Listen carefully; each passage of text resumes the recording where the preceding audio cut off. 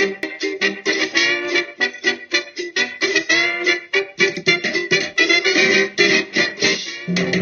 I was a little kid, I liked to catch the rain. While my friends around the town let it flow right down the drain. But our tiny house in the trees had one thing that we drank. Every drop that we had saved in our rainwater tank. 'Cause there's no such thing as waste. Only stuff in the wrong place. No, there's no such thing as waste.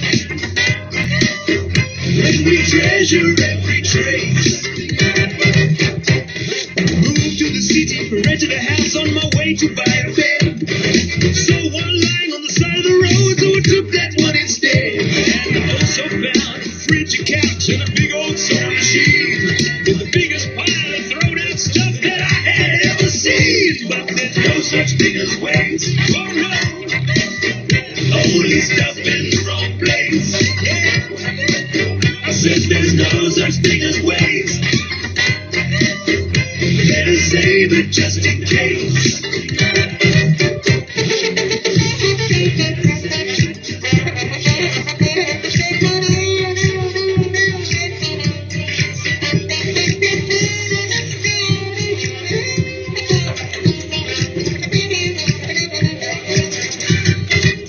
Well, we gotta refuse, reduce, reuse, repair,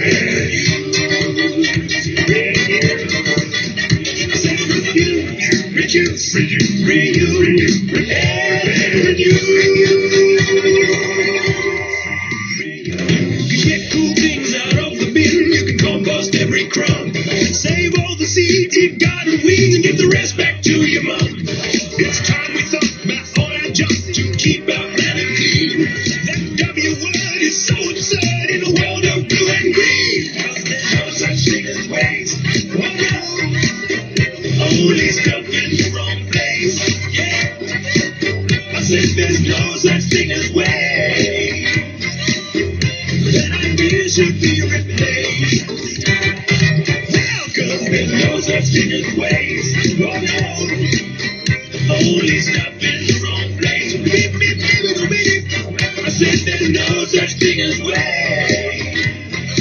Only opportunity to be.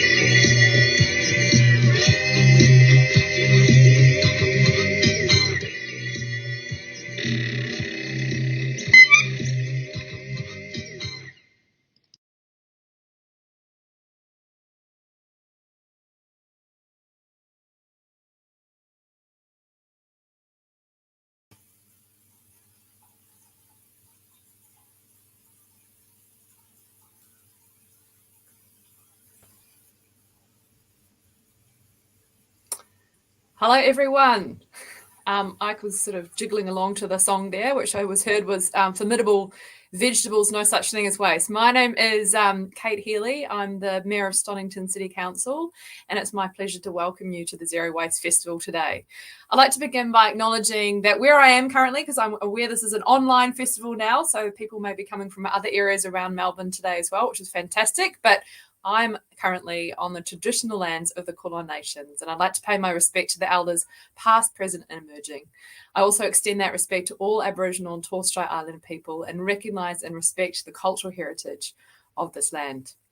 I also want to acknowledge Kirsty Bishop, who's the president of Zero Waste Victoria and the key organiser behind today's festival, and all the hard-working people at Zero Waste Victoria, our volunteers who have helped make today's event possible. Stonington is delighted to support this year's Zero Waste Festival, delivered by Zero Waste Victoria.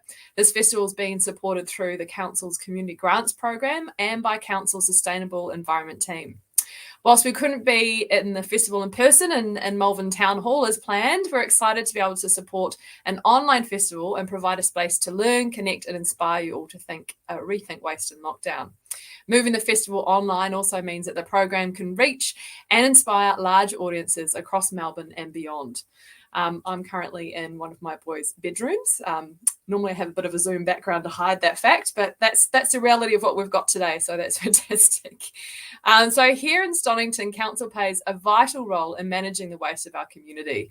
Council's committed to reducing the amount of waste sent to landfill, and Council's waste services play a key role in closing the loop and supporting markets for recycled materials, including making sure that our food waste gets put to work for Victorian farmers. We're working very hard to explore other ways to support our community and avoid waste and recycle right. Reducing waste to landfill and working towards a circular economy are essential actions in our climate emergency response and our work towards a more sustainable Stonington. We also know that through recent deliberative engagement work with our community that, quote, protecting biodiversity, taking climate action and pursuing eco-friendly ways of living is a united ambition for the people of Stonington. So this isn't a niche desire, this is a desire across the broad spectrum of our community. So we hope that you enjoy today's Zero Waste Festival and come away feeling connected to a thriving community of zero wasters, inspired to reduce waste and get ready to support and inspire those around you. Thank you. Thanks, Councillor Healy. Lovely to have you join us today as well too. I'd also like to acknowledge the traditional owners of the land in which I'm joining from Wurundjeri land here in Melbourne. For those who don't know me, I'm Kirsty Bishop-Fox. I'm the President of Zero Waste Victoria, and it turned out that I directed this Zero Waste Festival.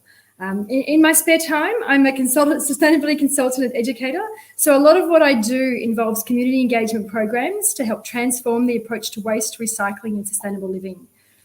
Zero Waste Victoria empowers people to reduce consumption and waste through everyday choices and actions, and I'm delighted to be part of bringing this event to you. I'm going to be very brief, but I'd firstly like to acknowledge the City of Stonington, who have supported this year's festival through the Community Grants Program. In addition to the grant funding, we also collaborated with the Sustainability and Waste team to bring this event to you. Alison Beck from the Sustainable Environment team will be around in between each workshop to answer your waste questions. So very briefly, this event was going to be in person in Melbourne Town Hall, but we're here online connecting with you, not only from Stonington, but throughout Victoria and Australia. If you're watching this live, I'd love for you to pop in the comments of wherever you're watching from.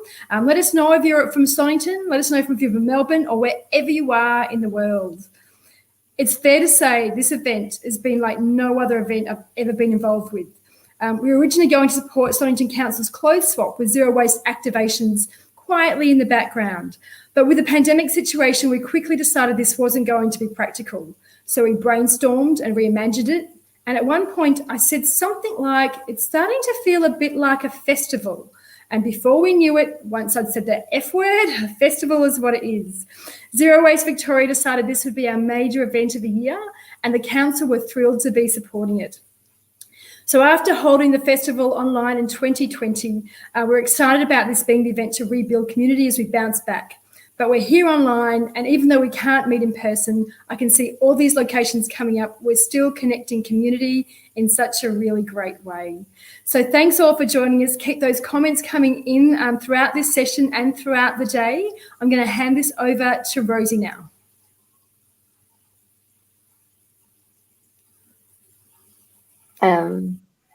Thanks for joining us, Rosie. I'm going to step back and leave it to you.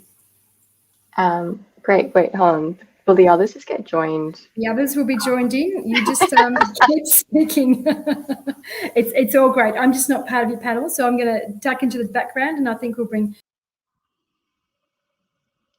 All right. Okay. Oh, it's just me. All right. Good morning, everyone. As you can see, my name's Rosie Pham. And before we begin, I would also like to acknowledge the traditional owners. I'm currently on Boonwurrung, and Wurundjeri Woi-wurrung, while living in the city of Stonington. And I acknowledge that they are the traditional custodians of the land and waters on which we live, work and learn. And I also pay my respects to any First Nations people who are in attendance today. So thanks everyone for joining this panel on everyday waste warriors.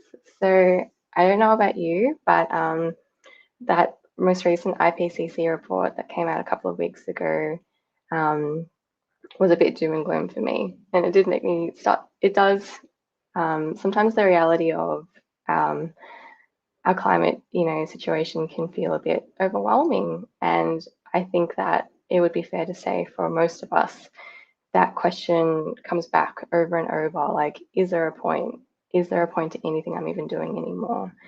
But I think for me, as the eternal optimist, my answer ends up being a resounding yes for all sorts of different reasons, because there is so much more to, there is so much going on all the time with everybody. And so I hope that for all of you listening, that you can see how, whether it's through business, everyday climate action, research, there are all sorts of ways we're all making a difference all the time.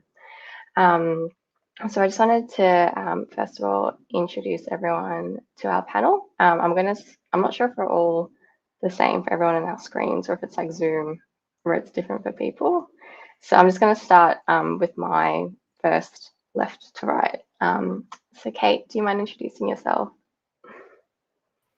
Hi everyone, I'm Kate. I'm coming to you today from Wurundjeri country up in the north. And I did some research on the tension between feminist consumption practices, spurred by my own purchase of a shirt that said the future is female, and the waste that created tension with my environmentalism from that. And so that's a bit about, or I'll talk a bit about that today. Thanks, Kate. Charlotte? Hi everyone, I'm Charlotte Archer, and I am the founder of Bob Hair in South Yarra, Melbourne. I started a sustainable zero waste salon 4 years ago, after having been a bit disgruntled with the amount of waste in the hair industry.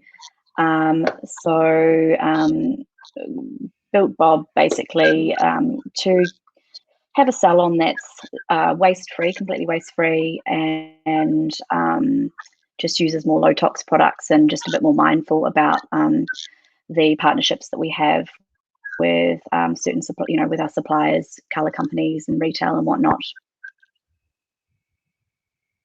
Full disclosure, I have been going to Bob for the past 3 years, and can attest it is one of the most special hairdressing experiences that you can have.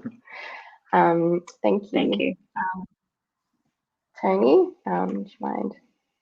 Sure. Morning, everyone. So I'm Tony Corrales, and I host the Producing with Purpose podcast, as the little thing below there says. And I'm also the founder of a ethical vegan fashion label called No Skin, which has been live for about 4 months now, coming to you as well from Melbourne on Wurundjeri land. Thanks, Tony. I love how spoiled your cats are. They've got a cat flap in that prime location of the window. Yes, you'll almost certainly see them at some point through this chat. And last but not least, of course, Russ and Ramona. Good morning, everyone. Thanks for having us. Ross and I are volunteers with a group called Beach Patrol Australia. Our main focus, we started back in 2009. It was to pick up rubbish off the beaches. That later expanded to picking it off the streets. And then we come to realize we can't just keep picking it up. We need to raise awareness so we create less waste to begin with. Yeah, that's about it. So we've got 55 plus groups all around Port Phillip Bay and through the city of Melbourne, each one out picking up litter once a month for an hour. So between all of those groups, we're raising quite a bit of awareness, as well as removing quite a bit of plastic litter from the environment, stopping it getting into the bay, and we know what happens when it gets into there. Wow. So you've been picking up rubbish before plugging made it cool. Yes. Our first group started in 2009. So Yeah. Amazing. Okay, so just to give everyone a run through of how today's panel is going to work, I'm just going to ask each of you a question that is more tailored to you specifically because of your background or your interests. And then, of course, though, all panelists, you're all invited to join in and comment as well. But Ross and Ramona, with what you've been doing for the past 10 years, I thought I'd start with you. With everything that you've been picking up, what would you say are your top 5 plastic items that you regret have been invented? Only 5? I think the main thing is that we've somehow created this world to become, quote, disposable products because they're convenient. So anything that basically was built for a purpose of single use that's been available to the general public. So coffee cups, food containers, cutlery, any of those plastic items, drink containers, plates, any of those things basically have no value after they've used for a short amount of time. It takes a lot of energy to produce them to begin with too, which gets us into climate and all of that as well. But they just get disposed of as waste because they have no value once they've been used for a short life. And that's when they become litter.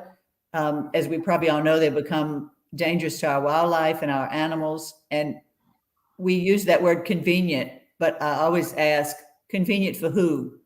Because to me, just the whole introduction of single-use plastics many decades ago, I wish was never invented. And Ross, you probably have a few others you can. Yeah, looking at some more singular items, like we find so many plastic straws, although we find less now than we did 5 years ago. But wouldn't have been uncommon to find 200 straws on 300 meters of beach. Quite common. Balloons, we find a lot of shards of balloons and the clips and the sticks that go with them. And polystyrene, from big bits of polystyrene down to the individual little beads. Some days we found 10,000 plus little bits of polystyrene, not just on one corner of a beach after a storm. I say plastic bags, but we find hardly any now compared to what we were doing years ago. The plastic bag ban really had a good effect on the environment. But again, the product itself, I mean, we created the plastic bag and look how much harm it's done before we finally realized what it was doing and then have banned them. And they're still out there, but like Ross said, not to the same extent. So. Yeah, that's really interesting to hear you ask that question, Ramona, about convenience, but convenience for who? Because it really goes to show, especially with plastic, that convenience invention has primarily only been for humans rather than considering the entire ecosystem. Hey. So true. Yeah. And it not only, is not pretty to see, but it harms them. We're actually killing other animals and other creatures because of this convenient product we've created that we dispose of very incorrectly. And it brings us back to, is it really needed? Reducing waste. Why do we even have it to begin with? Yeah, which is probably a good discussion for this group. Are you finding over the years then with people who volunteer with you that not only is our relationship to stuff, but our relationship to how we view ourselves in the ecosystem changes from picking up this type of litter? I think so. I think we do work not only with our volunteers, but we have, when COVID wasn't around, we were able to do groups with do beach cleans with corporate groups as well as schools. And for most people, they don't really see litter until you show them that it's there. And then we kind of remind them that you'll never not see it again. And I think it does help make them aware of buying decisions. Because if you're going to buy something, where's it going to end up? So it's a long, train of a process. But I think, Rosie, it does help people reconnect with something that I buy does have an effect somewhere else. That connection, like you said, with the whole ecosystem, I think it's a slow process, but I think it does start to happen. Yeah, it's amazing. We can walk along the beach with a friend and they'll be like, "Oh, this is a clean beach," and I'll say, "Well, we just passed, three plastic bottles. There's half a dozen straws on there," and they didn't notice them because and their eyes aren't tuned to looking for them. But once you've been doing it for a while, you can't help but look at what is around us. You know, the idea of a romantic walk along the beach is kind of gone these days, because you end up being just getting frustrated with all the plastic litter you see along the beaches now. Yeah, I definitely would agree with you about that. Sometimes I go geocaching. Has anyone on the panel done that before?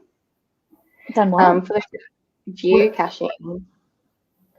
So for those of you who don't know about it, geocaching is this game. It's like a scavenger hunt, essentially, and people will give you different types of clues to find a little token that's hidden somewhere, like anywhere in society, really. And then you can write your name and your date to show that you've also found that geocache. But yeah, under lockdown, because it's in my 5 kilometre zone, I went geocaching at St Kilda Beach, but I would think that I've found the item, but actually it's just rubbish. And so it's just like, oh, okay, well, I'm picking up, let's grab these bottles, let's grab these things. It is like quite confronting actually to realize how much it gets wedged into like the rocks and things as well at the beach. Yeah. For sure. I feel We like started there. I feel like as a counter to the kind of convenience of things, I've heard a lot of people begin to revel in inefficiency. So the efficiency of ordering in or of whatever it is that creates this kind of very convenient waste, then like reclaiming an environmental ethics of being inefficient and anti-productive. And that means doing things slowly or making your own food or not purchasing something that is convenient or whatever it is. So I really like inefficiency as a way of actually being like more maybe ethical for the whole, or like the whole ecosystem, as opposed to efficient for an individual. Good point. Yeah.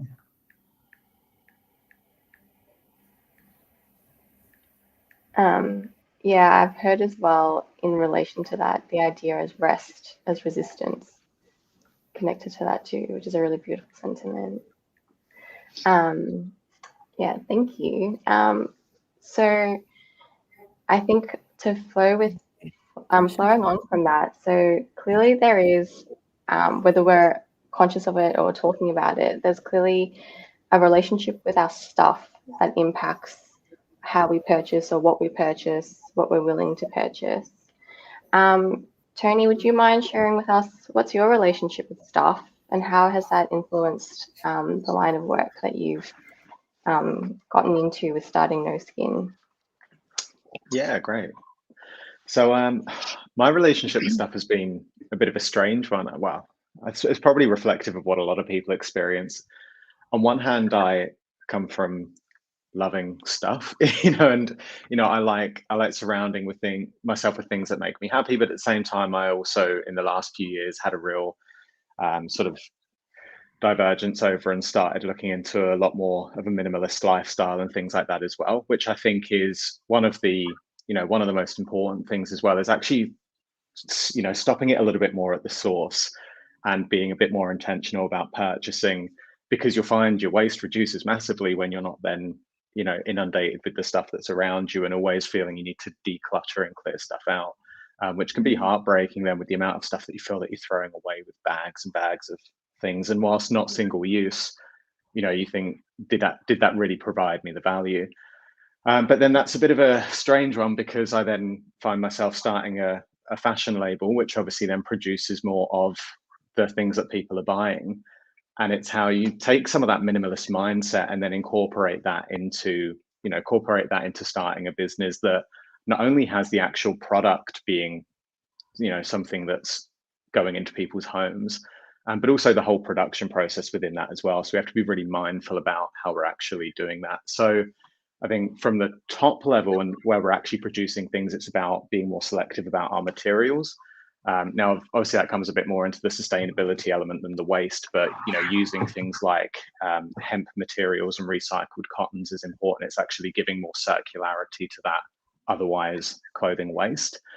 But it's also education along every step of the journey. So I think, like, for our suppliers, When we're having things provided and they want to, give us a pair of jeans or a jacket or something and send that over to us, it's just the absolute standard that would be sent in single plastic wrappings for every single item. And you're ordering hundreds of a product and every single one comes in this plastic bag to then be put into a plastic mailer bag is absolutely devastating, and there is no need at all. There's absolutely no need. And you just say to them, we don't want that. And they're like, are you sure it keeps it safe? And it's like, no, we don't need that. You need to try and educate your suppliers why that's not something that they should be giving as default. And then even down to the way that when things are put onto shipping pallets and things like that, they come plastic wrapped as well, which again doesn't need to happen. You can request paper tape and things to fasten the boxes, and everything arrives safely and everything arrives without issue. So it's actually, incorporating some of that education for your suppliers when you're creating a business, and then all the way through to actually then how you present the product and how you do that. And, there's things for us as well. We have a tagline for our brand, which is for a lifetime, not a season. So we try to have more transseasonal clothing. We don't try to, we certainly want to move away from fast fashion and, things that are just for certain events. And we try and create things that are designed with a more timeless intent, so that a jacket you buy now is something that you can hold on to for 10, 20, 30 years of your life. And for me, that's an important thing because, as I said right at the beginning, I value design and I do like things, and fashion has always been something that I've been passionate about. So I want to be able to have those nice things, but there's a lot more value in having that garment that you love for years than having something that you use for one or two occasions. So there's a lot that comes into it, and sometimes you can feel a little bit internally conflicted when you're trying to reduce waste and that you're producing a product or an item. But I think it's brands like us in a way, or coming in with that mentality, that will actually try and help shift a market away from other companies out there that are just promoting the cheap, quick, almost single-use clothing, which I think is, absolutely devastating. You think of single-use plastics as being one thing, but single-use clothing, which we're on the borderline of having access to, is just awful, especially then when you think of the production and the people behind that as well, and the costs involved. Oh, 100%. I have to confess, I still remember at age 20, my friends and I deciding on a whim, let's go clubbing, but we didn't have clothes for it or anything. And literally we just went into a store, bought $10 dresses and just wore them for the night, and they were hideous. So we immediately donated them. And it was just one of these stories do you remember that time we drunkenly bought ugly dresses just to go out? It's definitely and it's not uncommon. And it's so accessible. It's so easy for anyone to decide, I have $6 and I'm just going to quickly buy something. I completely agree with you. I love, Jane, that you've shared how much you've been involved in essence with the supply chain, and with actually asking the question every step of the way, what do I see as being wasteful here, or what do I see as being that needs improvement? So can you share a little bit more about how you did that? Was it actually you sitting down and creating the process of how does something get made and then working that through, or? Partly, and part of it as well is, I run this business with a couple of co-founders as well, and the actual logistics and the end-to-end is not something that any of us had exposure to. So that's something you find out. You find out that you have to create things, when you're doing larger scale production, packing briefs for your suppliers. So you send them, this is the way we want it shipped, the way we want it handled. And then that's when they come back and they'll say, okay, so we assume then that you want it, for example, packaged in the individual plastic wraps. And then it comes down as well to all the little bits and pieces. And look, we're certainly not perfect. We're a new brand, we're a self-funded company, and often things can be more expensive to do them the right way, and that gets reflected in the cost of garments, which is why buying once and buying well is not cheap. That does have to all be rolled up. But even the tags and things that go onto the garments, they're often done then with polyester strings or things like that go onto it, instead of having more organic or biodegradable materials. And it's just every step of the way you've got to think about these things, because realistically as well, as a brand who are producing things and having stuff, there's still an awful lot of waste. There is still a lot of stuff that comes out of our warehouse, comes out of our office. On the more micro day-to-day scale, we're a paperless office. I come from a world of digital. There's no need to be, churning out reams of paper. We have, when we do our packaging then onto the consumer, we use biodegradable mailer bags, we use biodegradable tape for anything that needs to be taped. And, we limit as well the amount of stuff that we put inside. So it comes all the way through from the beginning of the supply chain onto how we then pass it onto a customer. But it's, it's unavoidable in some respects to get that waste, but it's just about asking the questions of the supplier at each stage about what their intent is, rather than waiting for something to arrive and then realizing that, it's completely wrapped in plastic wrap or something like that. I love your choice of the word intent there. I think it's really, from listening to your podcast, it's really clear to me there is so much intention behind everything you do, and even your process of sharing that to help other people consider how to be more purposeful with their business. Sorry, I've just realized I'm like totally hogging the question asking. Does anyone else want to chime in? No, doing well, Rosie. Carry on. Well, I have had to learn that sometimes I ask questions way faster than what other people, and if I just gave people a minute, they would actually ask for me. So I just wanted to check in. So, Sorry. I think something that Tony just said, like, you've got to ask people not to put the package, not to do this kind of packaging, and that you don't need this and that.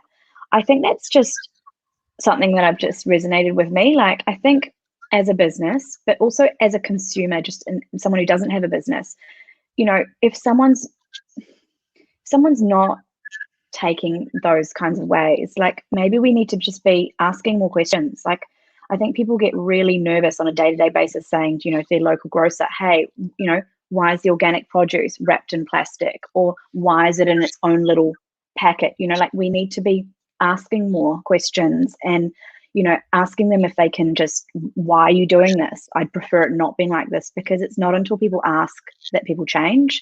And I think, a lot of the broader community, they don't do this, and they're not going to do it unless the consumer asks for it.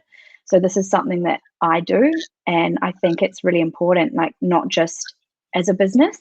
I know, Tony's asked that of other businesses and whatnot, and I do that also, but I think it's down to the individual person to start asking questions more, and not be scared to kind of, to be seem like one of those type of people, but just doing it in a beautiful manner.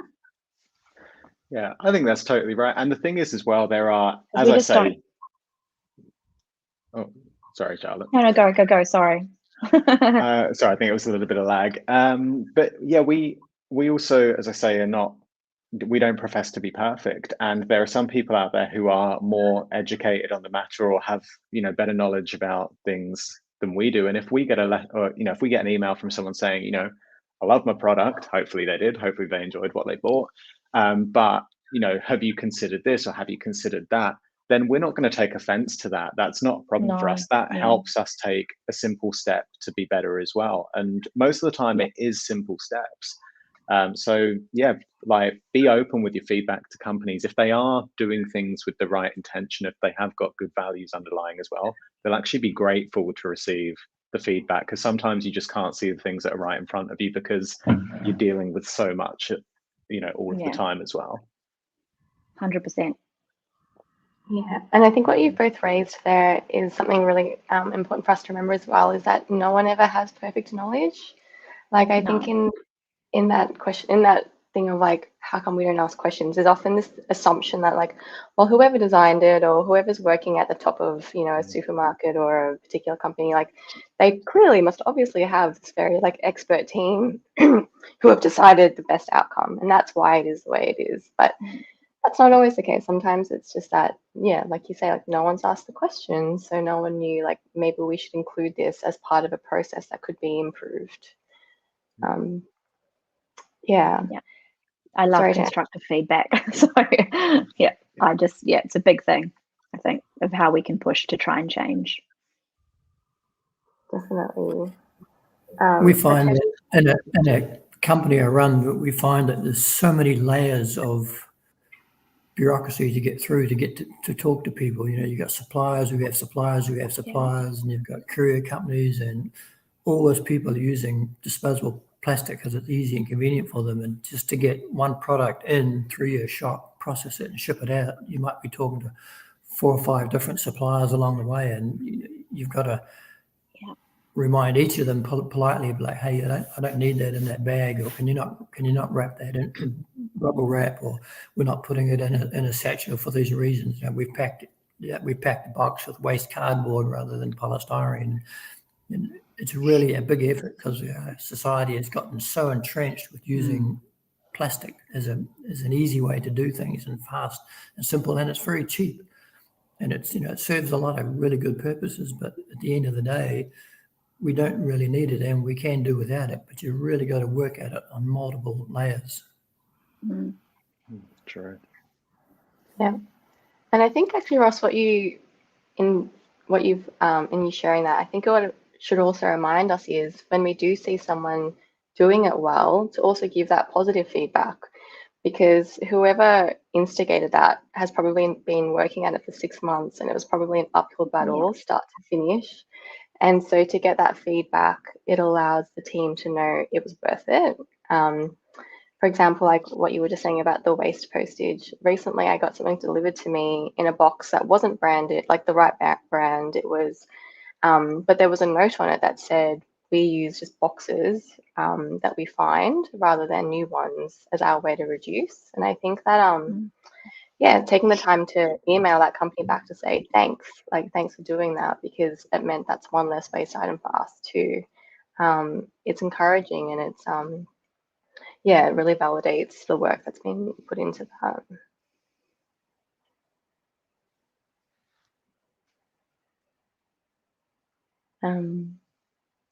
Okay, well, I'm going to move on to my next question then. Since we're on the topic of business. Charlotte, at Bob, do you think that your clients are coming to you specifically because they are trying to be more environmentally conscious? Or is it that it's because your salon is gorgeous and people? Look, I think it's everything, but I think at the end of the day, from the research I've done, and from, you know, every time someone calls us a new client, we always ask how they found the salon. You know, are they local? Is it through social media? Is it through Google search, and why? And yes, a good portion of Bob's clients do come because they're seeking a sustainable salon. They want a salon, like, first and foremost, you know, that's reputable, that will give a beautiful cut and color. Obviously, that's essential. But once they've got past that and realize they're going to get that, they start looking for more detail. So, you know, a sustainable salon is just becoming a thing now. Like, I for the life of me can't understand why there's not more people doing it. And toxic free, I think there's a huge push towards that. So if you're going to go and get a haircut and a color somewhere good, why not just go to a sustainable salon versus an someone that's not a sustainable salon? To me, that's a given. So I do think that it's part of the search process when people are coming to us. And as far as referrals, it's, you know, there's a salon around the corner that's, you know, that's really good, but, you know, there's zero waste and it's toxic free.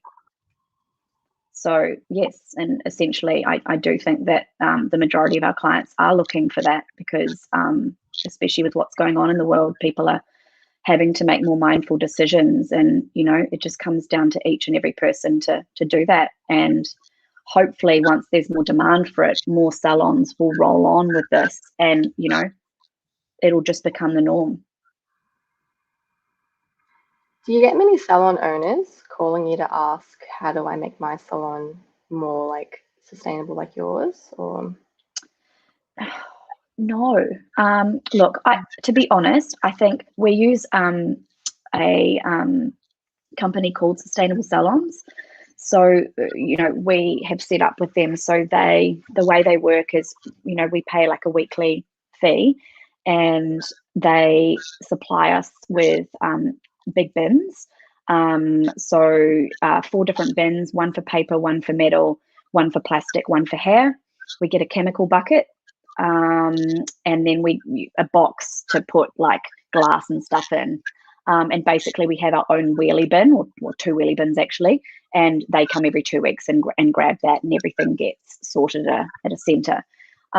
So basically they take 95% of our salon waste. The other 5% is food waste, which we do personally because they can't do that, and we just have a bokashi bin, which is a composting system. So look, I think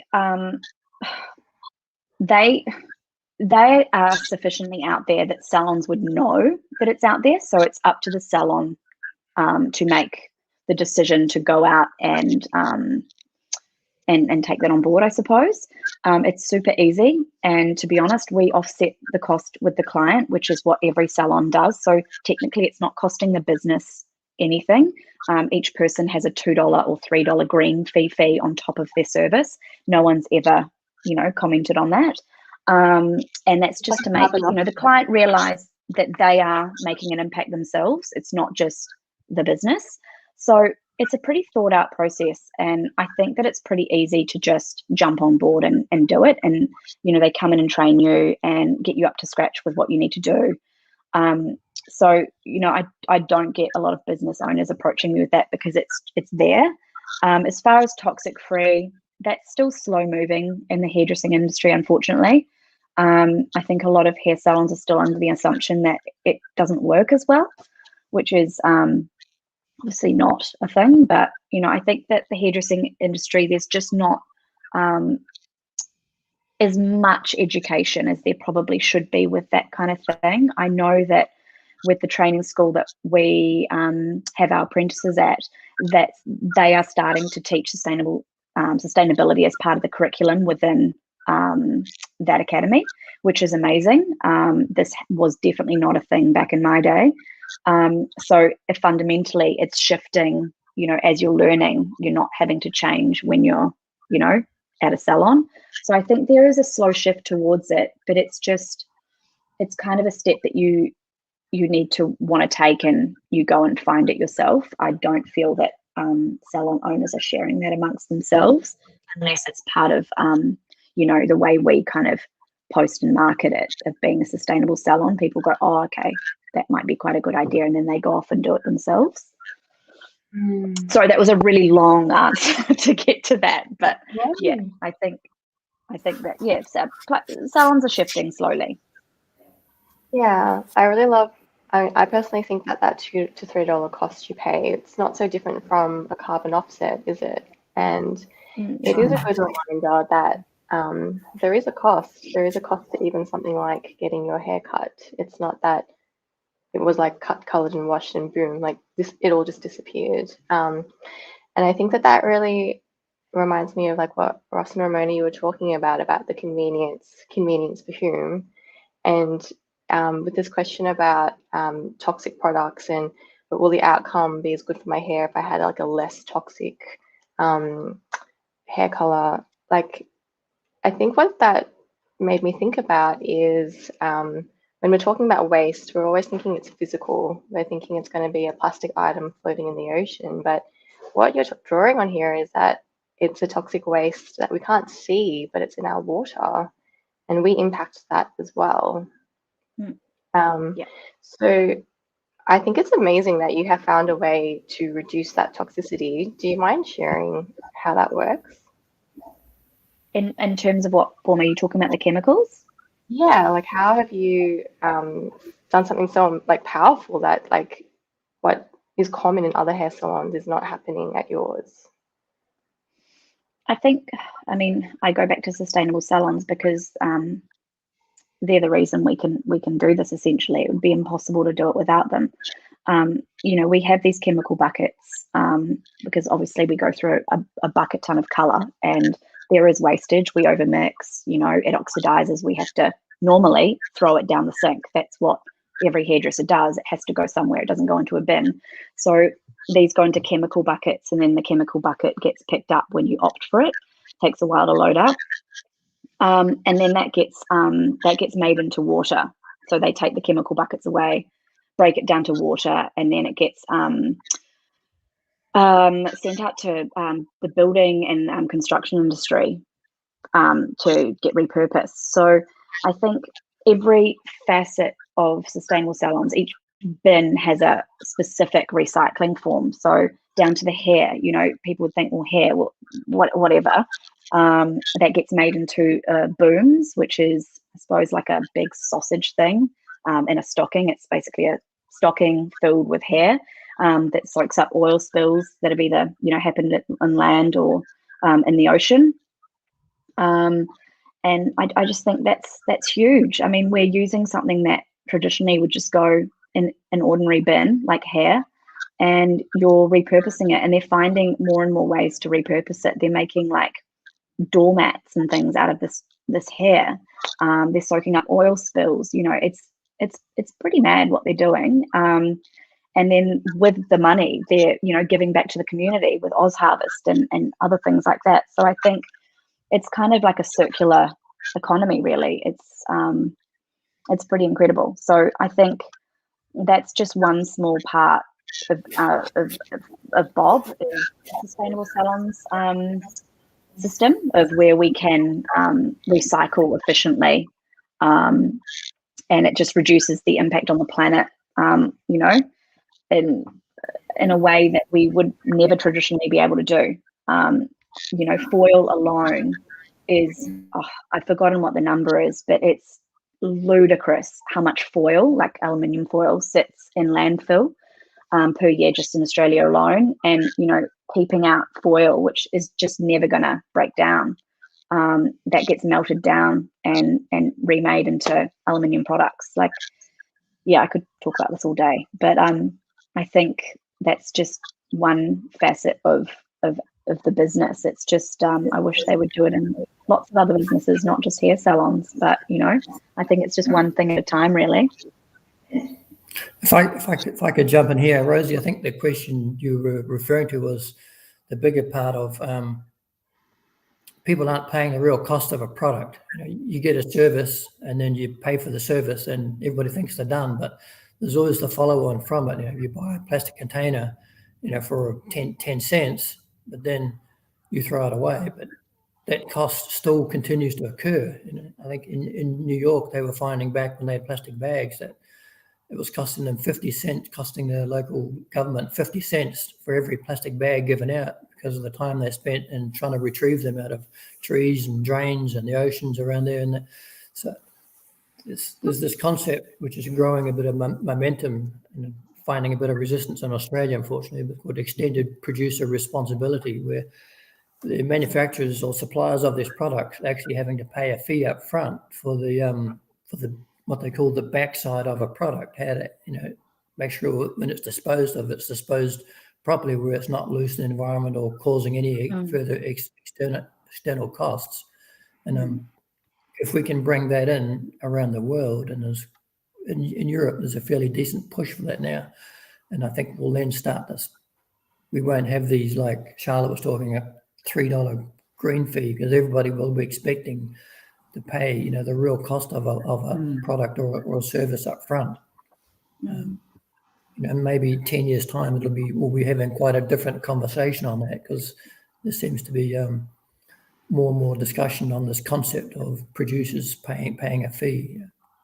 Like in Australia, we're bringing in a container deposit scheme where the bottling companies pay 10 cents up front, and then the consumer, when they hand that bottle back, they'll get their 10 cents back. But that's a real good example of the producers paying a fee up front to account for the disposal or the recovery of the product, where it can be reused for something else again. Oh, I think you should mention. Oh, sorry. Oh, you go. You were mentioning, Charlotte, about the the reuse that they're finding for hair, like for clean up oil spills and that kind of thing. The minute we place value on something and we find another use for it, then people treat it very differently. Yeah. If people don't think it has any value, then they're not going to pay much attention to it. But if we can, like you say, educate people that, look, this does get reused, and they're finding new uses for it, which is fantastic. It creates value, and then we all pay attention, because very rarely do we find smartphones on the beach as litter, or $100 notes, or anything like that. We find things that people think have no value for the most part. Like on the container deposits, right now we only recycle about 15 to 20% of plastic bottles. But once we put 10 cents on them, within a few months, that'll go to over 80%, just for 10 cents. It's an amazing change that happens, and it replicates whenever anybody around the world does this. It's such a simple change.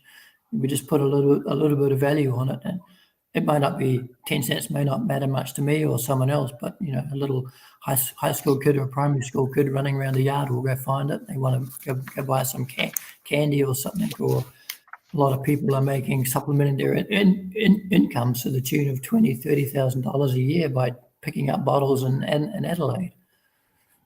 So it makes a big difference when we get people to, like Ramona said, put a value on it, and all of a sudden it becomes a resource, not a waste product. 100%. And I think that's the beauty of a circular economy approach, is that because you want to be reusing everything for different reasons or industry, it all has value again. Just because it didn't have value for one person doesn't mean it's not valuable to someone else or another industry. I remember learning about that last year in ecological economics. Like, there are some companies where one person's waste is actually not a waste. It's actually then delivered to another company because it's really useful to them. And it's incredible. And it's a really great indicator, it's evidence as well that we've probably been less connected to each other than we could have been. And in having that, these broader conversations across industry, that's when we realize, pairing up with you means we both benefit, and then the impacts that can have as well. Yeah, I think, so I just wanted to make one last comment, Charlotte, is that what I've loved about learning more and more about Bob is that even something that sounds like it should be simple, I'm just getting a haircut, it actually has, again, so many processes, so many steps behind and before I've even arrived.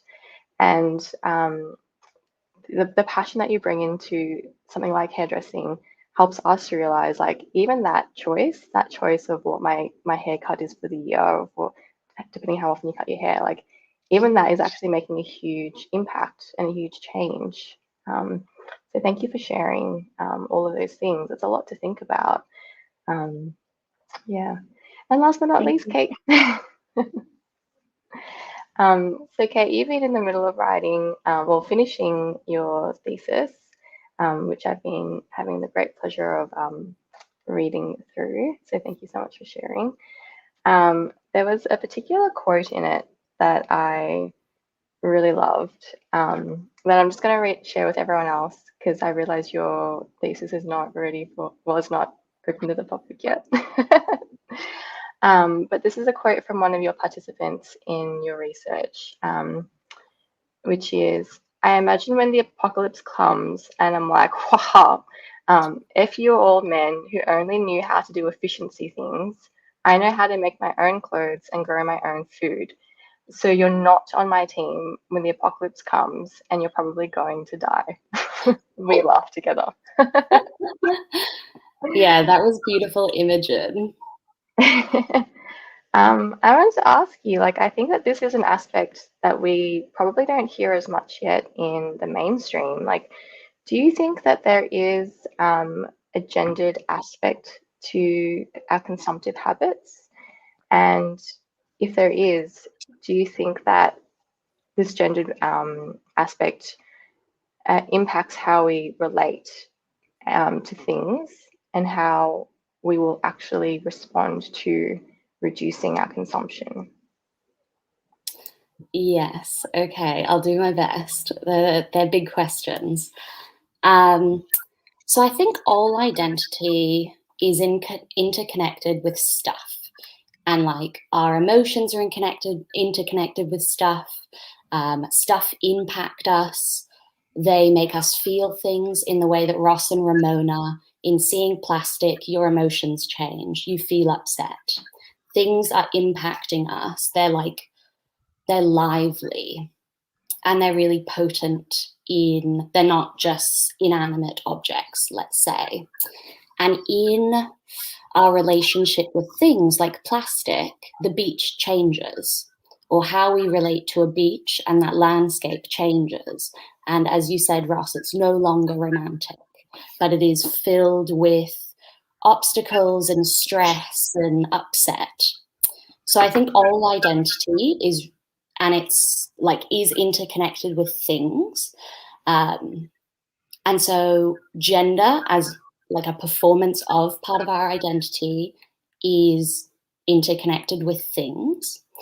And I guess it's how it's interconnected. So a lot of my participants who were feminists and were feminine, they were kind of pushing back on this early 2000s understanding of femininity as hyperconsumptive, trashy, needing consciousness raising, catering to the male gaze, very wasteful, very single use, which, I think emerged in the early 2000s. And so they were kind of pushing back on that understanding of feminine consumption as not only anti-feminist, because it's catering to the male gaze, but also as something that is anti-environmental in its wastefulness and its hyperconsumptiveness. And two people in particular were using things to not only change what femininity means. So like Imogen, who you read a quote from, she brought with her to the group a pair of pants that she had tailor-made from remnant fabric. And she spoke about femininity as having the skills to care for herself. And that was through sewing and through being able to kind of rely on herself to support her everyday needs: food, clothing, shelter. And she also spoke about it in terms of these are pants. I'm a very feminine person, but maybe pants aren't typically understood as feminine. And maybe I operate in a setting where it's expected of me that I'm very girly. And yes, I am, but no, I'm not. And so she changed what femininity meant with things. And these pants changed her understanding of femininity in their creation, if that makes sense. And she built the skills to be able to be feminine in an environmental way, and in a way that's what is femininity? I disagree with the fact that it needs to be pink. And so she did all of that in a way that was environmental and feminist. So her gendered consumption was about reclaiming both of those things, so femininity in relation to feminism and environmentalism, which I was just in love with. And she talks about this apocalypse where she's because she lives an inefficient life where she doesn't rely on others to kind of support her. She's I know what I'm doing. I will survive the apocalypse. I did a good degree in horticulture, and I know how to make my own clothes. And those are things that are typically kind of looked down upon. And she thought that was really powerful. And then Sunday, another participant, she talked about having 13 pairs of essentially the same pants.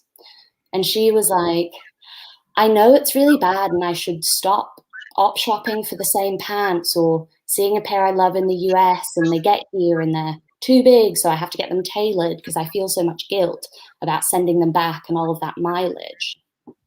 But these pants had emerged for her as a way of comforting her appearance when she had alopecia, so was losing her hair, where she couldn't find comfort in her body as something that it was feminine, but it seemed quite powerless. And she came from a history of debutante balls and all of that, where femininity is incredibly prescribed.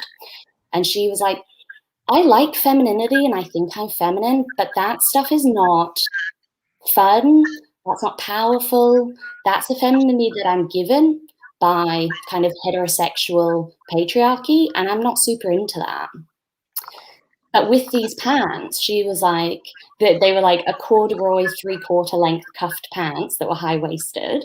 And she sent me a photo of 13 pairs of these pants. And I was like, Jesus, Sunday. And she was like, I know I need to get I need to get a handle on this stuff. But in our conversation, she really felt the pull of these pants.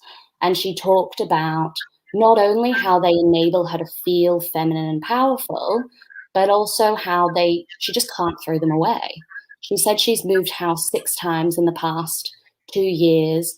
And of everything she owns, these are 13 things she cannot get rid of. And I thought that was a really lovely example of, yes, she's overconsumptive, but she feels these things, and she feels how they are super important to her life. And that means that they cannot be waste. And I thought that was like an interesting tension in the fact that we're like, don't buy stuff. And then it's like, yes, Sunday understands that fully. But when she has this stuff that is really central to her kind of gender and her comfort in her body and being differently feminine in a powerful way, the pants kind of took on this wastelessness. They couldn't be wasted. And she was committed to tailoring them, committed to keeping them for years. Whereas she spoke about lots of other things that could easily be thrown away or passed on to other people. So yeah, in my research, gender or femininity was simultaneously, they were using things to change gender and what femininity means. And they were, in doing so, things became really important and really environmental, or thought about environmentally.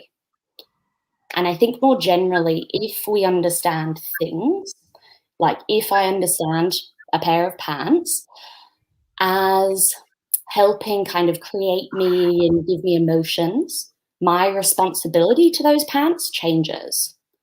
In the same way that Ross and Ramona, you noticing and feeling upset about plastic, your responsibility to plastic or to the thing changes. And so if we understand stuff and the things that can't speak as lively and as potent, then we can't be as kind of ruthless towards them and as reckless. Yeah. Sorry, that was really long, but I hope that made sense for everyone.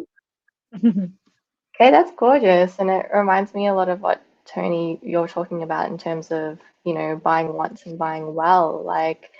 Yes, there might be 13 pairs of them, but they're all loved. It's not that she's got, this is pair of pant number 1 and these are my least liked. They're all equally loved, which is why none of them have been given away or thrown away. And I think that Sunday's story about why these pants are so important it's a good reminder for all of us that yes, we might be on zero waste journeys, but it doesn't mean that everything around us has now become useless or pointless, or that the goal is to want nothing, but it's to know with real intent and purpose what are the things we actually which things are the things we should actually or want to actually have around us. There were 2 words that you brought up that really resonated with me, which was when you were talking about the performativity of gender and the way that our gender can be prescribed to us, because often that is what's actually spurring the consumption more than our actual personal desires, isn't it? Yeah. Well, your story about going clubbing one night, you did what was required of you or expected of you. You followed the script for that evening and you bought a hot dress and you went out, then you threw it away. And that's what's kind of asked of you. That's the script you're given to follow. So well done. You did well. A+. But yeah, it's incredibly harmful. And I think it's really tiring that femininity is still branded as both anti-feminist and anti-environmental. When we all require clothing, And like masculinity has its like je ne sais quoi in how you have to consume. But yeah, it's definitely it's less fast fashion hyper-consumptive, and fast fashion is the real like bush with like public discourse at the moment. Ooh, one thing, Imogen also, she talked about how fast fashion is like a way of disconnecting, her creation of pants as a way of disconnecting from fast fashion. And fast fashion obviously employs a lot of kind of underpaid, sweated labor that happens to be, they happen to be women as well. So she talked about it feminist in terms of supply chain. And I thought it was really cool how she re-envisioned the role of a seamstress as caring and skillful and all of that, and thoughtful, and understanding the dynamics of a material in this really intricate way. And so re-envisioning the seamstress as someone that has all of that potential and isn't sweated labor that is underpaid and it's an easy job, but as this really beautiful thing that can let you fucking survive in an apocalypse. So yeah, I thought that was really lovely as well. Yeah, amazing. Thank you so much, Kate. Oh, yeah, I mean, if you feel like self-publishing over the lockdown, honestly, your thesis needs to be more readily available. All right, I'm actually mindful of the time. I guess we've got 10 minutes left for questions. So I suppose we should open it to the comments that we've received so far. Would that be the correct thing to do? I think I would really love to keep going. I'm actually loving this conversation, and I think it's really, really insightful. But we're going to have to wrap it up. So if we can just have a couple of moment things, that would be great, Rosie. Sorry, a couple of what? Just wrap it up now. Look, I might just thank everyone for their time.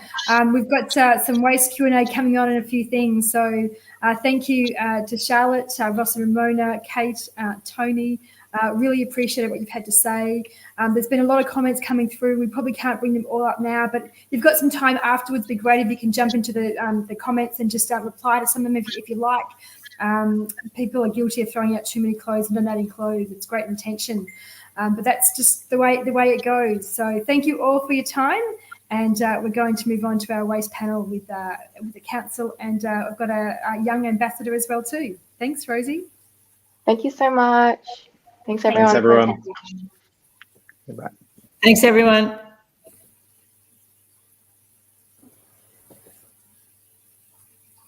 Oh, I'm still figuring this tech out. If we can bring Alice on and somebody else can press the buttons instead of me, I think that'll be a much better go. We need to bring Beck on, and bye, Ross and Ramona. Thanks for joining us, especially at the last moment to relieve someone who couldn't make it this morning anymore. Thanks for having us. Bye. Thank you. Well, I'm here and I'm back. For those who've missed before, I'm Kirsty Bishop Fox, the MC of the festival, and been coordinating it in the background. I'm here with Beck and Alice from Stonington Council, from the Sustainable Environment Department, and we've got Tessa here, who is a Stonington Sustainability Ambassador. I'm really excited to have Tessa here. I'm told that she actually writes some zero waste tips and pops them into the newsletter. It might be sustainability tips. And I'd love for Tessa to share, say hello and share a tip with us this morning. Thank you. So my name's Tessa Plant, and I am a Stonington Youth Sustainability Ambassador, and I work with one other student from Paran High who unfortunately couldn't make it today. And so on a monthly basis, we share tips in our Stonington newsletter, and we do this just by writing a couple sentences about an idea that we present to the public. And so it can sometimes be related to a certain upcoming date, for example, International Composting Week or something, or it could just be a general thing talking about biodiversity or talking about sustaining wildlife just in your back garden. And so it's only a couple sentences, and it's got a photo with it as well to kind of show an example of what's going on. So we submit these tips, as I said, and they get put in the newsletter. And so one of the tips that was actually from this month was talking about bulk buying things and also about scoop and weigh shops. So in Stonington, we have quite a few scoop and weigh shops. I know there's one just on Glenferrie Road. And essentially a scoop and weigh shop means that you can, instead of buying, say, a packet of gummy bears, scoop and weigh shops have lots of different things. They can be healthy, they can be nuts, they could be like some corn chips, they could be sweet things as well. And you can scoop out the certain amount you want and put it into a paper bag, and it weighs on the amount on the amount it weighs is the amount that it costs, and it makes it a really perfect way to not overbuy or underbuy how much food you need. So it's perfect to get that amount that you need, and you're not going to have excess stuff, but you're not going back and getting everything individually wrapped in small sachets. And so the other part that we talked about in the bulk buying was buying large amounts of food just in one big packet. For example, big things of wheat or rice or even dog food. I know with dog food, they love giving you lots of 500-gram packets so that you have to buy 5. And I have a dog and she is very hungry, and those aren't going to last us very long. And so we try to buy just one big packet because it's also easier to recycle one big piece rather than lots of little pieces. And that comes to anything really, even when you're cutting up a piece of paper. I'm at school, and once you've done a worksheet and there's some leftover paper, everybody loves just chopping up the paper because they're a little bit bored. But that makes it harder to recycle because it's just more little pieces that could be flying around. So it just helps people to understand that. So that's a kind of basic overview of our tip, and there are some photos. We've got some food that we get from scoop and weigh shops, and they just try to help educate people in the community in a short, really concise way, and also tries to engage the younger community as well. I know at school environment, it's really looked after, but it's by quite a small community. So we're trying to widen that community, especially in the younger years, in the junior school. Excellent. That's great. Have we lost Tessa, or has she stopped talking? I think we may have lost her somehow. We think we may have lost her. I was told she was going to be giving us one tip. She gave us so much insight. I am so impressed, not just with her insight, but that such a young person is just so with the program, and she certainly knows what's going on. I don't know if she's going to come back or not, but I'm really glad that we had her on board. I hope you've all got some insight from watching her. Now, I've got Beck and Alice from the council here. If you've got any questions about waste, pop them into the chat. If we don't, or into the chat, it's not the chat, it's the stream that you're on. And if we don't get time to answer them all in this segment, we're going to have these in between each segment. So your question will get answered throughout the day sometime. But I'd really like to know, I don't know who's best to answer this, Beck or Alice. I know that Stonington Council, they're actually sort of overhauling the way they do waste. I don't know if overhaul is a bit of a big word, but they're making some changes. They might be subtle, but there's some innovation that I've heard. Can you tell us a bit more about that? That's probably a question for me, Kirsty. I guess the overhaul that you're talking about, or all the changes that are going to be coming for Stonington's waste service, I suppose, are all to align with state government policy, Recycling Victoria. So we'll be broadening the scope of our food and green waste service and trying to make sure that more people have access to composting their food and green waste rather than putting it in their landfill bin. Down the track, we'll be introducing separate bin or service for collection for glass. That's not quite coming yet. And then we're also working on a bunch of other projects in the meantime to help people get their recycling right and make sure the right things are going in the right bins, and also making sure that we are recovering resources properly, because unfortunately Stonington residents seem to have a little bit of a problem with putting recyclables in their general waste bin. So keep an eye out for things in your letterbox and things on your bin that give you some tips on how to improve your resource recovery and your recycling in Stonington. Amazing. Thanks, Alice. And I'll just jump in and just say, we'll be back between each break to talk about some of our waste programs. But at Stonington Council, we do have heaps of initiatives and programs and support available to help you reduce waste and compost and recycle e-waste and garden and learn about compost and worm farming. So we do have them all listed on a web page, which is stonington.vic.gov.au/zero waste. And if you visit that page, you'll get a whole list of programs and find a little bit more about all of those discounts and support and programs. But yeah, in the meantime, you can feel free to ask us some questions. I think we've just got a couple of minutes before we start the next workshop, so there might not be a lot of time. I think you've already answered that question that's come up from the Stonington Kitchen Library about glass bins, so perhaps not that one. That's one from Deb there. So Deb's asked, is Stonington changing their waste collection? So I think, yeah, Alice kind of answered that already. Not just yet. Not just yet. Yeah, we will have to at some point because the state government has mandated it. But at the moment, we're just trying to work out what the best solution is for our community. So doing a lot of research and work in the background to figure out what collection of bins, what sizes, how often they get collected. And so in a year or two, you'll probably see some changes. But for now, things are staying the same. Why are Stonington FOGO bins red when every other council seems to have lime green? That's a great question. And we love our burgundy bins, but we will be changing them to align with the lime green standard that other councils have. So in approximately February, March of next year, you'll probably see some bins being changed over to a black body with a lime green lid. And they will be labelled at that point as well. And if it's any consolation, it's not just Stonington. I'm in Maroondah, and we've got a blue, a green, and a maroon. And the green is not my garden waste. Yeah, similar thing with our recycling bin, which has a blue lid. We'll be swapping that over to the yellow lid standard at some stage as well.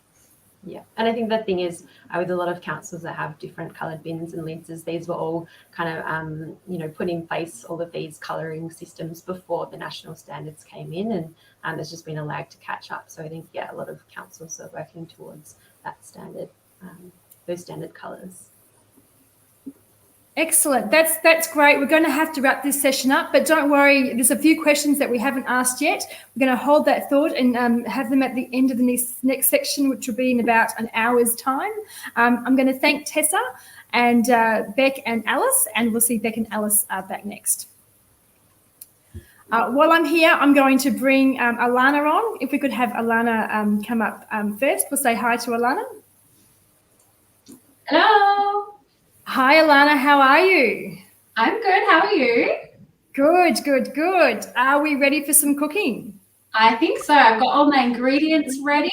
Hopefully we've got some other people cooking along too today. We do.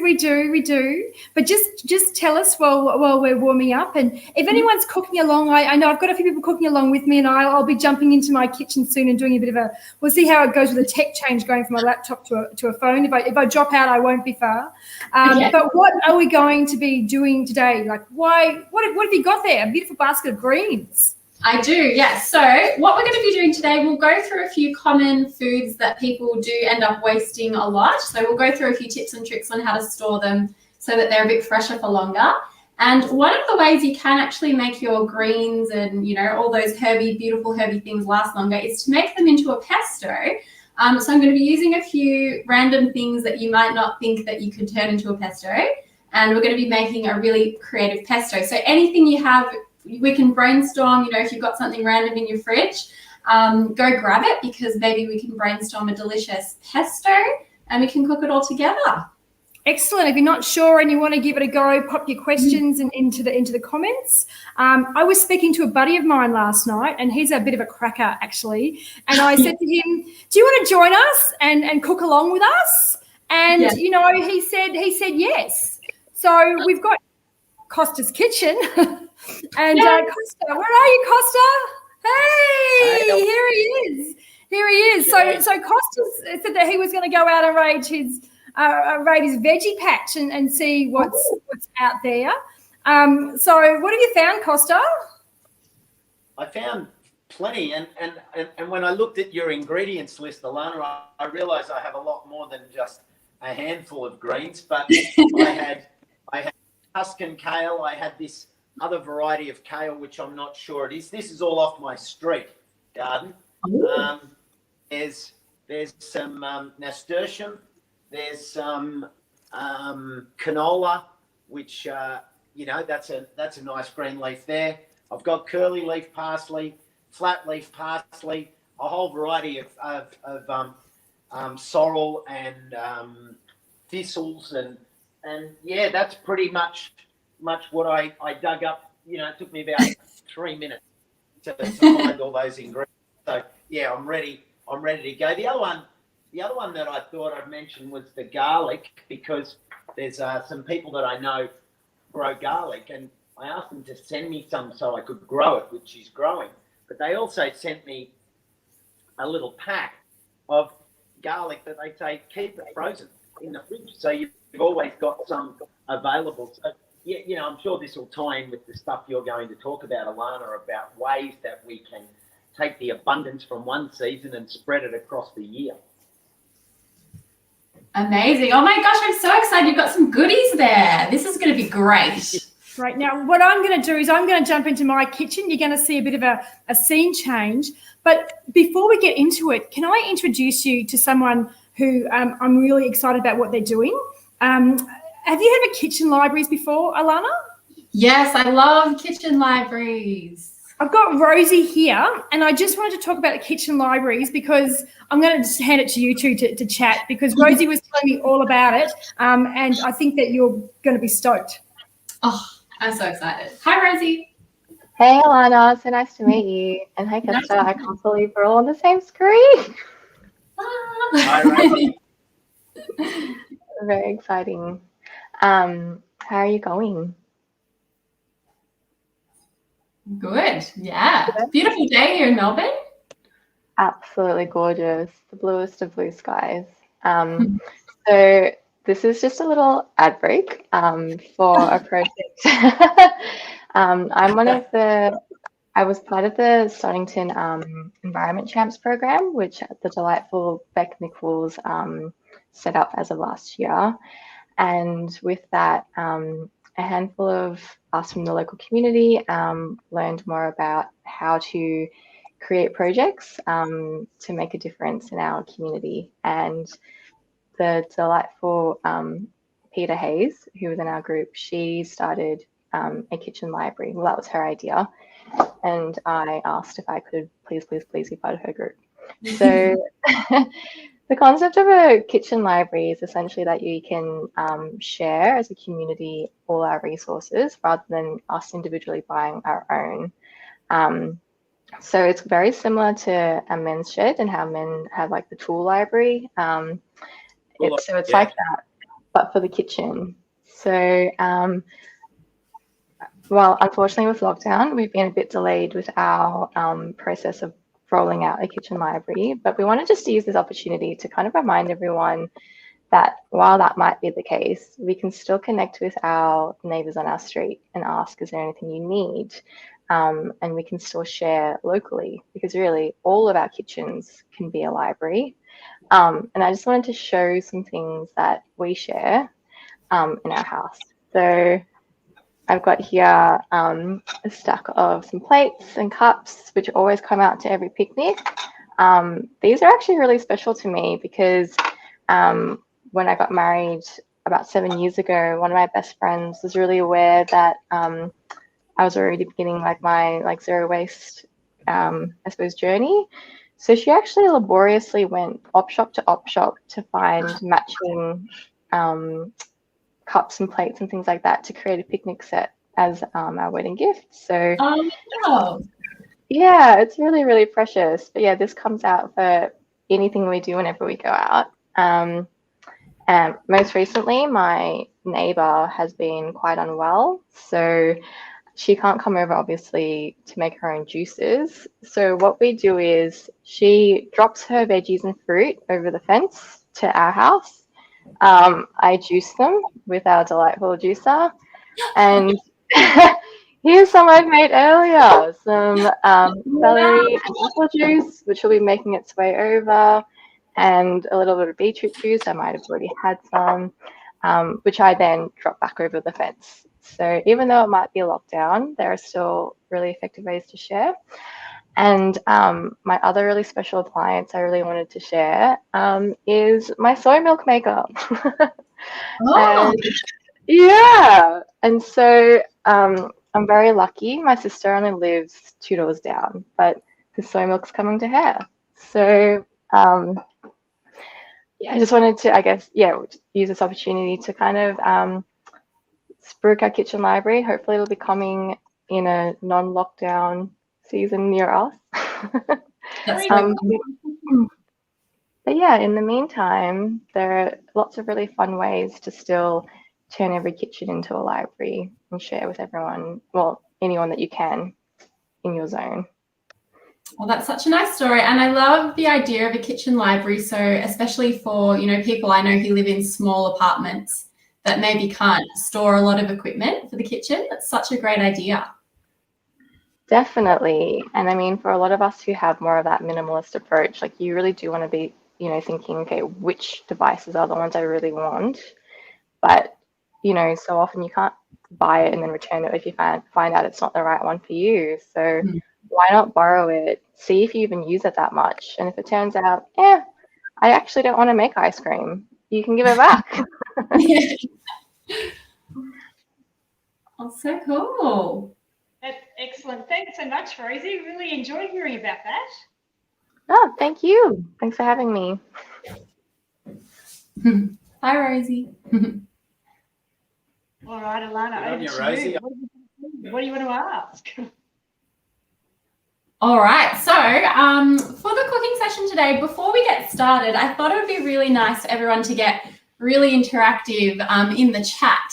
I think it's really lovely throughout the session for people to share things that come to mind. So maybe if there's a recipe or an ingredient or a strategy that you find works for you for reducing food waste at home, definitely share it in the chat because it's great for us all to share knowledge and get tips and tricks from everybody.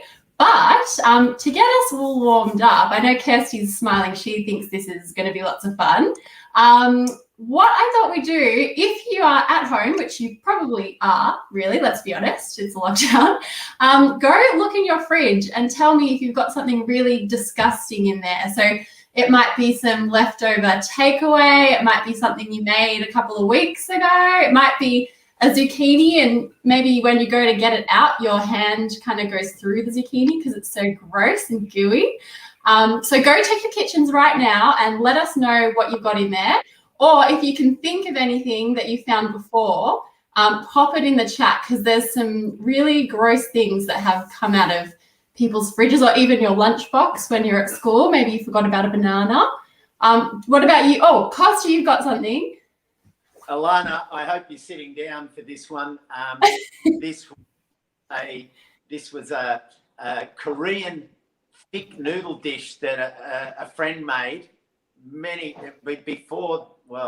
shamefully before the lockdown, and it somehow got shunted in this container to the back of the fridge. I thought it was some dried fig that I used, and then I was doing a bit of a clean out, and I had to look in, and I think I could sell it on to these space explorers trying to find a new planet for themselves to live.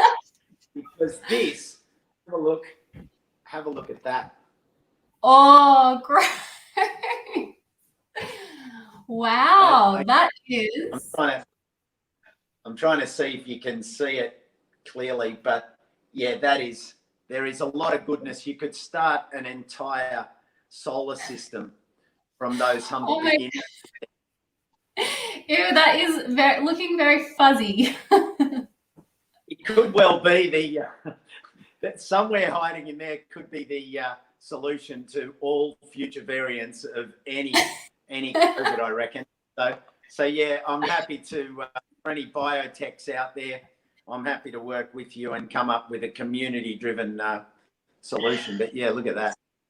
Oh my gosh, that is so gross. It looks like moss or something. Yeah, it's actually really quite beautiful. I've taken lots of photos of it and shared it, and yeah, people are quite captivated. So I'm just going to keep it in there and see what it does over the next next weeks or months of lockdown. And if you don't hear from me, you know that it's consumed me. Oh my gosh. So gross. Thank you so much for sharing, Costa. Someone asked in the chat if we're going to eat that. I don't think we will. I'll blend it in. Add some green to the pesto. Awesome. Oh, I can see lots of people are sending through things. So old mushrooms, floppy broccoli, spring onion. That's so cool. All right, we'll talk a bit about those today. Kirsty, did you find anything, or have you ever found something gross before? Look, it's not compared to Costa. It's really like, got a long way till it gets there yet. And I don't think I'm going to let it get there yet. I've got this capsicum. Can you see it's a little bit wrinkly? Oh. Actually, bring it over here. I've got my camera too far away. It's a bit kind of all wrinkled up. Oh, yeah, that's wrinkly. I think there's still a meal in it. It's definitely not gone past. It's past its best, but it's not got at its worst. So what I think I'm going to do with this, and I've been meaning to do something with this guy all week, but I've just been so swamped with this back-end festival stuff. But later on today, I think I'm going to roast it up, and that'll bring it back to life. That'll be fine to eat. And I've got an egg, which isn't quite at that capsicum level, but it might be if I leave it for too much longer. So I might actually roast them. In fact, now I think about it, I've got my dinner sorted because I think I'm going to toss it through some pasta. Oh, yum. Yeah, that sounds good. Definitely my dinner sorted, which is good because I didn't know what I was going to do before now. Perfect. So good. All comes up. Millhouse. Actually, what we're making today, do you think that would be like, yes?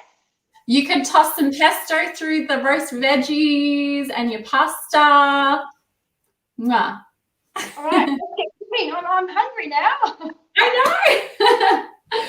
All right, guys. Well, food waste, as you can see, we're all guilty of food waste. So don't be ashamed if you do waste food. In Melbourne, we waste about 207 kilos of food per person a year. So, it is something that we do need to work on. It's about 7.3 million tonnes of food waste every year in Australia that we end up throwing into landfills. So, this recipe hopefully will help inspire you to, get cooking in the kitchen, get creative and using things up. Just like Kirsty said, even if it doesn't look at its best, it can still be edible. So you can certainly play around with things to make things taste really good. So what I've got a few things in my bag here. So I might go through them, and basically I'm going to turn some of these things into pesto. So if you are cooking along, watch, and maybe something that you didn't think that you'll put in your pesto, maybe you can put in your pesto. Even Kirsty, you could even make like a red pesto with that capsicum as well. Like that's an option too. You could like make a red pesto. There's so many options. So yeah, get thinking. If you think of anything, pop it in the chat. I like that idea that you're even playing with the very essence of pesto that we know. Most people think pesto has to be green, and suddenly, why not have red in there? I really love that, Alana. Oh, you can do, and you can be really creative. So really, even if it doesn't work out, you can always put it in the compost. Exactly. Exactly. Awesome, guys. All right. So a few of the ingredients I have today. So the first one I have here is some beautiful carrots. So with the carrots, I'm not actually going to pop these bits, the carrot part, in the pesto today.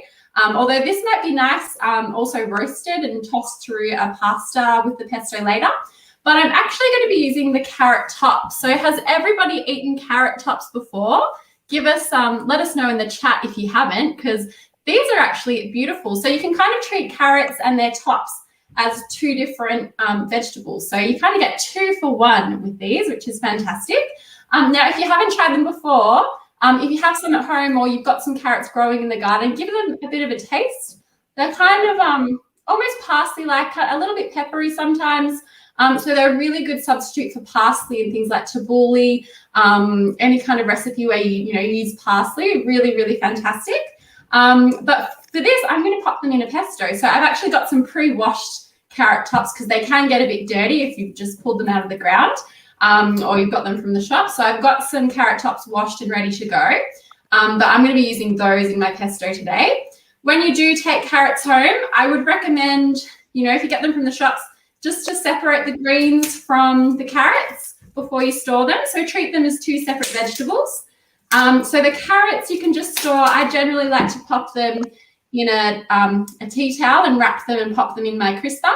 But I wanted to show you guys, I found this carrot in the bottom of my fridge yesterday, and this is what it looks okay. It's a bit gross, but see how bendy it is?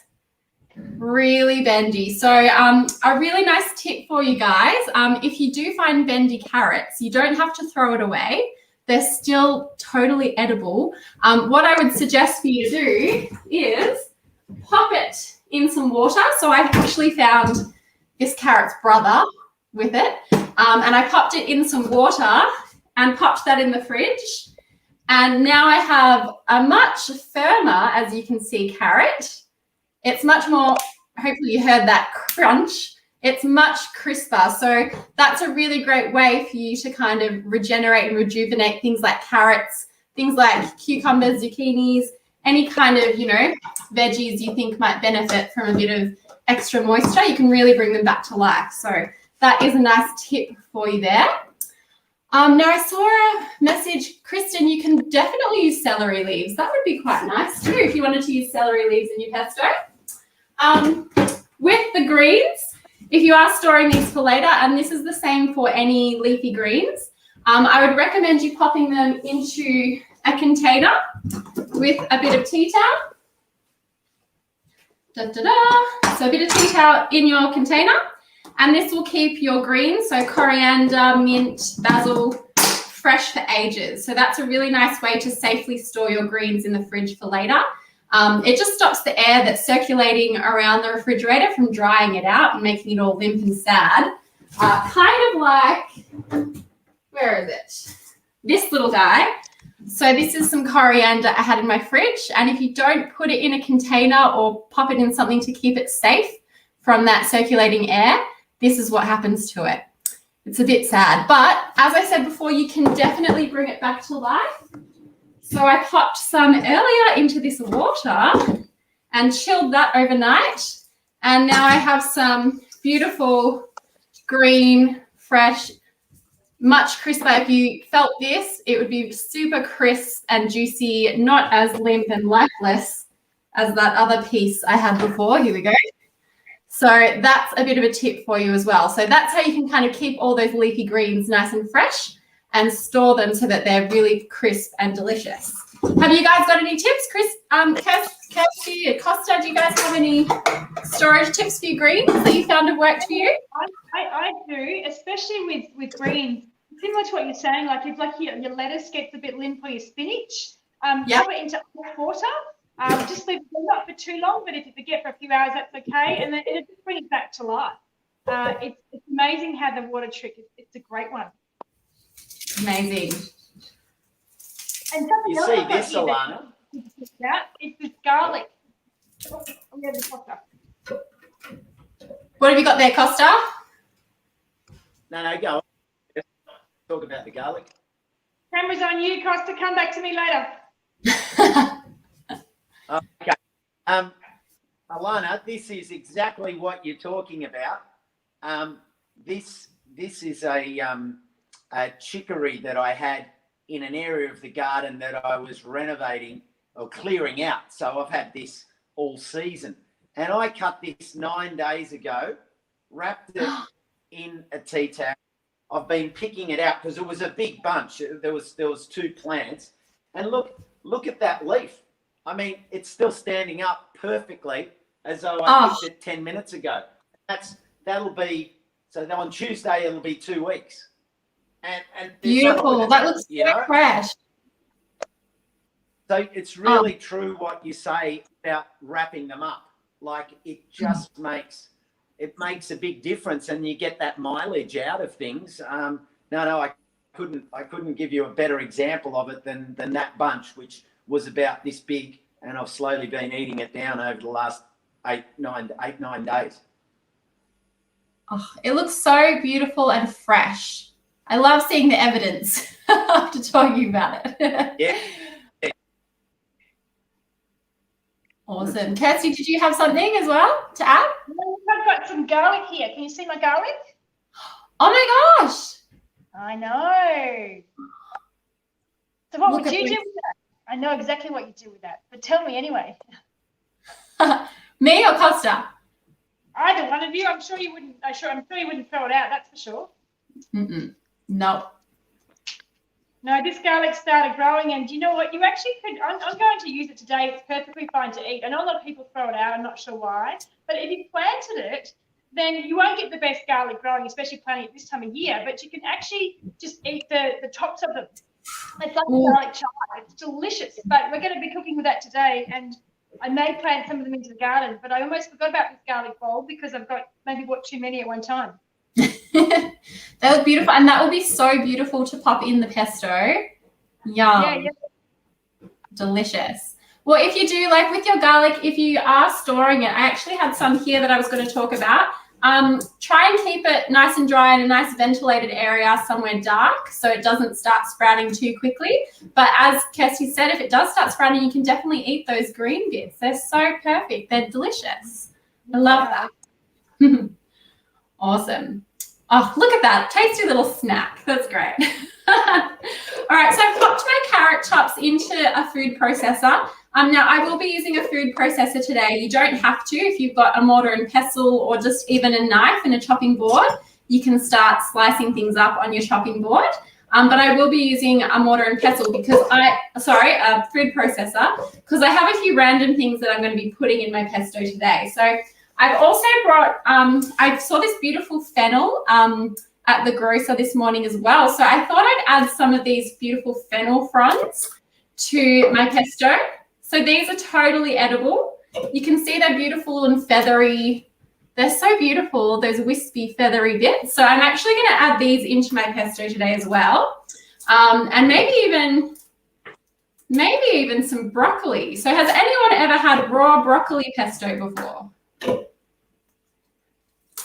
I haven't tried that, but it sounds great. I do a lot of things with broccoli, but not a pesto. It's so good. So as I said, usually it's leafy greens that you pop in your pestos, but today I found some beautiful broccolini, and you can use broccoli stalks as well from the regular broccoli. But this broccolini looks so beautiful that I thought I'd pop these in. So I'm just going to add a nice little handful of broccolini, stalks and all, into the pesto as well. So I'm going to need the food processor to kind of break that down today. But definitely things like broccoli stalks that people generally pop in the bin or pop in the compost, they're actually quite tender in the inside, in the middle. So they're really lovely to use. And in a pesto where you kind of break everything up anyway, you can just throw the whole thing. So even if the skin is a little bit tough, it doesn't really matter because it's all going to get blitzed up and turned into a beautiful pesto. Oh, Emily, I just saw that. You've got some warrigal greens growing that you could do with that. You could totally put that in the pesto. Yum! Oh, I love that everybody's writing in everything that they're cooking with today. What I'm going to use today, I actually I tell a little story. I told Lung this yesterday. I said I got her shopping list and I was going shopping anyway, and I thought, okay, I'll get some kale, I'll get some, and I stopped and I thought, Kirsty, this is not the way we work. We're doing a food waste thing. What have you already got? And I've actually got, these are actually some broccoli leaves. Oh. So I've got it growing in my backyard, and the broccoli was planted a bit later. We don't have a great crop in this particular one, so I thought I'll use the leaves. What do you think about that? Oh my gosh, perfect. I actually love broccoli leaves. I love putting them in soups and things. So if you're making like a nice creamy soup, just blitzing some broccoli leaves into that is so yummy. I had the best fun with things like this. I used to do some school garden programs, and you get the kids to eat the leaves, and they're like, oh my gosh, it tastes like broccoli. Amazing. Well, I don't know. And I've also got some parsley. Mm-hmm. Parsley grows like a weed in my garden. You just let it go to seed and turn your back, and it's everywhere. I never run out of parsley. And I've got some nasturtium. Oh, what have I put here? Nasturtium leaf. Oh, beautiful. It'll be quite tasty. I might add a bit less garlic, I think, with the nasturtiums, but I've never made this combination before, so I'm really looking forward to trying it with you. Oh, I'm so excited. It's so good. Oh, and I see you've got a bar mix there as well, so that's a great alternative too. They're a great tool to have in the kitchen. Perfect. Amazing. All right. So we've got all of the kind of veggie parts. First, do I just pop it in my container? Yeah, I just pop it in. If you've got the bar mix, just rip them up a little bit, chuck them into your container. If you're using a mortar and pestle, yeah, you might want to chop things up to start with, or rip things up so it's not too massive when you're like trying to crush it in your mortar and pestle. So definitely mortar and pestle is great for things like your coriander, your basil, your mint, all those kinds of more delicate greens. But if you've got something more intense, so maybe the kale or broccoli or something that's a bit more tough, definitely if you've got a blender, use the blender, because that will help you break all it down and make it nice and smooth. Although it's not too bad if you want a chunky pesto, that's totally fine too. So up to you how you want to do it. So the next ingredients, after you've popped all of your greens in, we're going to add some garlic. So I'm going to add about, these are kind of big garlic cloves. So I'm going to add 2 garlic cloves into my blender as well. And I've actually got the garlic skins here, guys. So I'm actually going to keep these. These are really great. So any kind of skins and peels that you've got from when you're prepping your food, you can actually keep them to make a yummy vegetable stock. So what I like to do with onion skins, all those little odds and ends of your carrots and your onions that you might not pop in your dish, keep them aside. You can pop them in the freezer. So I'll show you, I've got a little container in my freezer. Oh, actually, I might have used it. Actually, I think I used it. So usually when I do all those skins and things, I'll just pop them in a little container or a little bag and place them in the freezer. And then when I've got a bunch of them, so a couple of cups worth, make a nice veggie stock. So all you need for that is some water, some salt, pepper, any kind of herbs that you want, and you can make a really beautiful veggie scrap stock. So that's a really good tip for you there, just to save all those little odds and ends and all those little scraps. Cauliflower leaves. I'm glad, Mandy, that you brought up cauliflower. Oh, sorry, was someone going to say something, Costa? Was that you? Yeah, look, I saved mine as well. I've got a little container here of my garlic skins, and I actually don't cook with them. I take them down to my chicken coop and I put them in their bedding, and it's kind of a deterrent for bugs and mites because of the smell. So yeah, there's other ways we can repurpose these things too. But the stock option's a good one, that's for sure. Oh yeah, that's a great idea. I didn't realize it would be helpful for keeping, the bugs and things away. That's such a great idea. I wish I had chickens. Every day I'm like, I wish I had chickens. My sister has them, and every time I go over, I'm so jealous. I'm like chasing them around for like cuddles. Yeah. Once you get them, they'll change your life. You won't be the same. Like they really become part of the family, Oh, so beautiful. They're so funny, those little chickens. So we had a question about cauliflower leaves. So you can give cauliflower leaves a go, although sometimes they can be a little bit bitter. But I did want to bring up, so I've got this beautiful cauliflower here. See these beautiful leaves here? So they're nice, tender leaves that you find on the outside of your cauliflower. These are actually super delicious, similar to what Kirsty was saying with the broccoli leaves. They taste a bit cauliflowery, kind of.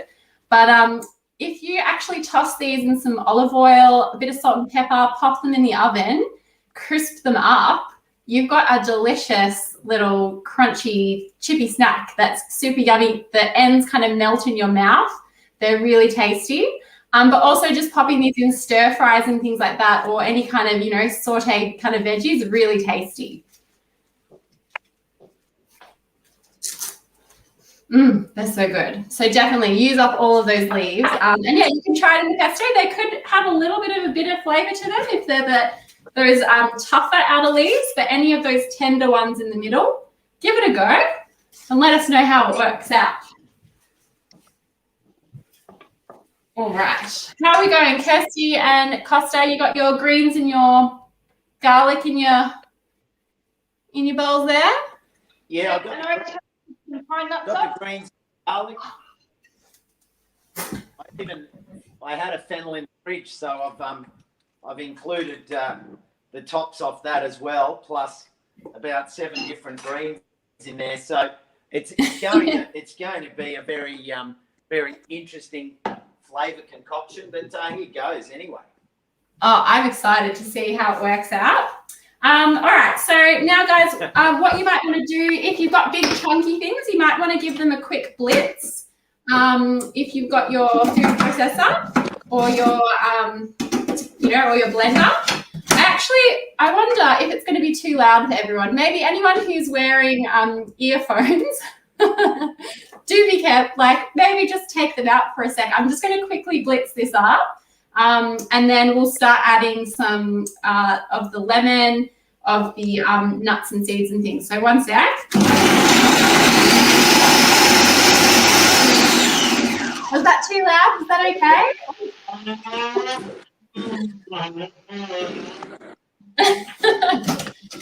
All right, so guys, can everybody hear me okay? All good? Nice. The next step you want to do is you might want to add in some nuts. So Kirsty had some pine nuts that she was toasting. So that would be beautiful if you've got pine nuts. That's the traditional pesto nut. Costa, what have you got there? These are roasted sunflowers. Oh, beautiful. Perfect. Taste. Yum. So roasting and toasting them really gives you a beautiful flavour to, for your pesto. I've just got some plain pepitas here, so I'm just going to add a couple of handfuls in of the pepitas. And I'm not going to roast them, I'm just going to leave them plain. But again, you can totally toast them or roast them in the oven or anything like that just to give it more kind of delicious flavours. So I've added in my pepitas, so you guys can add in a couple of handfuls or so of nuts. You could do walnuts, cashews, any kind of nuts you have. Sometimes, you end up with a little bit at the bottom of a jar or in the bottom of a bag, so you can just toss those in. You can also add in something like parmesan. So I've got a nice little handful of parmesan here. But if you don't have parmesan or you're vegan and you want to make a vegan pesto, you could also use breadcrumbs. So add a little bit of salt to kind of bump up that nice salty flavour you get from the parmesan. And you can add some breadcrumbs and that will help give you that beautiful texture of your pesto. And with my breadcrumbs, this is just simply the end of my loaf of bread. The stale end that I didn't eat, and basically just whack that in the oven and dry it out on a low heat until it's completely dry and you've got breadcrumbs. Just blitz them up in your food processor or, pop them in a bag and bash them with a rolling pin. And it's such a cheap and easy way to use up all those stale ends of bread. All right, how are you guys going, Kirsty and Costa? Yeah, I've got all those dried ingredients in there. I haven't put any liquids in yet, but I'm waiting to see when you want to add the other ingredient. I think it's lemon juice, was it, and olive oil? Yeah, so basically just blitz everything up just quickly and then we're going to add the liquid. So lemon juice and olive oil, that's your kind of traditional kind of things you might want to use, but you can try other oils. Just keep in mind the flavour. Kristen, I haven't used rice bran oil in a pesto, actually. Have you? I've got rice bran oil today, so that's what I've got. That's what I'm using.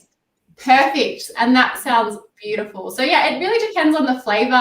If it's a sesame oil, it might be quite, sesame flavoured. So I would think maybe a bit of sesame oil. A lot of sesame oil will be very, very strong. Yes, very strong. So think about the flavors. So you can definitely use different types of oil, but maybe think about the flavor and the other things that you're adding in, just so you can try and balance it out a little bit. But I'm just going to quickly blitz up my nuts and my greens.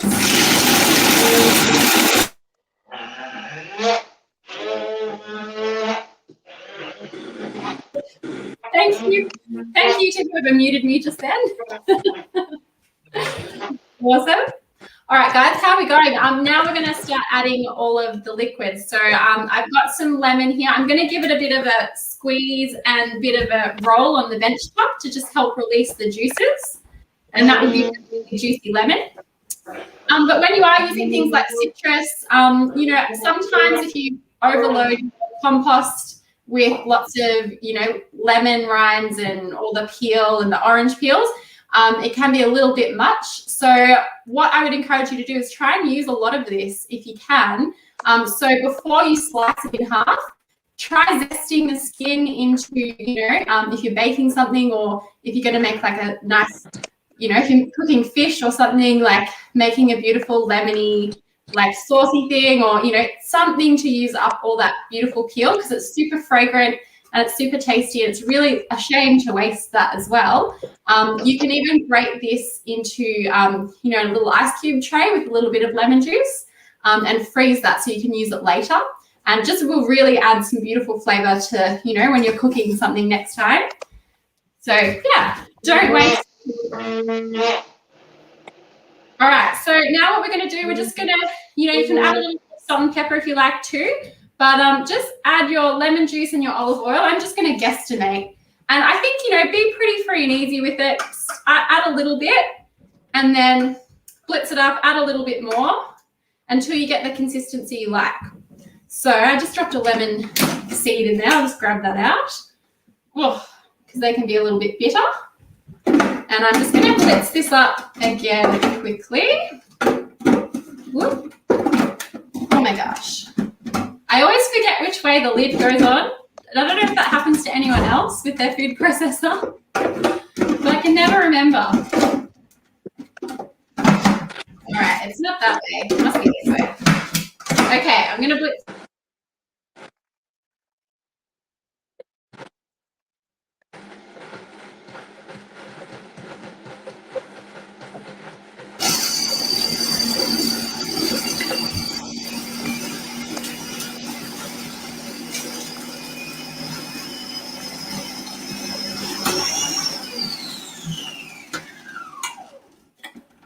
All right, so my pesto is looking pretty good. Pasta and Kirsty, how's your pesto looking? Mine's looking pretty fab. All right. So as I said, depending on, you know, how loose you want your pesto, you could keep adding lemon juice and olive oil to make it a bit more loose and saucy. But if you like, I'm just going to take it out now and show you what it looks like. So if you don't blitz it up too much, you get a beautiful crumbly pesto. So then this one you can add 3 things. How's it smelling, Costa?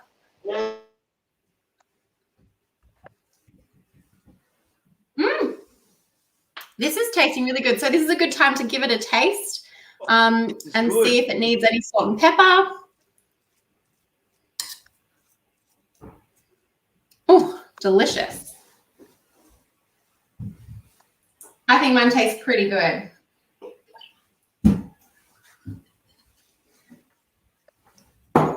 All right, so how's it looking, Kirsty? Have you given it a taste? Oh, yeah. Can you beautiful. Great on camera, but yeah, no, there's a bit of pepperiness from the nasturtiums and the lemon. It just adds that extra zing. Oh, yum. I love it. Early. Yum. So I've gone for a bit of a thicker pesto. So I can add a bit more lemon juice and olive oil to make it a bit more loose if I like. But I don't actually mind a thicker kind of chunky pesto like this. And all you need to do is adjust the liquids as you go to just, you know, create the consistency you like. How's yours going, Costa?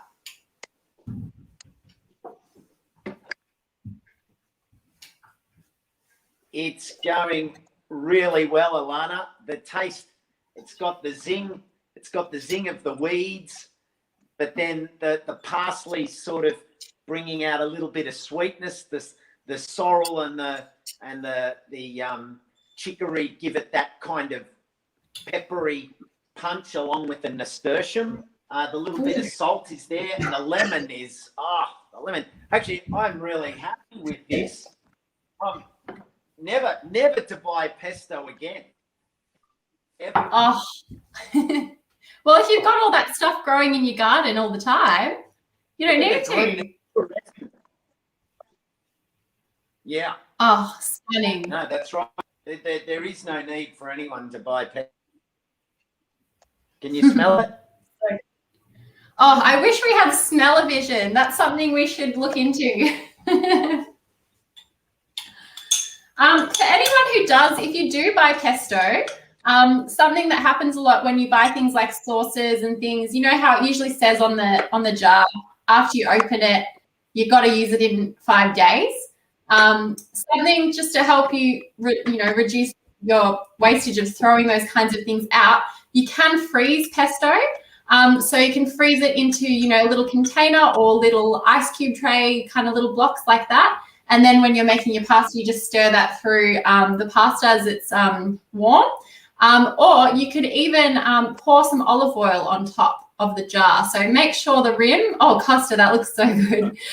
Make sure there's a little bit, you cleaned the rim of your jar so there's no bits of pesto or anything on the top.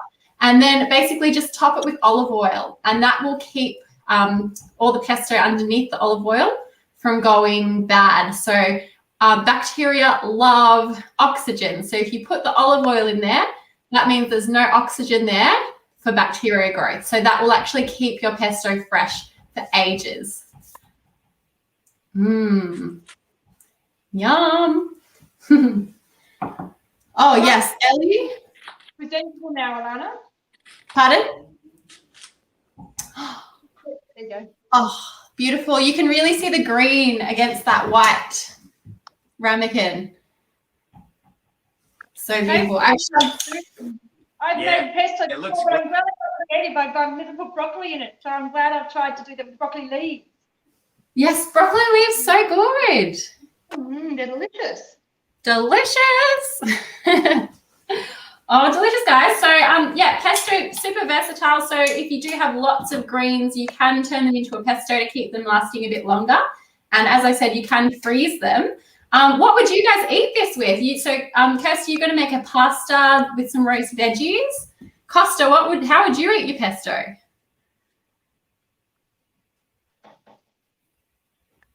He's frozen, I think. Oh, no. One way that I really love to use it would be, am I still here? We can hear you. One way I use it is on poached eggs. I butter the toast. I butter the toast with it. Put a poached egg on there, and then maybe put a drizzle over the top of the poached egg, and that's my go-to for pesto. Oh, yum. That sounds great. So good. Oh, yum. You can even use it, if and you're pasta as well. Pasta. Happy days. That's a classic. And you can even use it as like a marinade or, something like that as well. Oh, delicious. Yum. Do you know what? Now, oh, sorry. No, you go, Alana. Oh, I was just going to bring up another storage tip. So if this is pesto related, you go, and then I'll continue after. You go. No? Okay, cool. So I did just want to bring up, because I saw a few comments in there with fruits and storing fruits and things like that. So I did just want to bring up just another quick tip with, storing your fruits and veg. So I've got some bananas here. So fruits and vegetables, as they ripen, they produce a gas called ethylene. So that helps them ripen. And that can be really useful, if you want to ripen something like an avocado. Bananas produce quite a lot of this ethylene gas. So if you actually combine a very hard, underripe fruit or, something with your bananas and pop them in together somewhere, especially if your banana's going brown, because when it's starting to brown and ripen, it's producing even more of the gas. You can actually store it together with hard fruits and hard avocados just to help soften them a little bit faster. But it is also a great idea, particularly because bananas produce a lot of this ethylene gas. to actually store your bananas separately. So keep them in separate fruit bowls. So if you've got a fruit bowl where you put all of your fruit, try maybe next time you have bananas, keeping them in a separate bowl, maybe on the other side of the kitchen or somewhere else, just so that gas doesn't start to ripen all of those fruits. And the same if you've got a fruit, you might have heard the saying, one rotten apple ruins the bunch. That's because any ripe or really overripe and damaged fruits can actually produce more of that gas. So when you come home, if you notice that the fruit you've got is a little bit rotten or has some damaged spots on it, just use those first and take those away from the other fresher produce, because that means your fresh produce will last a lot longer as well. Just wanted to bring that one up too.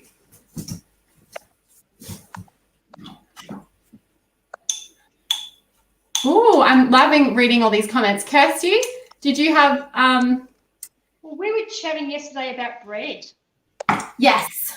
And I know from the food waste audits I do, you see bread that's thrown out, and it's not just bread that's gone mouldy, but it's bread that hasn't even been used or opened the packet. It makes me really quite sad.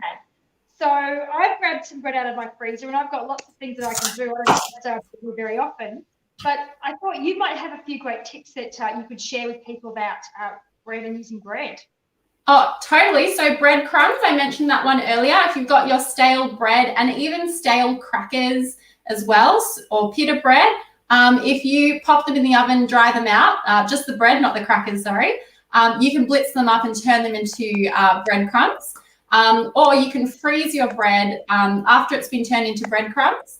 And then, next time you're making, burgers or something where you need breadcrumbs, you just grab them out of the freezer and you can put them straight into the recipe like that.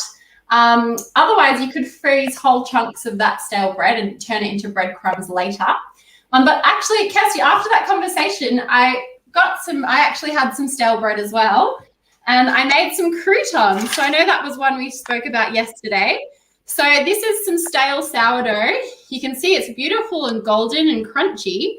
All I did was I cubed the bread, tossed it with a bit of olive oil, a little bit of salt and pepper, and I popped that in a pretty low, like medium low heated oven. And that was in there for about 20, 30 minutes, just toasting that bread. And just give it a toss every now and then. And you've got some beautiful croutons, which might be nice. I was thinking I might make a salad with my pesto because it's such a beautiful day today. And I might put some croutons on my salad with lots of veggies and things like that. What do you reckon? I think that's a great one. Now I want a salad too. If only we were in person, we could have lunch. We will be in a few weeks, I'm sure.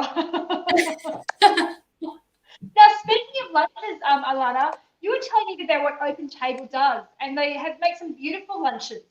Could you share with us a bit about that? Oh, totally. So Open Table, if you haven't heard of us before, we're a not-for-profit in Melbourne.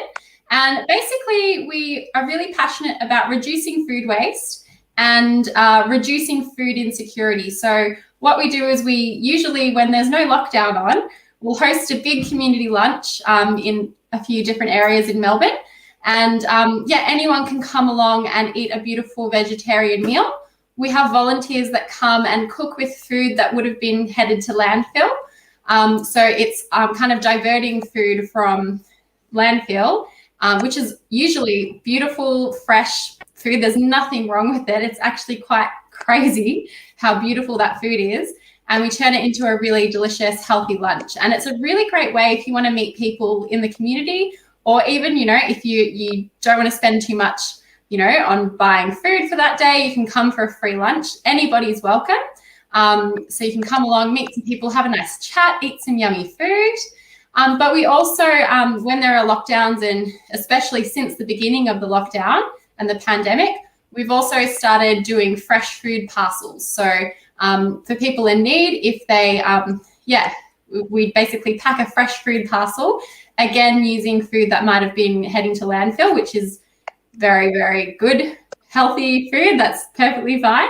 We'll pack that into parcels with our partner organisations, and that goes off to those people, which has been really great to still continue to help when we haven't been able to run out lunches. So if you're ever around in Melbourne, you can come along to a lunch, hopefully when there's no lockdown, and eat some lunch with us. That'd be lovely. So can I check if somebody was saying here that would be really helpful for my situation because, I'm financially smashed by the situation, or maybe they've got a friend. Like, how do they become part of that? Like, do they have to sign up? Do they have to proof, or can they just turn up and say thanks for the gift? Yeah. So they can just rock up and say, like, just come and get some food at the lunches. We also have a market, I think it's once a month at the moment, where you can just come and bring a bag and pick food from the market. It's like a food bank, but a market style. So it's actually really lovely, and you can come and have a chat to people there as well. And then, if you do, send us an email or send us a message if you do want to be put in touch with, maybe we might be able to help you if you're in one of the areas that we do service, or we might be able to put you in the right direction. So definitely reach out to us. We're really friendly. We're happy to answer questions and help you out. Great. And what about volunteering? So if someone wants to volunteer, how can they can put their name down to help? And on that note too, what do they do to volunteer? Like, will they help cook, or will they supply food to you? How can people help volunteer? Oh, totally. So if you go to our website, you can register to become a volunteer. But basically, a typical volunteer shift would be coming along to one of our kitchens. So we might be located at the Fitzroy North Library or Fawkner at the community place there. And you might come along, and we've got a chef or a cook there that will give you a job. So you might be, making some fritters for the day, or, making salads and things like that to go towards our community lunches, which is really fun. And they're pretty relaxed. So it's a good chance to meet people, good chance to, learn as well. So a lot of the volunteers learn a lot of new recipes and ways to cook food. And it's quite fun because we don't always know what we're getting. So it's a bit like mystery box cooking. But it's just really lovely. And then, you might set tables for people. You might help serve food to people. And it's just great to chat with the people in the community. Sounds lovely. Have you heard of anything like that, Costa? I think it's a great initiative.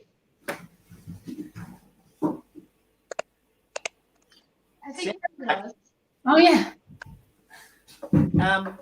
I was just going to, Kirsty, it's a wonderful way not only to contribute, but when we have excess, particularly for gardeners, when different crops are in season, particularly you think zucchinis, think cucumbers. At the moment, it's oranges and citrus, like mandarins. Anyone with a mandarin tree has more mandarins than they know what to do with them. And then even if, as you say, Alana, even if you pickle and you preserve and you make all sorts of different things, like the chance to be able to take that fresh produce and do like a crop swap. So that to me sounds close to a crop swap, but in this sense, it's swapping it with people in real need of food. And it's wonderful to know that building this, particularly gardening circles where people have this bounty, they have this excess, that can really, really help the over, Alana. Oh, definitely. And a lot of people, we also run workshops as well. And a lot of people who come to our workshops are really avid gardeners. And it's just really great to toss around ideas and different recipes that we share with each other so that people can use all that produce. And, sometimes they even organise picking up stuff from people's houses as well from those sessions too, which is really nice. That's such a lovely idea. I coordinate a food swap, which is once a month. I think it's the third Sunday of the month out here in Warringwood, near where I am. And it's a big social gathering. Well, the time, but often people bring, they actually don't come. Because the amazing thing.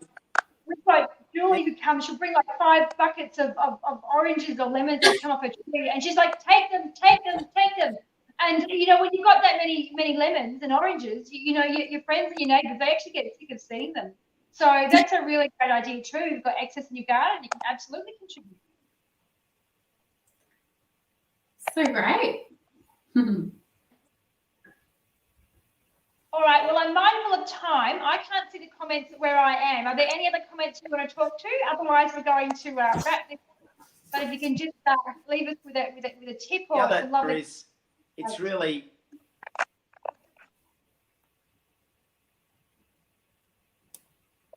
I think Costa's trying to speak and we're losing, or is it me? Yeah, cutting out a bit.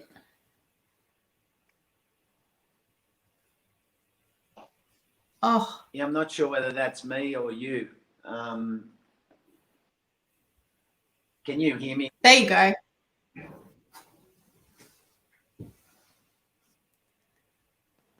Uh-oh. Your Costa's speak and I want to listen to that. Oh, no. All right. Well, we have someone said in the chat that they need to have a delicious emoji.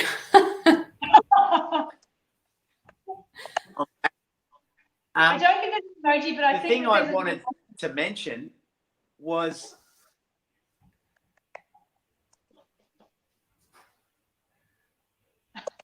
Oh, no, it keeps cutting out at that particular time.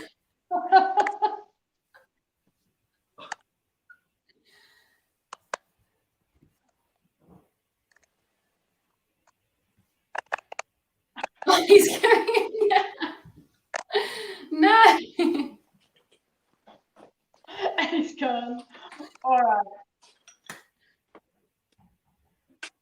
I think we're just going to have to, I don't know what Costa's doing. I know he's trying to do something, whether we put it on later on or whether or not we just go radio. He's got a Wi-Fi issue. I don't know. But it's been so lovely to chat to you. But like, if you just find open table, then we might send those out the links to anyone who's signed up, or you can go and reply to some of the comments. That would be lovely. If anyone's got any images of the pesto that they've cooked, please send them through to us at Zero Waste Victoria. I'm sure our lovely social people, Emily or Jess, or whoever's managing the socials, might be able to put images up there because we'd love to share your delicious creation. So if you've made them, please email them through or Instagram them through, or I don't know. Here we go. He's back. Have we got one last go?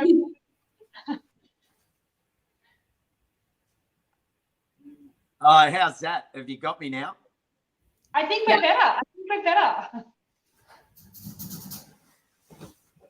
Yeah, okay. Well, look, I can see that you're wrapping up now. The thing I just was trying to say before was what you're doing with all of this, Alana, and what I think is really important is that we're really confronting this idea of use by dates and best before, and really understanding that opportunity to make the most out of not only fresh produce, but produce as it starts to go over the hill, but is still perfectly good.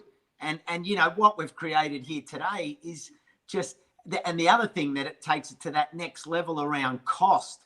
You know, the cost to make up a thing of pesto like this and be able to make a quick meal very cheaply. And that, you know, we can confront this idea that takeaway is cheap, that fast food is cheap. It's actually not. It's really expensive when you break it down to the cost of ingredients and then a little bit of time to do this. So, you know, for someone to make a pesto like this that can then be used in so many ways, as people were saying in the chat, you know, on salad dressing, as a salad dressing with eggs, with pasta, with rice, with all sorts of dishes as a marinade. No, it's really been wonderful. And thanks for the chance to show off my dodgy cooking techniques. Oh, thanks, Costa. It's so good having you here, cooking along. Thank you. Lovely. Thank you both. If we could bring Beck and Alice back on and say goodbye to Costa and Alana. Thanks so much for joining us, both of you. Bye. Kirsty. See you, Thanks, Alana. Costa. See you. Bye. Oh, do I leave studio? Sorry. I'll move you down in a moment. We've just got hi, Alice. Hi, Alice. Glad to have you back. There's something that I've been thinking about since the last questions. I know that Stonington Council has a lot of people in like the multi-unit dwelling, and sometimes that can be a challenge when they're managing their waste and their food waste. What tips can we give people who have food waste but they don't want to put it into their landfill bin? Well, Stonington actually has what we've newly called the apartment composting program. So if you pop onto our website or onto the link that's on the screen at the moment that lovely Becca's just put on, you can have a look at it there. But essentially, we're offering free composting or worm farming systems to people who live in apartments who want to use them communally. So you can get up to 3 for your building, depending on how many people live there. And we'll subsidise the whole thing and provide a workshop. So you don't have to be sending your food waste to landfill. You can get a compost bin or a worm farm. Or alternatively, we do provide food and green waste bins as part of our service to apartments as well. You just have to go through your owner's corporation in order to apply for one. Great, thank you. Now, I can't see the comments on my phone, so if you can see the comments and questions, please answer them. Otherwise, I've got heaps of questions I can ask you. I can't see any but I was just going to jump in and mention the Compost Revolution, which we are a part of in Stonington, and lots of councils all across Melbourne and Victoria and Australia are too. So basically with the Compost Revolution, every Stonington resident can access a discounted worm farm or a compost bin or bokashi bin. There's a whole range of products available, and you can get a really good discount and free delivery to your house. So if you're looking to start up a new compost system or worm farm, then definitely check out the Compost Revolution first to see if you're eligible for a discount. And I was also going to mention another great program is Share Waste. So if you can't have your own compost system, Share Waste is a really great website-based platform where you can log on, you can look at your area and see which people in your suburb, your neighbours have compost bins, and they can, you can take your waste around to theirs and they can add it to their compost bin or feed it to their chickens or add it to their worm farm and vice versa. So if you've got a compost bin that could do with a little bit of extra food waste or a worm farm, worms that are a little bit hungry, you can pop your bin onto Share Waste, and that's a really good way to create those community connections while you're recycling food waste.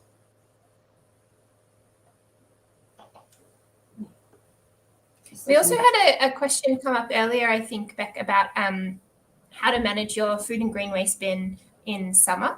I thought we'd provide a couple of little tips on that one. So I use my food and green waste bin for, some of my food waste at home, but I also have a compost. But what I do in summer to make sure that it doesn't get super smelly and sticky is, first of all, I make sure that there's some garden matter down the bottom of the bin so that the food waste doesn't stick when I put it in. So bits of grass and things like that, some leaves, that really helps to prevent that sticky goopiness from happening.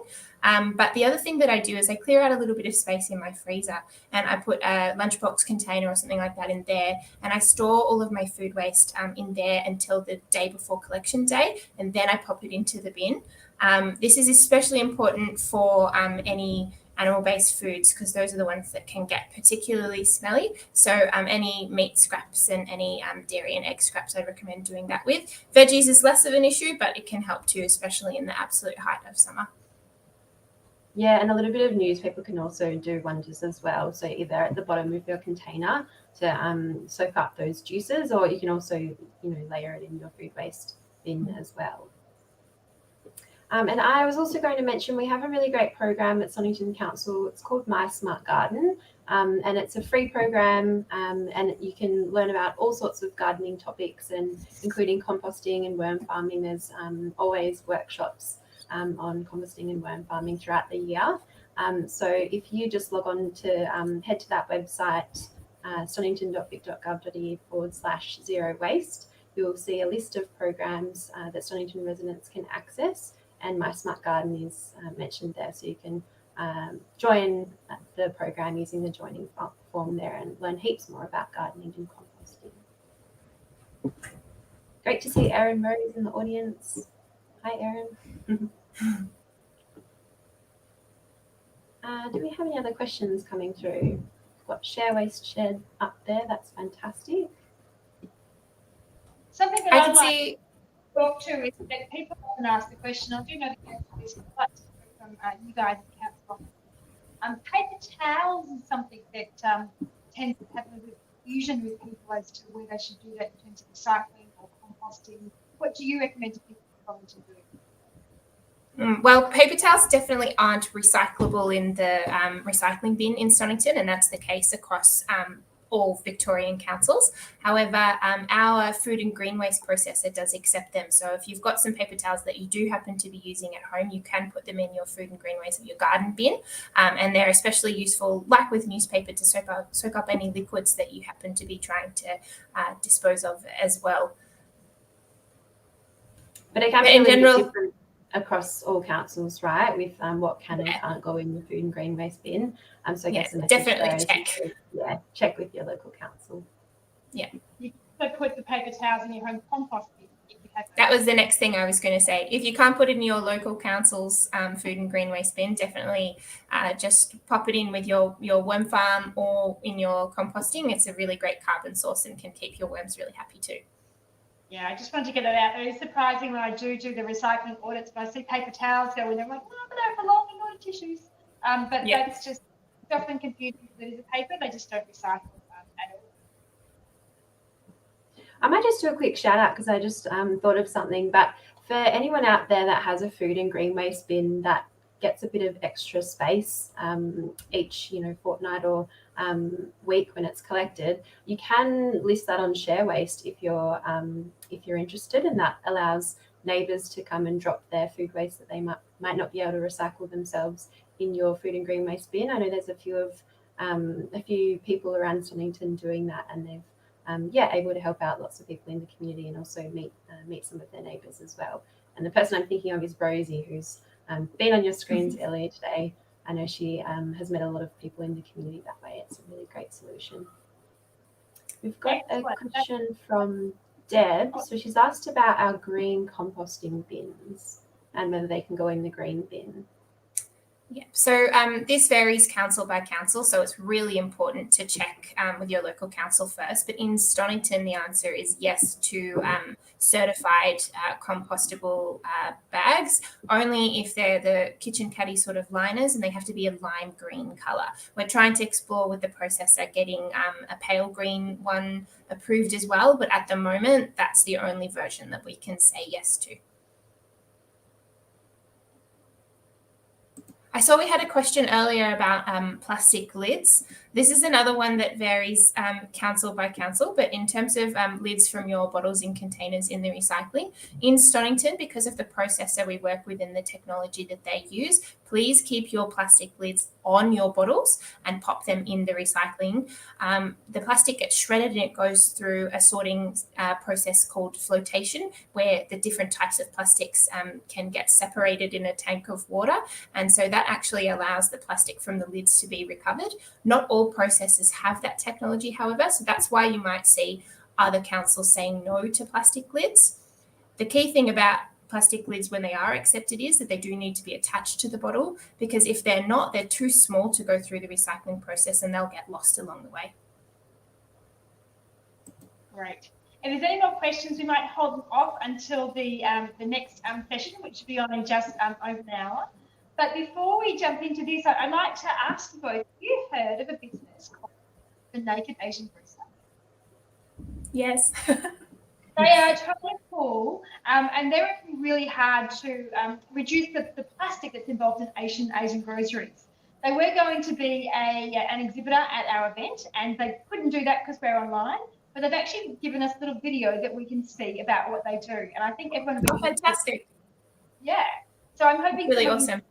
Hi everyone, we're Bren and Jen from Naked Asian Grocer, Australia's very first zero-waste Asian grocery store. So we started Naked Asian Grocer because we were struggling to find Asian ingredients plastic-free. Every time we walk into an Asian supermarket, we see a sea of plastics. So we decided to do something about it. Naked Asian Grocer has a range of noodles, spices, tea and other pantry staples, all plastic-free. So drop into our online store, use code ZEROWASTE for 10% off, and we'll see you then. Yay! Awesome. It made my noodle addiction. Yeah, it's great to have a solution. Great to have a solution for some of those items which can be hard to find without plastic. Yeah. Oh, one thing I'll say too is that they're really cost effective. Like I've bought from Naked Asian Grocer a couple of times and stocked up on noodles and seaweed and all sorts of other great things. And I actually found it really affordable. I was impressed because a lot of bulk food stores or package free stores can be a little bit on the pricier side, but I found this was really great. And great to have Naked Asian Grocer still be able to be involved in the festival, as Cassie was saying. Yeah, we would have loved to have been at the Melbourne Town Hall in Stonington meeting in person, but couldn't quite happen for obvious reasons. So really glad to be able to be supporting this festival online this year.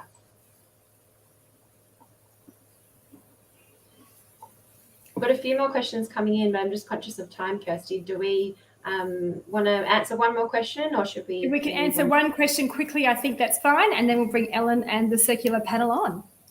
Cool. This is a good one. Eggshells.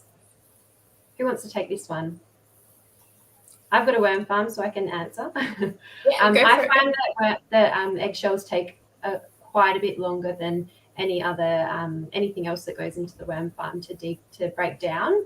And I find, when I'm harvesting the castings, they're still in there. So I no longer put them in my worm farm, but I have heard that you can dry them out outside of the worm farm, just lay them out either in the sun and let them dry, and then crush them up into more of a powder, and then they can go in the worm farm. So that's one of the solutions that I've heard. That was what I was going to recommend. Yeah. That's another one of the things where I think the difference between what can go in your home composting bin or your home worm farm versus what you can put in a council food and green waste bin is quite important. So, oftentimes it can be really hard to manage the amount of, citrus or eggs or meat and dairy waste that you have in your home system. But food and green waste bins that councils have can handle them. So it's good to have multiple systems going. Yeah, and just to add to that, I tend to put them into my compost. I'll just crush them by hand. And sometimes the compost isn't there for long enough. There'll be a bit of eggshell there when I go to put it on the garden, but it doesn't matter. You can put it into the garden, they'll continue to break down, and the calcium will really add to the plants. So even if they're not broken down, it's totally okay. It's just not always what you'd expect. But please keep the questions coming through. We'll hold the questions on to the next section now. Thanks, Beck and Alice. We'll see you again in about an hour.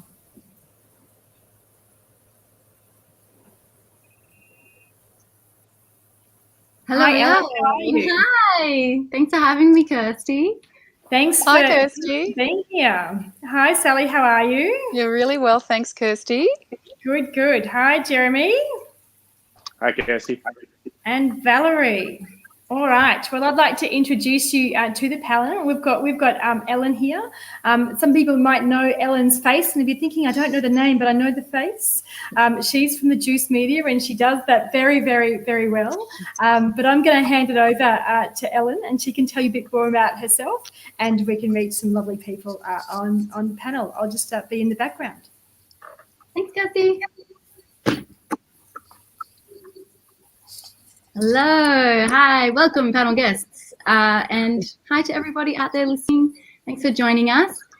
Before we start, I just wanted to acknowledge the Wurundjeri people of the Kulin Nation, who are the traditional custodians of the land that I'm on today. If you would like to, it'd be super helpful if you could state in the comments where you're tuning in from, and so we can collectively pay respects. I'd also like to pay respects to the Wurundjeri elders, past, present, and emerging. So, as you heard, I'm Ellen. You might know me from the Honest Government ads by the Juice Media. I'm also an advocate for all things zero waste, and I'm super excited to be here today. Thanks for having me again, Kirsty. It's been really fun to listen to all the other panels. Now, welcome to the circular economy panel. This is pretty cool. It's a topic I am pretty interested in. Before I just introduce the guests, I just wanted to kind of give an overview of what circular economy is, at least from my understanding. So there's a couple of principles that I think you may have heard of. First of all, design out waste and pollution. So you can kind of get an idea of what that would look like. Keep products and materials in use, and regenerating natural systems.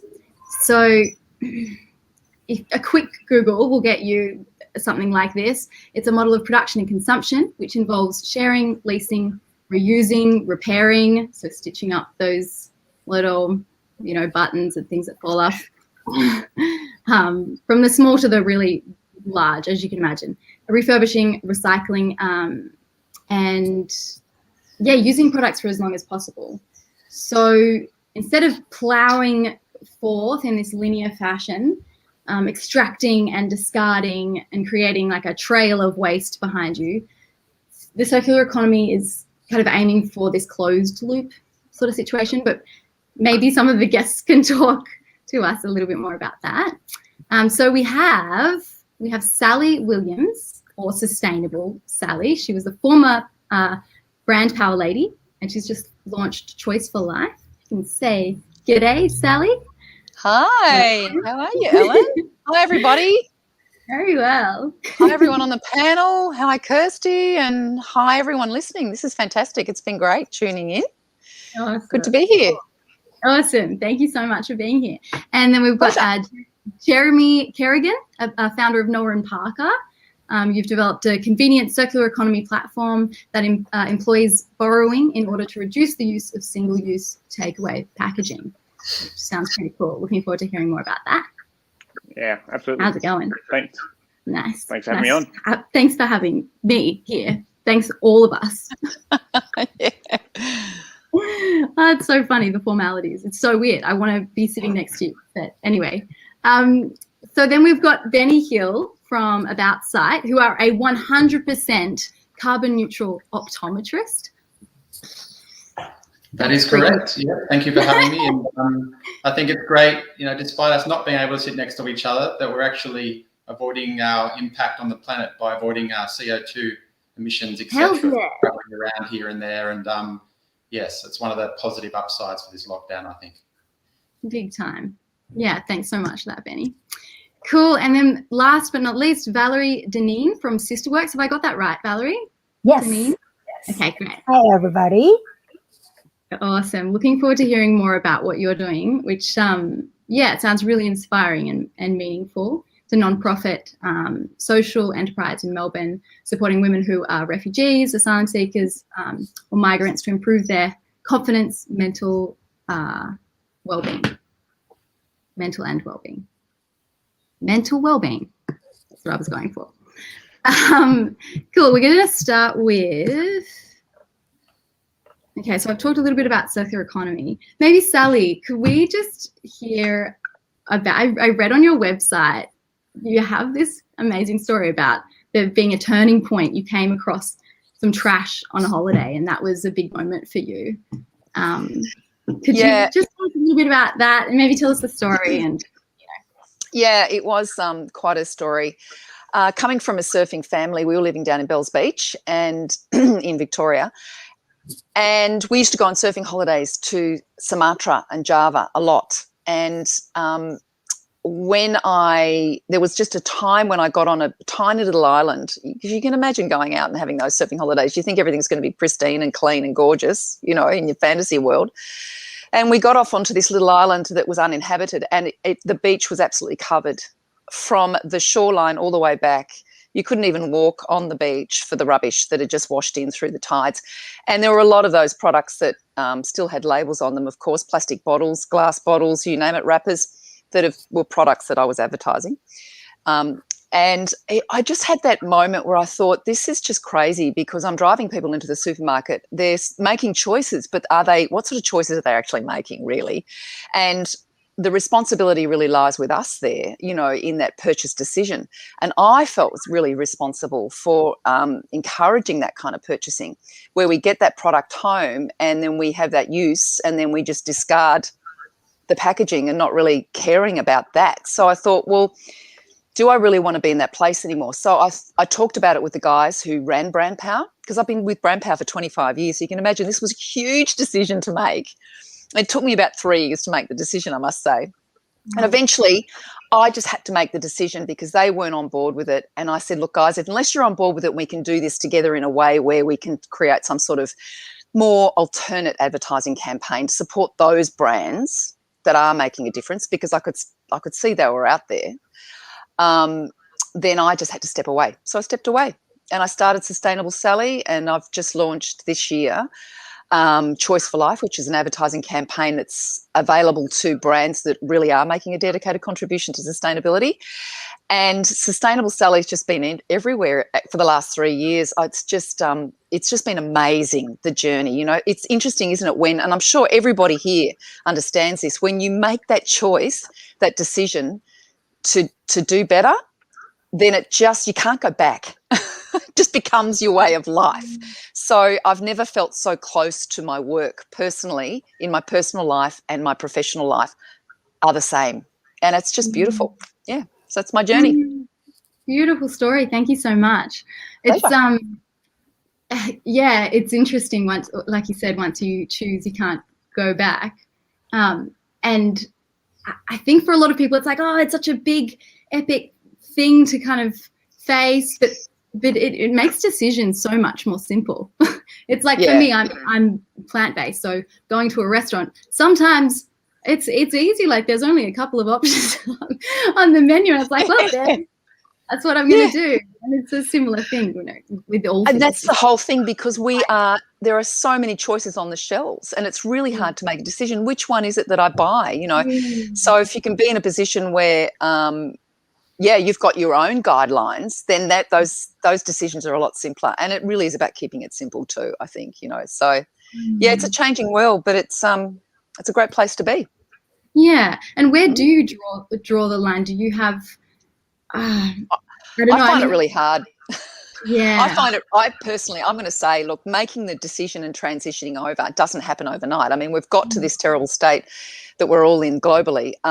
It's taken a long time to get to this problem. So it's going to take a long time to undo a lot of the problems and start doing things a different way. But I think it's just step by step. You know, I still make mistakes all the time. You know, I was tempted the other day when I was in the supermarket, and I really wanted to I just felt like making a particular recipe, and the only way I could get this ingredient was in a pre-packed, you know, pack, you know, with the tray and the plastic and the whole thing. And I just went, you know what, 80-20 rule, just get it, Sal. You can't do it every single step of the time of the day, every move you make. You just can't. I don't think we should be that hard on ourselves. But I really commend anybody that can really do complete zero waste. I think that is amazing, you know. But I've got to say, I'm 80-20. Yeah. And you're probably going to be more sustainable doing it that way in some ways, because it's achievable or something, you know? Yeah. And I guess we're talking about circular design here, aren't we? Designing circularity into our lives. How do we do that? You know, and I think the best way to do that is when you shop. It starts with your purchase decision. Right there. You know, buy more in bulk. Buy wherever you can take your own containers. You know, all the things that have been discussed very much today. It starts there. So it's build slowly. You know, change your pantry, change your fridge, change your cupboards. Change your habits that way, but slowly we can get there and avoid that packaging.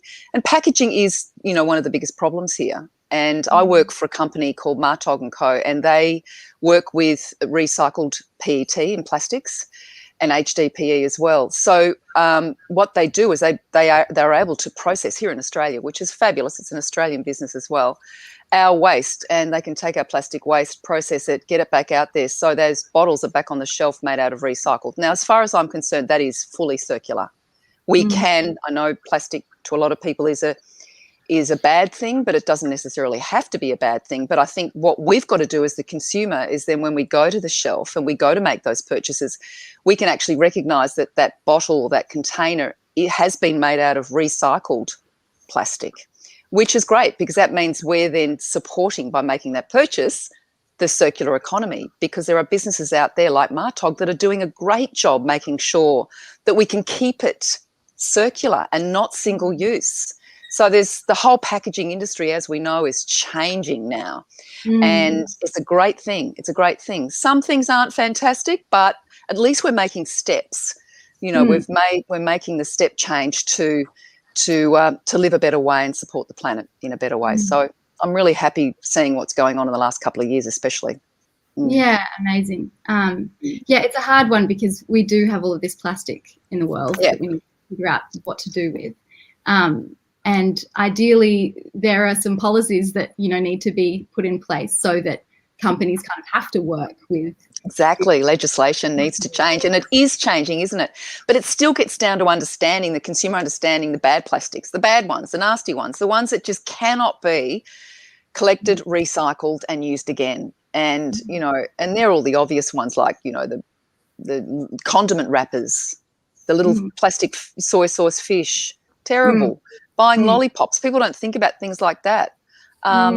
What happens to that plastic? It ends up in our waterways and ends up in our bays. Yeah, and I'm glad that that's the story now that people are kind of carrying, you know. Yeah. I just think about a lollipop. I don't know. It's so. I know. It's a sweet little innocent lollipop, you know. And then I think of, like, sometimes even the chewing on it or something. It's like brings up all these memories and things. We need to really like change that whole, our whole experience of those items and kind of go, oh, actually it's not romantic. You know, and it's funny, the other day I saw a promotion on TV and I won't say the station, but I couldn't believe it. They were actually promoting it with their presenters and they were all eating lollipops. And I was thinking, hang on a minute, you guys are really supporting sustainability in many of the shows that you're showcasing, and yet you've done this campaign with lollipops and the plastic lollipop sticks. And I just went, oh my God, that just is a perfect example of a mindless mistake. Do you know, but they just weren't, someone wasn't thinking. I thought, wow, you know, they didn't thought that one through. Yeah, that's it. And it's that, you know, people are it's hard. Yeah, for sure. And there's things we're constantly learning, changing our language in little ways because it's more respectful. And I feel like it's that same thing with being sustainable. You kind of have to have these moments in your mind where you go, oh, hang on, pick up on that one. Okay, note that, look that up later. What's an alternative? You know? And that's the thing. Always ask the question, what's the alternative? What else what can I do in a different way here?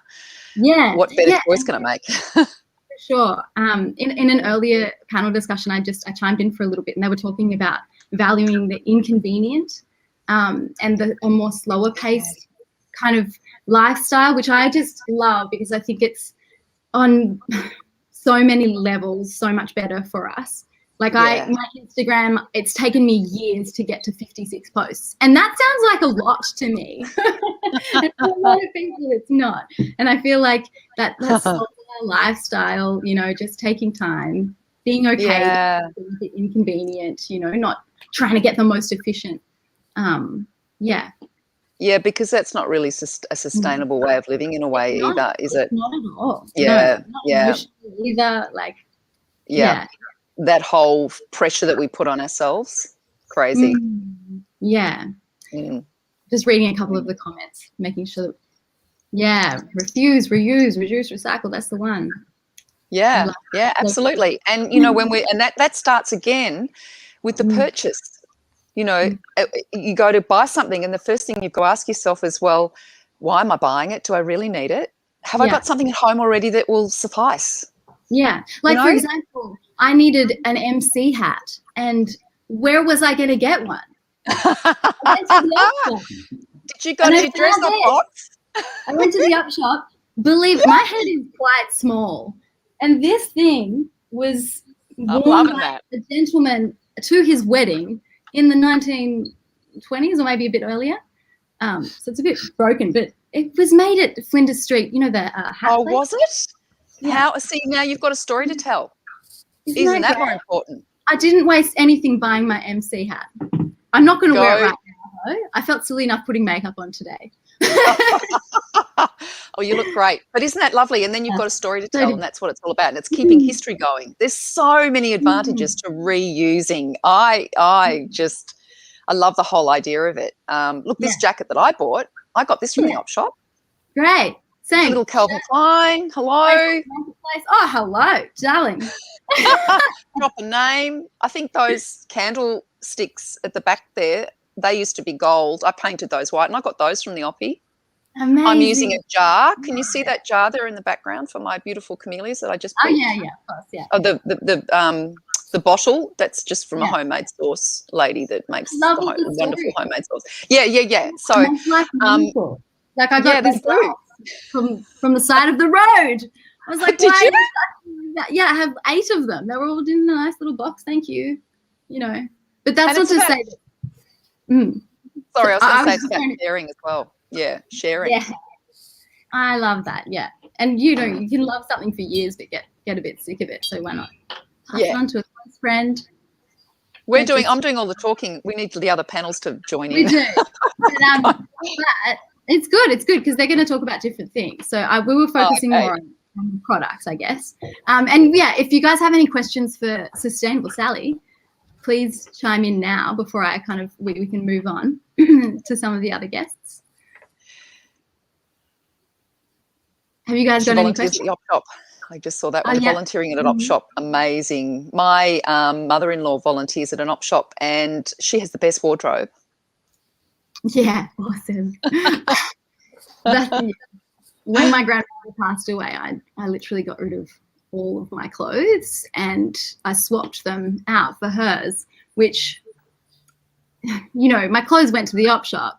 I do want to say, I read some things recently about how sending stuff overseas, to kind of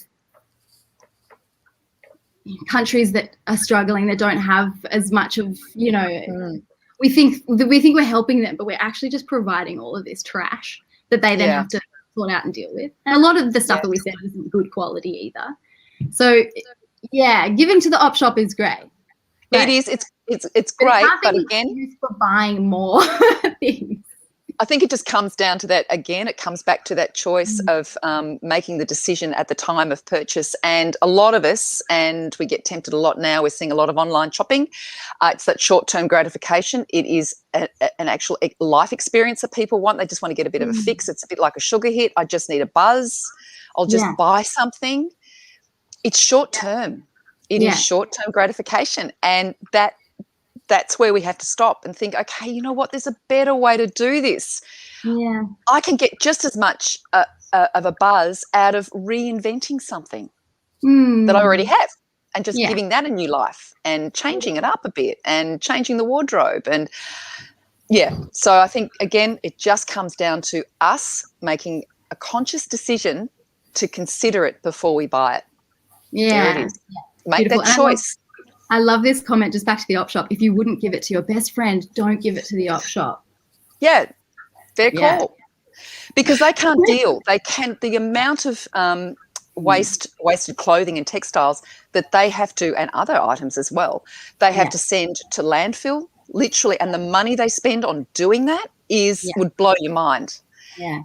Yeah, so you're just basically not taking responsibility. And I know it's really tough, but there are organisations like Apparel. I don't know if anybody knows about Apparel, but you can box up your textile items and you can send it away to them, and they will take full responsibility on making sure it's discarded or disposed of or reused responsibly. And I think that's businesses like that are out there that can literally solve that problem for you at home and not dump it at the op shop. So only take stuff to the op shop that is actually really wearable, that somebody else can wear again, like this jacket. I've had this jacket for years. So good, isn't it? Same. Yeah. Years. And Yeah. Ellen, Of course, I it think- saves money.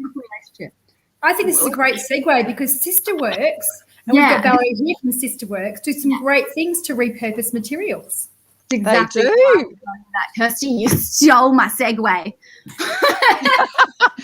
And I've done quite a little bit of work and promoted Sister Works over the years, so it's really nice to see you there, Valerie. We actually haven't met yet. I was involved with Sister Work when Luz was there. Yes. We heard about you, and Luz did mention about you, and since Luz have moved on to another social enterprise, we continue her legacy here to support women from migrant, refugees, and asylum seeker backgrounds. So in terms of the circular economy and being a circular consumer, SisterWorks has put in a lot of effort of doing that. So a lot about, in my opinion, in the circular economy is what you add value into the product that you are making. And at SisterWorks, our products, we continue to make products that are recycled, reused, or repurposed. For example, our bread bags, if you're gonna go to buy a loaf of bread, you use a reusable bread bag instead of using their plastics. And we have other products like beeswax, food wraps, produce bags that can help you shopping in a non-plastic way. And the best thing about our products is that it does not only give value to the product, to the environment, it gives value to our sisters. What we do is our sisters will help us produce these products, and we share 50% of the profits with our sisters. So by buying products that are produced by SisterWorks, you have double impact on the economy and in the environment. So this is what we do, and basically what we do is we help our sisters to achieve a more social and economic stability, and together I think we can go into a circular consumer and educate people to be a more sustainable and more conscientious consumer. I love, I think in terms of being, circular, I feel like community is so integral to achieving a circular economy on a bigger scale as well. And I just thought, with SisterWorks, it seems like they're nailing something pretty special there that's creating a lot of meaning and bringing together people.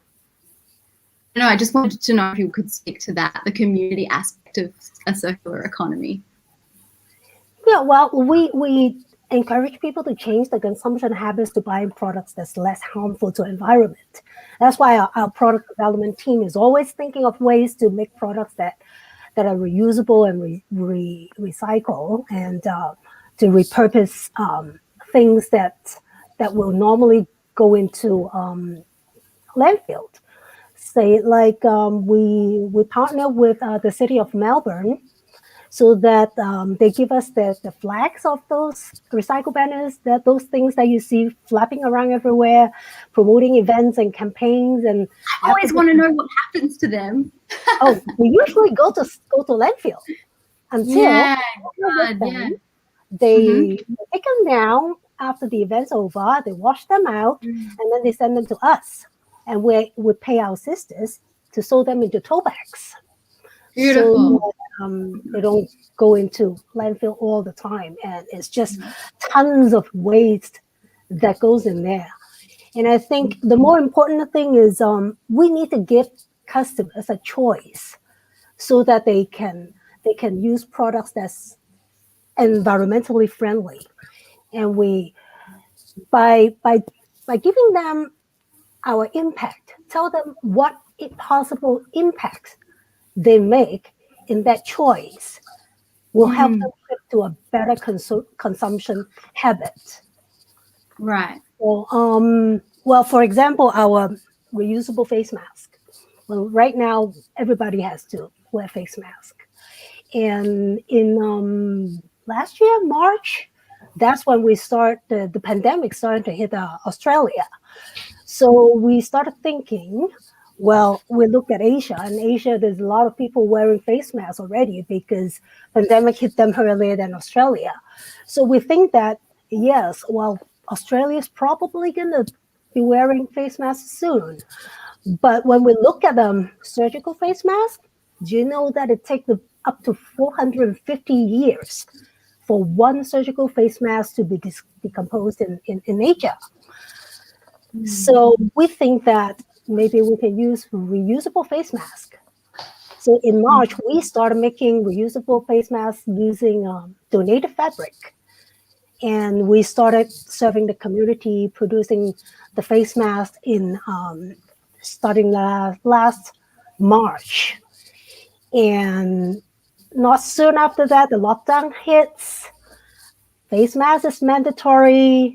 And in the beginning, we only trained 6 sisters to make face masks. At the peak of the pandemic, we had 70 sisters making face masks. And it allowed these sisters to work from home during the lockdowns. Some of them become the breadwinner of their family. It allowed them to put food on the table. Some bought new sewing machine to make more face masks. And the impact we made is more than, environmental. Up to today, we sold about 82,000 reusable face masks. Imagine how many of the surgical face masks would have been in our landfill or in the ocean while the beach patrol has to pick them up.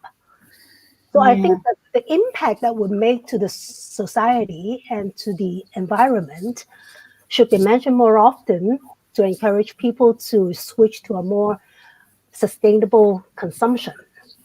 Yeah, for sure. And if you've got those 2 options sort of facing you, this one, maybe it's a bit cheaper, but you have to carry around the guilt. So maybe that's not that cheap actually. And then you've got the option of the good choice kind of thing. And you get to carry around that story with you. You know that's where your mask has come from. And congratulations for what you've done. I think that's awesome. Yeah, I think I'm going to get this wrong, but I think it was Aristotle maybe who talked about sort of the process of creating something and how you will value an item if you're there through, when you first kind of harvest the materials to make it, then you make it and then you enjoy it and you're going to look after that item and value it more. And I think stories, like what you're doing at Sister Works, knowing those stories, like you said, telling people about what's happening, that's going to help people to value what they're buying more and, waste less. It's so devastating seeing all the masks just strewn aside, on the pathways that are. I know. Yeah. Every time I see one, I'm like, I want to cry. It was like, come to Sister Works. Your reusable face mask can carry on for so long, so much longer than you wear a surgical face mask. One day you're going to throw it out, and then the next day you're going to wear another one, and it's just it takes so long for it to decompose in the nature, and it's devastating. Yeah. Valerie, can I just I'm just seeing a question that's come up. How can people donate fabric to Sister Works? Oh, that's a great question, and we really welcome fabric donation. But it's not all kinds of fabric that we can use because we mostly use cotton, and we have to use fabrics that's at least 1 meter long. So if you just give us little scraps and we don't really have a lot of use for that, and we hate to see it go into waste. Other purpose you can use, if you have just scraps, make it into a cushion, fill it up, or use it as a rag. And there are things that you can use with used fabric. But at Sister Works, we welcome all the big fabrics that we can use to make, bread bags, lunch bags, beeswax, and face masks. And we do welcome donations. And you can just, give us a call or just email us, and we'll point you the right way. Awesome. Thanks, Valerie. Are there any other questions people have? Does Sister Works and Second Stitch work with apparel? We don't really work with apparel because we don't have much fabric to donate to them. Whatever we receive, we get them and use them, and we don't get donated clothing, so we don't deal with donated clothing. So we don't really have much opportunity to work with apparel, but that's good opportunity. We might start a conversation. Cool. All about starting the conversation. Yeah, is there anything else, Valerie, that you want to say before we move on maybe to one of the other guests and hear from them about what you're doing, or what you want people to know about it? Well, we talk about the products that we make, and our organization basically work with supporting migrant and refugee women who came to Australia, and we don't give them material help. What we do is we give them a skill, lifetime skill, for them to be able to be independent and have a sustainable social and economic stability. So what we do is when they come to SisterWorks, we would first talk to them and let see where they need help them to identify their goal. What do they want to do in Australia? And then we engage them with a lot of free workshops to upskill them, such as English, digital literacy, or pre-employment, all sorts of different workshops they can engage in. And we're based in Melbourne, so we have 3 face-to-face hubs for them to learn skills, and we are in Richmond, Bendigo, and Dandenong. But we also have moved to a virtual online platform because of the pandemic. So we do have an app called SisterWorks eHub, so that our sisters can learn their skills through an app. And actually, all our workshops are free. So when they finish learning a skill, they can move into production and help us produce products that we sell to the community, and that they will be able to earn a little bit living. And a lot of the sisters actually learned their very first Australian paycheck from SisterWorks, and that's really exciting and rewarding. That's really special. Yeah. Thanks for everything that you do. Thank you. We might move on to Jeremy. Can we hear from you, Jeremy, and what you're up to at Noah and Parker? Yeah, sure. So I guess for us, we look at the circular economy in an interesting way, where just the future, we believe, especially in the hospitality industry, where we work very closely, is that all this single-use waste that sits on top of coffee machines, single-use packaging that sits behind the counter, will just be reusable packaging in the future. And we see that future that it has to head that way because of what we're doing to the planet. So we're trying to fast forward that, essentially. And we think there's this sort of great first step with BYO, and so we cut. I guess it was 10 years ago when Keep Cup first hit the scene, and people started to bring their own containers and bring their own cups, and that really we saw as like this first phase of fighting single-use waste. Where we're trying to take it to now is to say, okay, how can we have an option that lives at the cafe, lives at a restaurant, lives at any of these sort of hospitality venues, and you can just borrow it for free and return it back to the location and simply use it as, whether it be a backup to your existing reusable cup or reusable container, or use it just as a standalone system that you don't have to result in just, okay, here's another piece of single-use waste that I'm taking purely just because it's convenient to do so and I need a coffee. So we've been building out our system now for probably a good part of a year. My background's from technology, sort of working with products and technology. And so we're looking at how we integrate reusable containers, cups and containers to help fight single-use waste. Awesome. Yeah, it's interesting, like thinking about there's something you just said. Yeah, it's gone from me.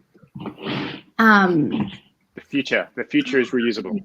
Everything that's single use sitting on a shelf in the future will be a reusable item of some description. We know that it just has to be. How can we accelerate that future? I think that's sort of the key message on our side. The hard thing is that really we're not so much dealing with a problem with technology or containers or cups, because all that stuff exists.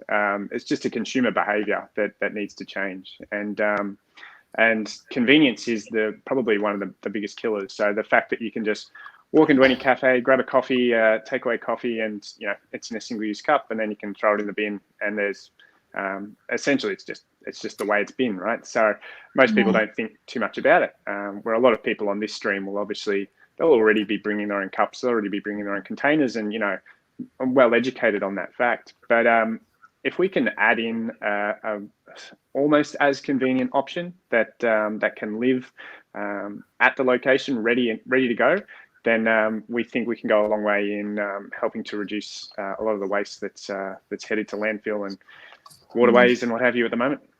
Yeah, that's what I was going to say before about it was the convenience thing, because I just mentioned earlier how it would be nice if people could embrace, living with some inconvenience or being okay with a certain level of that. But I do think that being able to work with, the systems that we already kind of have in place and what people are used to are probably important in making. We see it as this kind of grouping into three types of people. One is the person who they on a regular basis they'll take this when they go out and get takeaway food, drink, whatever that may be, and then they may go without because they realise the impact that it has. Then there's a second layer of people who want to do right by this, by the environment, do the right thing. May have bought a couple of cups, but you're just breaking up a little bit for me. I don't know if that's happening for other people, but could you just repeat that sentence? That's okay.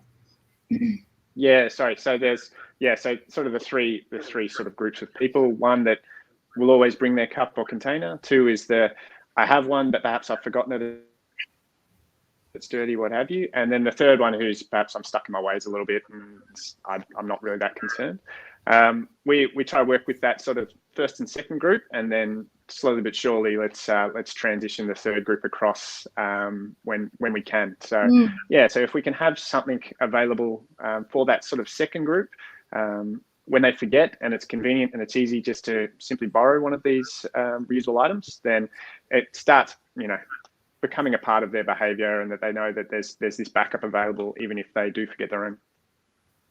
I love that. And what motivated you to start this venture?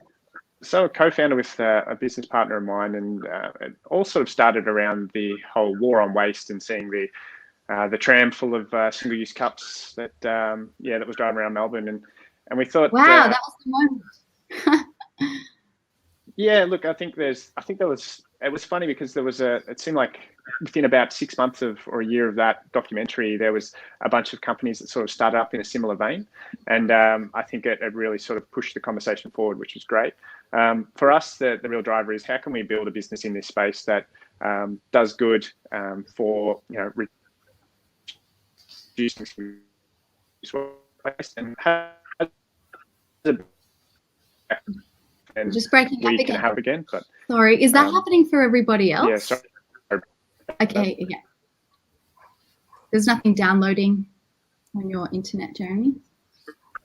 Sorry. Might be why. Just take a moment. Looks like you can hear me now. Yeah. Okay, cool. Sorry about that. Yeah, it might be my Wi-Fi on my end. Okay. Sorry, I lost my train of thought. How we can build something that has a bigger impact than I can have just as myself. So if we can build a business that can essentially help hundreds, thousands, if not millions of people to make a better decision on a day-to-day basis, then we can have a real impact that's bigger and broader than just myself. So I think that's kind of the real motivator for me and my business partner as well. So cool. Just reading some of these comments. For other people, it was a similar thing, the tram around Melbourne. I actually didn't hear about this until recently, which is just bizarre. But I think it's awesome that people are talking about it because of things like that. It made me think we should hit to the streets and chalk up, you know, reusable face masks and stuff like that. But yeah, there's so much we can do, and I love what you're doing. Thank you for that. How can we support your initiative, Jeremy? It's a good question. Yeah, look, so we've started with one big partner in Veneziana Coffee Roasters, and we're working with those guys out of Richmond. We're seeing some really good uptake with them and their locals. We've also worked in the past with a few other cafes and partners in the past, and unfortunately there's you know, with lockdowns and everything that's going on at the moment, there's a lot of people that are struggling at the moment in the cafe industry. So look, we're working with people that we can at the moment, and that others, you know, may have bigger issues on their mind about how they pay the bills and how they get to the end of the week. So we're working with some of these bigger partners to get off the ground, and yeah, we're looking to be growing out sort of over the next 6 to 12 months as we refine the system. So if you know of or can suggest any locations that may be interested in what we're offering, then yeah, jeremy@noranparker.com is my email. I'll put that link up. Give me an email. Happy to chat with anybody. And now if someone backstage can do that. Yeah, for sure. It's, yeah, very open to chat with anybody that's amazing. I love the idea of like figuring out which person you are. Like you talked before about the different types of people, and actually identifying that for yourself. You know, which one am I? And yeah, it's a hard thing with affordability as well, and just figuring out where you sit and what you can do and being okay with that. And look, there's two parts. I mean, one thing about one Valerie talked about value, I think was really important, and how these reusable items build value over time. And so, you know, each of you think about the Keep Cup that you've had for 5 or 10 years, you know, it tells its own story. So we like to think about our reusable products can reach more people with less at the same time. And just breaking up a little bit. So value that they keep reading earlier about damn, I'm on a roll and I'm breaking up. I can't believe it. So no, look, I think to Sally's point earlier as well about not trying to be necessarily perfect and beat yourself up about it, but you know, how can you make these little changes every day to just to keep getting better? Yeah, exactly. Great, thanks so much, Jeremy. If there's nothing else that you want to say, we might move on to Benny Hill. Hey, Benny. Yeah, no worries. So Benny, about site, and you guys are 100% carbon neutral, have been since September 2020. Is that correct? That is correct. Yes, I think that's one component. You know, there's so many things that are being said here that I've had to be quiet for. I think now you can unleash. Yeah, the anxiety out from just sitting here. But look, the first thing, the word consumer is a concern. I refer to, you know, if you're on this channel, you're probably a contributor. You're activated, you're empowered, you're looking for other options to expand, to improve the planet. And that leads to my next point and sort of some quick background, where I spent 10 years or so in fast-moving consumer good corporate, working for companies like PepsiCo and Colgate-Palmolive. And, you know, throughout that journey, the three Ps were in an order of people becomes profit, and then the planet was a distant third. And mental health followed me through that journey. And it wasn't until I started to put planet, then people, then profit, that my universe started to change. And then that sets me into what I'm hoping to talk about now with my business About Site, which is just a small little humble small business, one of 2 million in Australia. But how you can bring eco or sustainability and make it a unique selling proposition for your business. And it talks to the profit and loss in technical capitalist terms, but it can also talk to that moral and ethical side as well. I think we've got to recognize that there's no profits without people, and there's no people without a planet. And if we start to connect that, we start to make better decisions.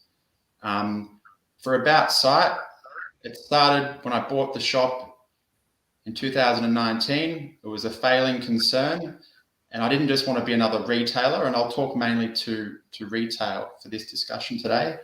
I did a waste audit, and that's simple. Everyone's probably done it that's listening to this, and I won't focus on that. The next thing I did was, well, what can I do to reduce consumption from a retail point of view? So I sell eyewear, optical.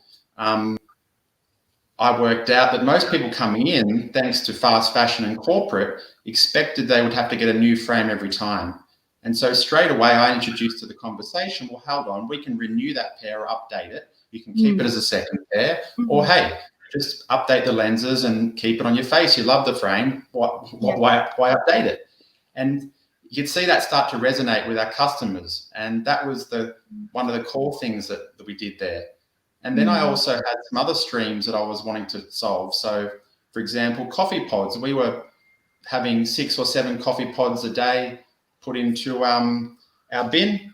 And so I looked around and I could see that essentially no one was recycling coffee pods. So these little guys that everyone's familiar with, About Site has successfully collected 50,000 of these. We partnered with TerraCycle that allow that recycling stream to be done. So they're two of the things that we're reusing, renewing, recycling. I think some of the bigger concepts that haven't sort of been touched on today, but we're talking a lot of consumer, customer-focused end. But for my staff and myself, one of the biggest things we can do in a business sense, and it sort of ties into that, what hat we wear. I'm sort of switching between being a customer and then obviously a business owner, but we can change where we put our future investment, be it super, into ethical super, and I empower my employees to consider that. And that way we're able to help dictate some of this upstream flow down to the end of the stream and ensure that those companies that we're funding for the future and fueling with our investment is going to have a greater good down the line as well. Probably final point, because I'm conscious there's a panel, we want to go back and forth. A really simple one was changing the way we, power the shop. So everyone knows about LED lights, etc. I think I'm of the view you shouldn't just upgrade to an LED because there's an end of life of the old product. You need to balance that, but that's what I've done over the 2 years About Site's been in existence. But our energy retailers, so looking at that, trying to go with a green option where you can't have solar and where you can't get a fully green option, offsetting that with a truly green offsetting option. And so what I determined, we actually saved money by moving from a big corporate to a Melbourne startup called Power Club, which have a look at if you haven't heard of it, it's worth looking into. And then Power Club are on a journey for sustainability, but they've got a gap. So then I used the money I was saving to invest in tree plantations. Now, if you want to talk business, the double whammy on that, if you will, is that donation is also tax deductible. So if you're like me and probably Ellen, where you know that governments don't spend taxpayer money well, tax deductions are a vehicle to better spend money. And then I think you end up coming out with a greater outcome there as well. Awesome. Thanks, Benny. Yeah, I mean, I go to dentists and I'm like, what is all of this? Is there another way to do things? And it's just so cool to hear, you can go to an optometrist and There's something I missed as well, with the products. I haven't heard a lot today about, shopping or thinking local. In my world, there's a lot of people in their industries, everything's shipped from overseas. And so it's very hard in Australia, unfortunately, to find a lot of products that are made locally and made well, or you can get them at the price point that consumers or customers will pay. But I went on the search. These frames that I'm wearing here are handmade on the Sunshine Coast in Queensland. We have another product that's made in Moorabbin in Victoria. We have a product from Austria that's completely made out of linseed oil extract. And it's a big corporate, but I continuously try and make sure I'm questioning status quo. And that's what I think people should do. If you really want to make a difference and put that planet, people, profit equation, even in your business, make sure you're always trying to put that philosophy into the decisions you make, and you'll find that permeates and that will resonate with your customer coming through your door. And for example, with the coffee pods, we've got 20 people a week bringing coffee pods in. And even on this call, 3 of us, I think, are wearing glasses. It creates another conversation that's not just about the profit. You actually building up a good culture within your business. And not just accepting things as they are and kind of going, well, that's how we do things in our industry. Yeah, don't like that. That's the worst thing to say to me. Yeah, I love that. And you're all, from this panel, you're all leaders who have kind of stepped up to fill the space, which, yeah, not everybody is doing. And I think it's so important, and important to acknowledge, to inspire other people, you know, because you guys are the heroes. Like, thank you for doing this. So I wanted to do this thing. Maybe this will get a bit of back and forth happening before, because we're going to finish up soon. But I have a friend, shout out to Sue Andrews, who created the what if off. Basically, you think of something that you wish would happen in the world. You know, what if my whole street grew potatoes? And someone could say, well, what if a few houses grew potatoes and the other ones grew kale? And what if we shared our lawnmowers and, you know, we what if off? So I thought maybe you guys could what if off. I'll go first. This is one. So for me, in a small business, there's, you know, in Melbourne, in Stonington, which is relevant, we have small business associations, and they sort of create, I guess, a unity between the small businesses. I would encourage, as I have with my association, to go for zero waste as a retail group, and or go for completely carbon neutral, you know, offset or energy usage, etc. So I think the problem ties in that a lot of businesses are too busy thinking about profit. They don't realize that they can do both and have a win-win.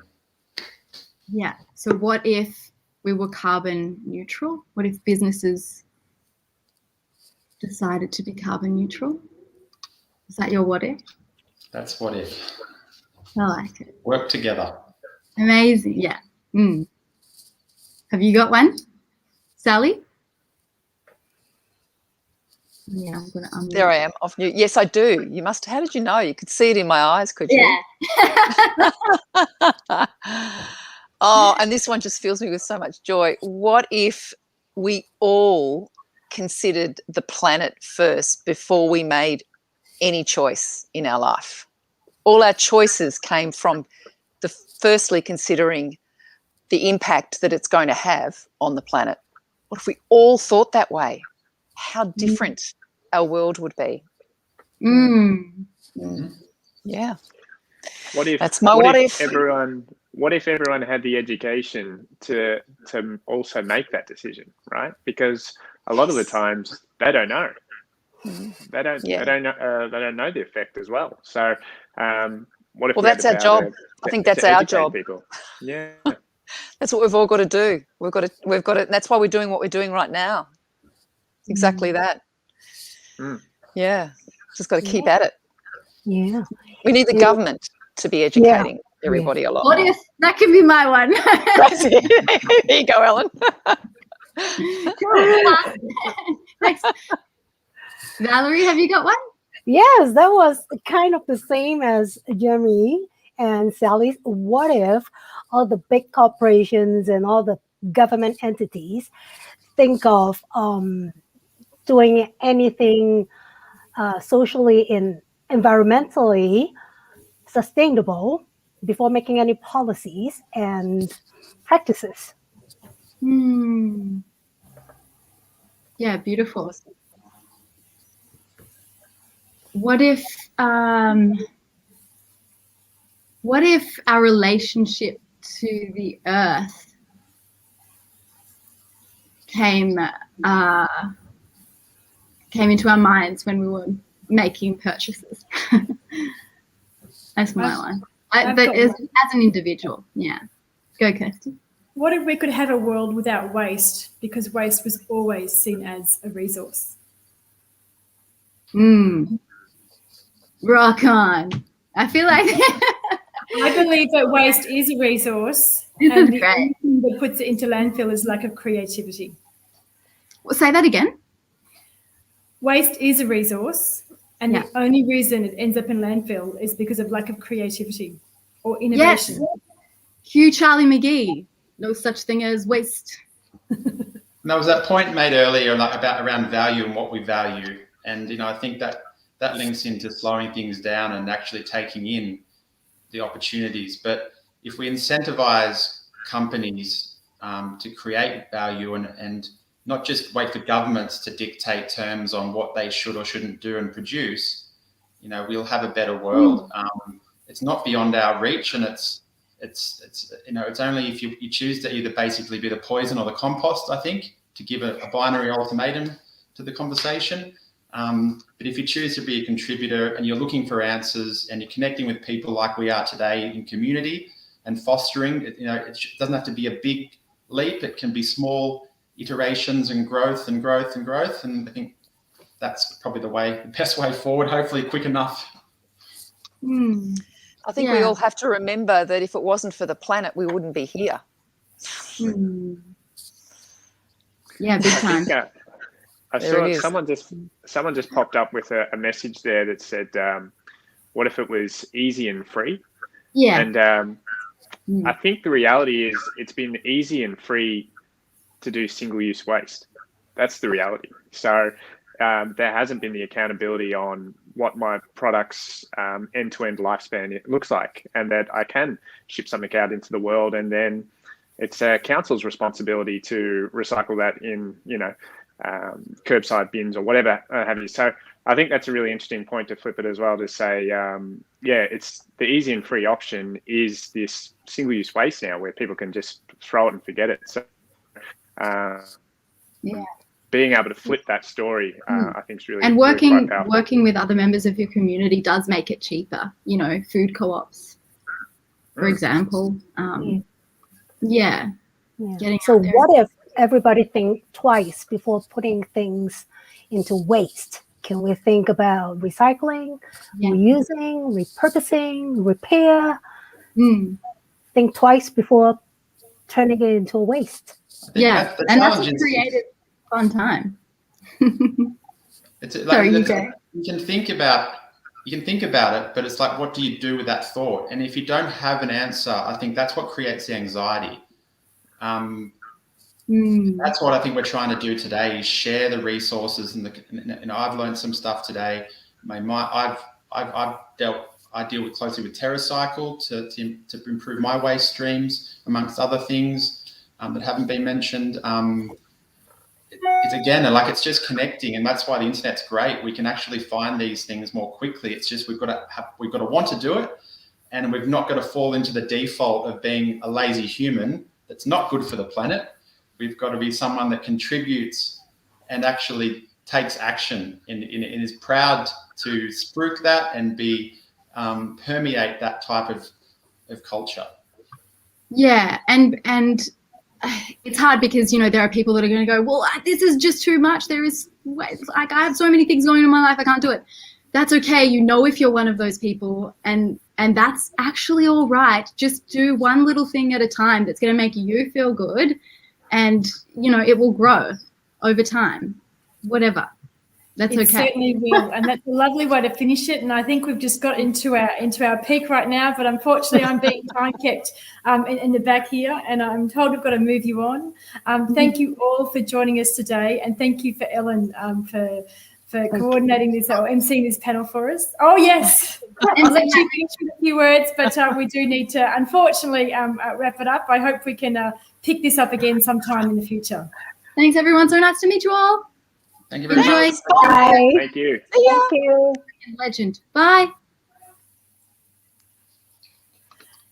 And now we're going to have Sabina join us. Can we bring Sabina up to the screen as well too? Hi, Sabina. Lovely to see you.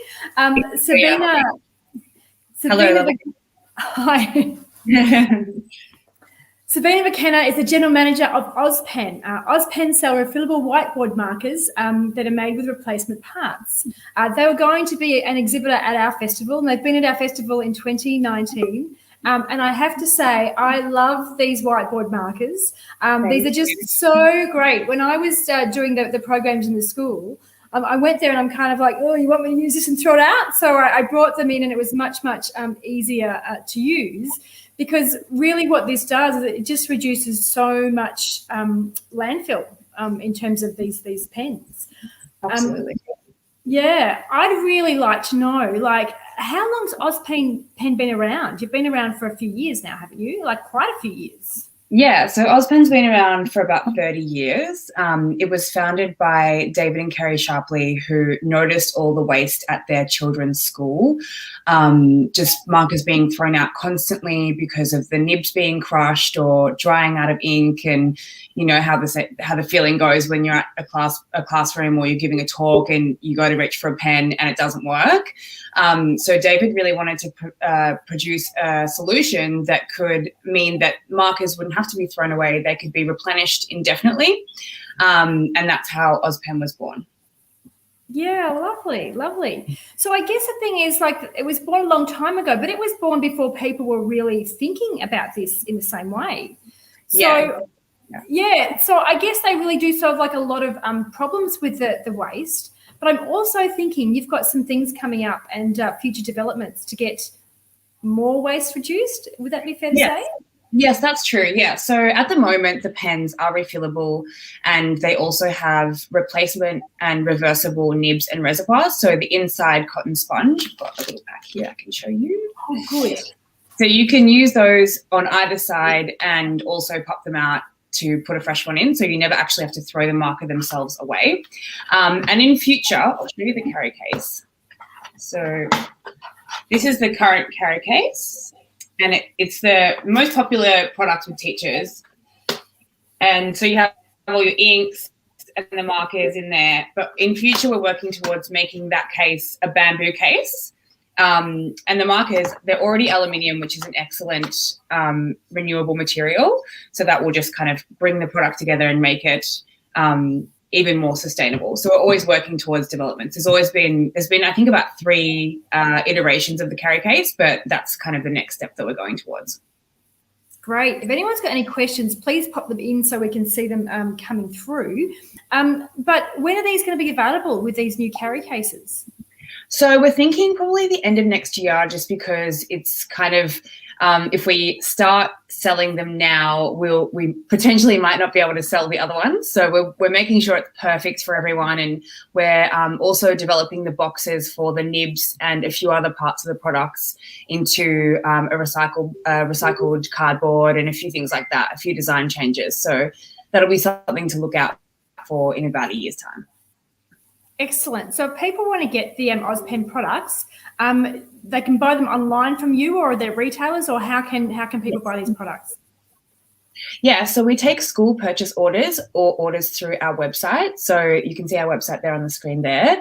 That's probably the easiest way to order, but a lot of schools and businesses like to submit like a purchase order, which you can email through to info@ozpen.com, and then we'll fulfill that manually for you, and you can have a bit more time to settle up on the pens. It's kind of better that way for bulk orders because we do discounts and things like that. So it's always good to reach out if you have any questions about the product or want to order in bulk. Excellent. Sally's got a question. She'd like to know if you just do normal pens or just whiteboard markers. We just do whiteboard markers for the moment. We're actually working on finding a water-based ink. So that will be the next development. And we have considered doing a permanent marker, but I think it's a whole different kind of way of working, with stationery. So I think that will be another one for down the road. Yeah, I think that'd be a great one for down the road because a few people are asking the same question. Yeah, yeah. Excellent. But if you do get one down the road, please make sure we're one of the first to know, because I can see the place of having the permanent markers. And Totally. I do think the first time I used your markers was a little while back when we were doing an exercise with kids where they're actually we're encouraging them to use reusables, and we've got the bamboo toothbrushes, and they coloured them in, and you weren't quite sure if that would work or not. But I'm here to say it did. I was quite surprised at how long that colour lasted. The colour was just fine on it. So there you go. It does work on non-porous surfaces. We have a lot of customers who use them on wood or like thick paper, but you just have to be careful of the ink bleeding through. But if you want to use them on any porous surfaces, but if you want to use them on any other porous surfaces like glass, for example, a lot of refill bulk stores use our products because you can put your product name on there and then wipe it off easily. So yeah, experimenting with the surfaces is always good, and it works and rubs off easy. Excellent, excellent, great. Well, thanks for joining us today. I'm really glad to have some insight. Might be worth going through and having a look at the comments and putting some replies to those if any more do keep coming through after we're gone. I hope to keep in touch with you. So I'm going to say goodbye. We're going to bring Beck and Alice back on, and if everyone's got any waste questions, please keep them coming through. Thanks, Sabina. Hello, we're back. Hi, Beck, back again. Have you stuck some lunch in while you were watching the circular economy panel? I didn't want to boot them off, but we had to keep moving with our time. Oh, it was such a cool discussion. I particularly loved where it went in the end with that what if discussion. That was so cool and just got you thinking. I mean, I was thinking of lots. What if every household in Stonington was composting, and what if every household recycled all of their e-waste? So many what ifs. Yeah, what if everyone got recycling right and we just did waste audits and it was like tick, tick, tick, tick, tick. Gosh, that'd be the dream. But one thing that did I made myself a greens pesto for lunch. Oh, beautiful. Would have been delicious. What greens, Alice? I think we're a little bit delayed, so it's hard to have this conversation. Oh, that's all right. I use greens from my garden, so I got some carrot tops, some spinach, some silver beet, and some parsley. Yum, yum, yum, yum. I was just going to raise, there was a couple of references to it in that last discussion, but we do have, for Stonington residents, that is, we do have a special discount offer on at the moment with apparel. So that is to recycle textile waste, essentially really for textile waste that, clothing that can't be donated any further. And I think I really liked that quote that was shared throughout. If you wouldn't give it to a friend, don't give it to an op shop. I think that's really important. But, when clothing and textiles do get to the end of the line, we have to make sure that where we can, we're, recycling that responsibly. And apparel are a great business and have some great programs to sort their waste and come up with some really cool and nifty ways to recycle and reuse textiles. And they ensure that all of their processing happens in Australia and no textile waste is exported and taken offshore. So Stonington residents can grab a special discount, Stonington residents who attend the Zero Waste Festival. So if you just head to stonington.vic.gov.au/zero waste, you'll find a list of some free programs and support available, including apparel. Excellent. We've got a few questions that have come through from last time that have just been sent through to me. Megan's actually asked, what are some common errors that you see of people putting the wrong thing in the recycle bins? So what things do people get wrong most? The biggest thing that people get wrong actually is putting their recycling into the recycling bin in a bag. So putting it in a plastic bag, that's particularly problematic. It doesn't get sorted and it'll end up going to landfill. And then other people put it in, paper bags, like an Uber Eats bag and things like that. And essentially, if anything's contained, it just makes the whole sorting process a lot trickier. So that's one thing. A second thing is polystyrene. It's a type of plastic that people still seem to think is recyclable, but it isn't, not through the curbside bin at least. Check with your local council if they accept it at a waste transfer station, and you might be able to recycle it that way. Another thing people put in their recycling bins that's been problematic in the last couple of years is Tetra Paks or long life milk cartons that you get your a lot of plant-based milks in, and long life milk. And Unfortunately, that's not recyclable in Australia at the moment. It used to be something that we used to export for recycling, but since we stopped doing that with a lot of our recycling, it's become a really problematic item. We're hoping things will change in the future, but that's a key one to keep out. Great, Another thanks. one that sometimes happens is e-waste, electronic waste. So basically e-waste is anything with a plug, battery or a cord. And that's been banned from landfills in Victoria, and that happened, I think it was in 2019. So any e-waste, don't pop it in your landfill bin, just have to find a way to recycle that. And most councils, Donington Council has a great program. We've got recycling stations set up at our libraries and our pools and our service centres. Obviously hard to access at the moment, but a lot of councils have recycling stations, so do be sure to check with your local council and find out what the local solutions are. Excellent. And again, I was just going to suggest going to that page, donington.vic.gov.au/zero waste, and you'll be able to find some information on our recycling stations. Great. A question that's just come up on the screen, and then I've got another one that's been sent through. Can I put hard plastic items to bigger ones if they're the same type of plastic? So it seems like that would be a really good idea, but we've checked with our processor about this one, and the answer is no. I think there's a couple of reasons for it. One being that it's not checking the type of plastic as the purchaser, as the consumer, is not necessarily a reliable way of telling what it's made from, first of all. Second of all, you can have items made from the same type of plastic, but they'll be of varying qualities, and only some of them actually are valuable to recyclers. So just because it's made of HDPE plastic 2 or PET plastic 1 and you put inside something else doesn't mean that the recyclers actually want that smaller version of the item. And then the third reason is that it can be really tricky for the sorting and shredding process to handle items like that. So best to avoid and just put items in loose. Great. So in the previous time, Nathan's actually asked, can you put tea bags in the green waste bin in Stonnington with or without the tag?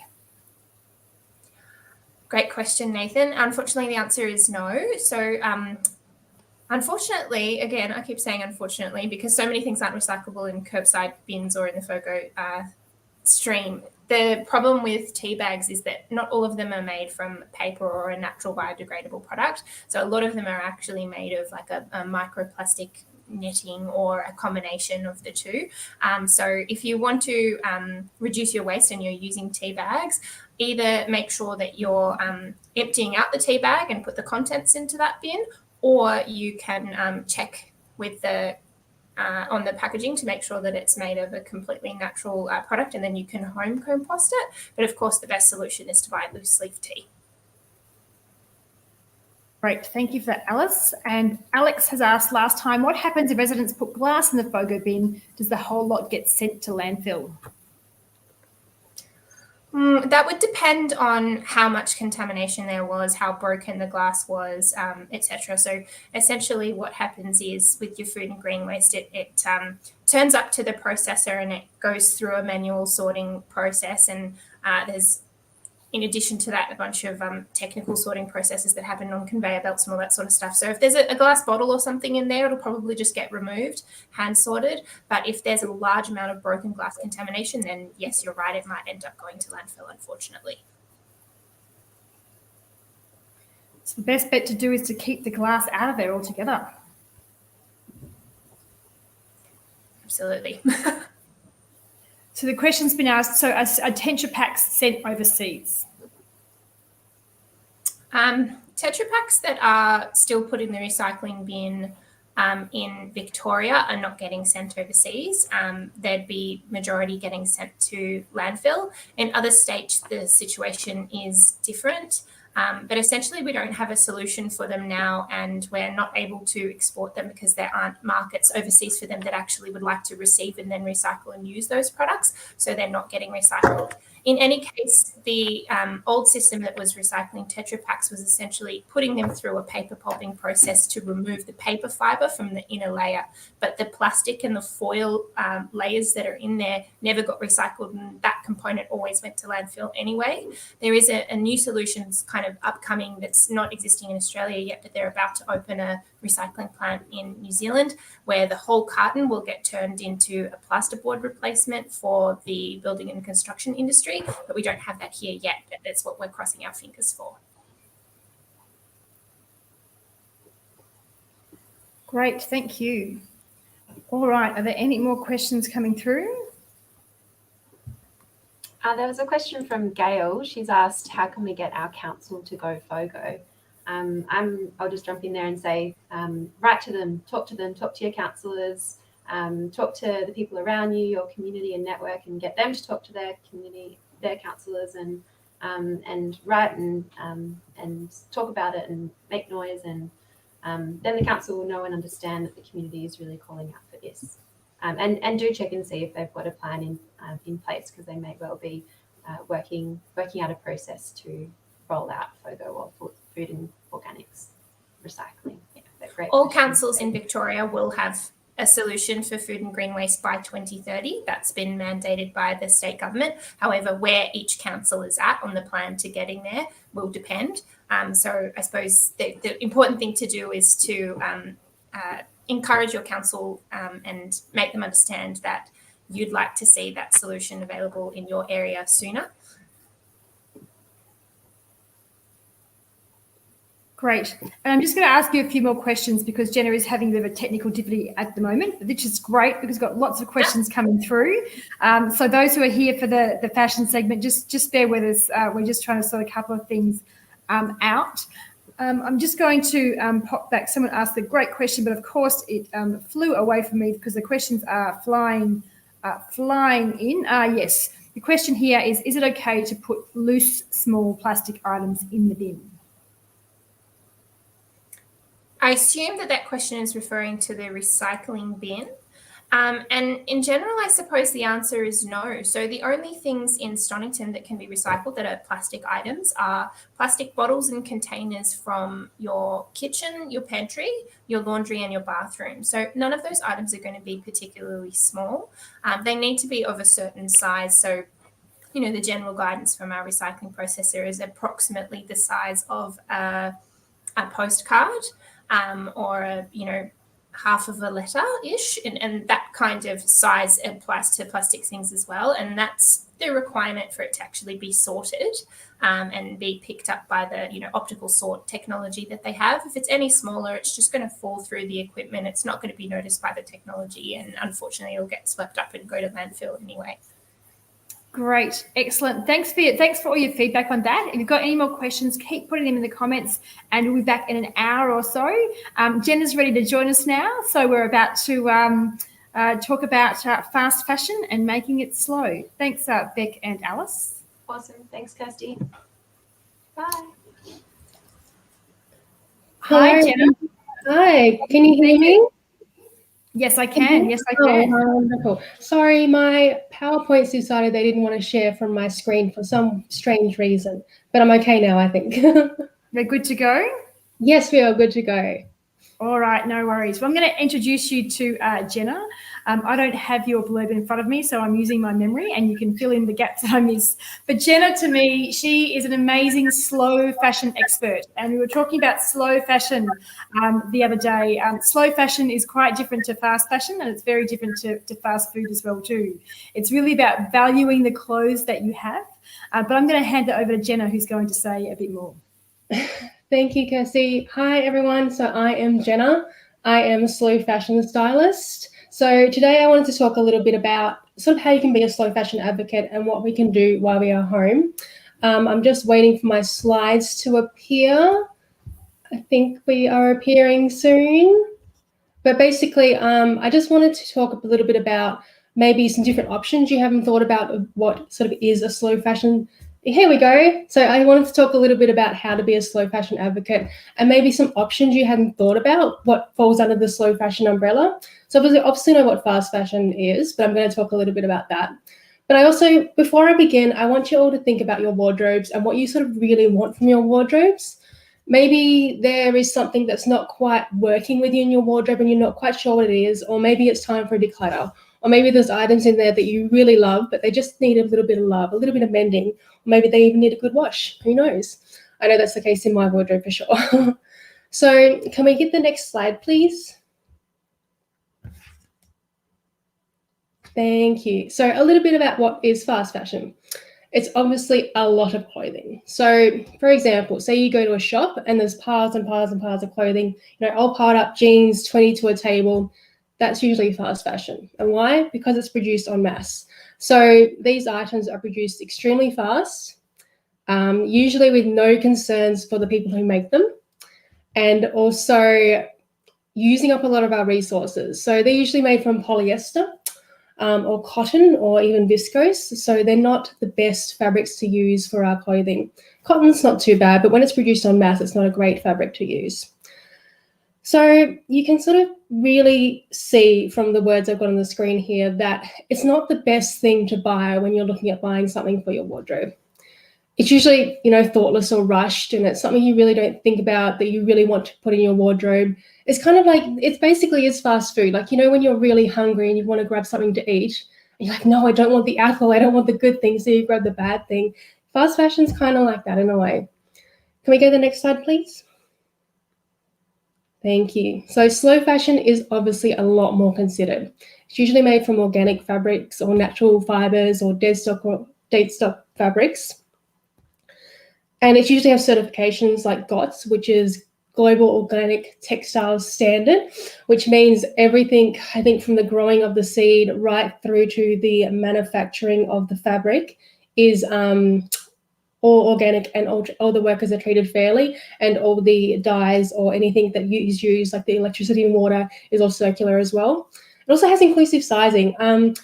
It's a little bit trickier for some people to shop slow fashion, but I really think slow fashion should have inclusive sizing. So from anywhere in the size range, right up to any size for anyone who wants to wear slow fashion. With fast fashion, they are sometimes more inclusive, which means some people go towards fast fashion because that's what they can wear. And that's not bad. If you need clothing, you need to wear something that fits you, don't you? So you will buy that. And if you treat it well, then there's no problem with that. But I think with slow fashion, it's not just about buying items. There's a lot more that's with slow fashion, and that's what I want to dig deep in today. So I think when people sort of talk about sustainable fashion or ethical fashion, it's always about, oh, you have to buy from the best brand, or you have to buy this, or you have to buy that. But not everyone wants to buy things. They want to have a really nice wardrobe full of things that tell a story, or things they love and things they wear that they feel really good in. So I really think that's what slow fashion is, not just buying something new, or even buying something secondhand. It's not always slow fashion. Again, slow fashion is very transparent. So there's a lot of brands out there, maybe like Lois Hazel or ABCH, that really dedicate their time to creating a system that is showing you how the garment was made, right from the beginning, right to the end. So they're detailing where the cotton comes from, even where the seed is growing. They're detailing all the way to the mills where the cotton is made, and they're detailing where it's made and where it's shipped to, and then who made the garment for you, which I think is really nice because, again, the garment tells a bit of a story. I don't want to spend too much time on this. I want to let you sort of read the words and let them sort of hit you how they feel they need to hit you. So can I go to the next slide, please? So if anyone's watched War and Waste, which I think is a few years old now, which really sort of shocks me. Time's going so fast. But you would be familiar with this picture. And I mean, when I saw War and Waste, this picture really shocked me. And it's Craig Rucastle standing on a huge pile of clothing. I think it was the Sydney Mall. And every time I look at this picture, I get equally shocked again, because I also sometimes feel that I am responsible for some of this, especially in my youth, when I did not know much about slow fashion or fast fashion, any sort of fashion. I had limited options to buy things. So I bought stuff. I had a disposable income, so I bought stuff. I didn't really care where it went. After I'd finished with it, I sometimes just wore it once, and then if it ripped, I didn't bother fixing it. I wasn't taught about any of this stuff, so that's why I'm a slow fashion stylist today, to sort of teach people more about ways they can embrace slow fashion or sustainable fashion, secondhand fashion. So how many kilograms of clothing is sent to landfill every 10 minutes in Australia? Does anyone want to sort of make a little comment and guess this one before I go to the next slide? No? Can we go to the next slide, please? I think that's a lot of clothing. If you think about it, every 10 minutes, that is going to landfill somewhere in Australia. Someone said 30 jumpers worth. Yeah, probably. There's definitely 30 jumpers in there. And I think what was really good about this segment is that Craig actually asked people the same question when they were walking past. And people were like, oh, I don't know how much this goes to landfill. This takes an hour to go to landfill. This takes 2 days to go to landfill. So people didn't know that it only takes 10 minutes for this amount of clothing to go to landfill. And it may not, it could be textiles as well. So, maybe a couch cover or, a dog bed or something. It's not just from our wardrobe, it's textile waste as well. So I think what I'm trying to get at here is when people think about clothing waste, sometimes they just think about a sock they threw in the bin because they had nothing, they couldn't mend it or they couldn't fix it or they didn't know where to send it for textile recycling. But when you think more and more about all the socks you threw in the bin and then all the socks that everyone else threw in the bin, it starts to look a little bit like this. Now, it's a little bit scary to place the blame on us, and I'm not placing the blame on us, but I do think we need to be more cautious of where we buy our clothing from and also what we do with it once we're sort of finished with it and maybe how we can care for it during its lifetime. So can I go to the next slide, please? Okay, some more scary stats. I'm sorry, but I really do think that some people are more visual and some people like to read words, and then that's where the stats really hit you. So for me, on average, just 4% of the price of a piece of clothing sold in Australia goes towards workers' wages in garment factories. 4%, that's not much at all. It's hardly anything when you think about what they're putting into these garments. If you've ever tried to make a jacket, it's hard. I tried and I failed. I gave up. I made a skirt once and it was wonky and it was a tube skirt. I don't know how I can stuff that up, but I managed to. So I really, really thank the people who actually make our clothing, and that's why I want my clothing to be made by someone who cares. Or I want my clothing to be secondhand because then I'm reducing the amount of textiles that will go to waste. I'm using what's already there. So I sort of want you to read these sort of stats and really think about how your wardrobe represents them, or maybe how you can sort of change your ways a little bit, or how even if you don't shop fast fashion or you don't shop at all, that's totally fine. Maybe you can help someone else. Can you sort of slip these into a little Zoom conversation in the future? Can you sort of maybe help someone who's a little bit younger than you pick out their next outfit from the op shop instead of going to a fast fashion store? I just really want you to think about the ways your purchasing habits affect your wardrobes, but how you can also pass on this information you've learned. Next slide, please. So this is the hierarchy of needs. And I've got the little, where I found the image from, Sarah, I cannot say that last name, but she's on Instagram. And this is where I sort of got this image from. And I really like it because it sort of talks about a nice sustainable way to build your wardrobe and to basically participate in fashion. Now, when I first started being a slow fashion stylist, I bought a lot of stuff because I thought that's what I had to do. I thought I had to have a sustainable wardrobe and buy all this stuff to make it sustainable, get rid of all my old fast fashion stuff. I used to work in at Cotton On and 2 other fast fashion stores. So I had a lot of clothing. You get discounts, so why wouldn't you buy it? I didn't know back then. So I had a lot of clothes and I was like, oh, yeah, I have to get rid of it all. I have to be, a slow fashion stylist. I have to represent what I'm telling people to do. So I got rid of it all. And I probably didn't get rid of it in the best way, but I was still learning back then. And now I'm very proud of the wardrobe I have, but I know that I probably could have done it a little bit slower. I guess I just got excited. But I want to talk through this little hierarchy of needs triangle today, and we'll start at the bottom and work our way up and just sort of talk about the ways we can do it within our wardrobe. You don't have to just buy. Maybe you can't make clothing like I can't make clothing. And maybe, swapping's a little bit off the cards at the moment. There's no sort of swap parties we can go to. But there are ways you can sort of do these things, and definitely we can start mending our clothing while we're in lockdown as well. I've sort of already mended a few of my items. I got a jumpsuit that was sort of I didn't like the bow on the front, so I sort of removed the bow and put a little snap lock, and now I'm really excited to wear it once the weather warms up. So I just sort of want you to apply these, I guess, words to what your wardrobe is. Next slide, please. So use what you have. That's obvious, isn't it? Use what you have. Also, I want you to use what you have, but I also want you to get rid of some stuff. So I know that sounds a little bit weird, but when you have a wardrobe full of stuff you no longer wear, it's a little bit daunting. So you start looking for clothing and you're like, oh, I don't like this. This one no longer fits. Oh, this is a terrible waist. This is too short. Oh, I hate it all. And then you just close the door and go back to bed, basically. you get frustrated because your wardrobe is full of clutter. So I think the best way to really have a nice clear wardrobe is to get rid of a little bit. And don't throw it in the bin. It can still be used. You can definitely, mend something into something else. I think Tamara will help you a little bit more with that, with the mending side of things, and definitely the upcycling or downcycling. She is a genius.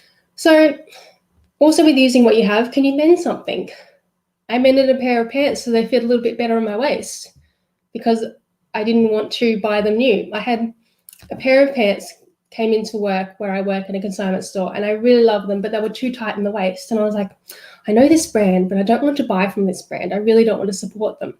I've got these pants here now. Can I maybe alter the waist? So I asked around and I asked a few Mendy friends, and they're like, yeah, you can sure do it. So I did it. It didn't look that great, but I didn't care. I got to wear the pants that I liked. And then I guess my weight changed and I could actually sew the holes back up. So I had, a pair of pants I could wear and love instead of just going to the shop and buying the next size up. I sort of utilized what I already had, which made me feel really happy anyway. And then, mending is as simple as, popping on a button on something, or even putting a button in a different spot so it does fit a little bit better. I'm trying to think about what else I've mended. Nothing comes to mind right now, but I'm sure I've mended a lot of things. Oh, I've mended my partner's pants. He always gets holes in his pants, so I always just mend them, and they're just home pants, so it doesn't matter what they look like. He loves them. And upcycling or downcycling. So I think there was a phase a few years ago where we all made our T-shirts into bags, which is really cool. You'd have the fringing at the bottom and the armholes with the handles. And I think that's a really cool idea. And you can definitely apply it to lots of other things. I read in a book today, I was reading, it said you can use a single sock for dusting. I thought that was a really cool idea. Just like one little sock, you put your hand in and dust along little ledges that need dusting because you can wash it and then just keep reusing it.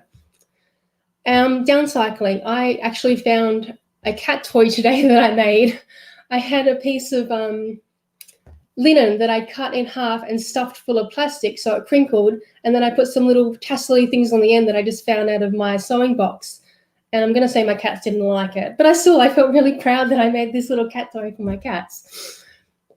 So I think about what you've got in your wardrobe isn't serving you and it's a little bit too old to pass on to a friend, then maybe think about upcycling or downcycling. A dog bed, or you can make, I think I've seen a sock as a tea holder cozy for your little takeaway cup. There's so many ideas. I think once you think about it and start exploring, you can really find some good ones. And then something we can all do while we're in lockdown is shop your own wardrobe. So is there something in there that you haven't worn in ages? Then maybe you can try and create some outfits around it. And then if you create some really good outfits, take some photos for personal use later. So you'd be like, I made this outfit from things I already own and I feel proud, and I'm going to rewear it because it makes me feel good.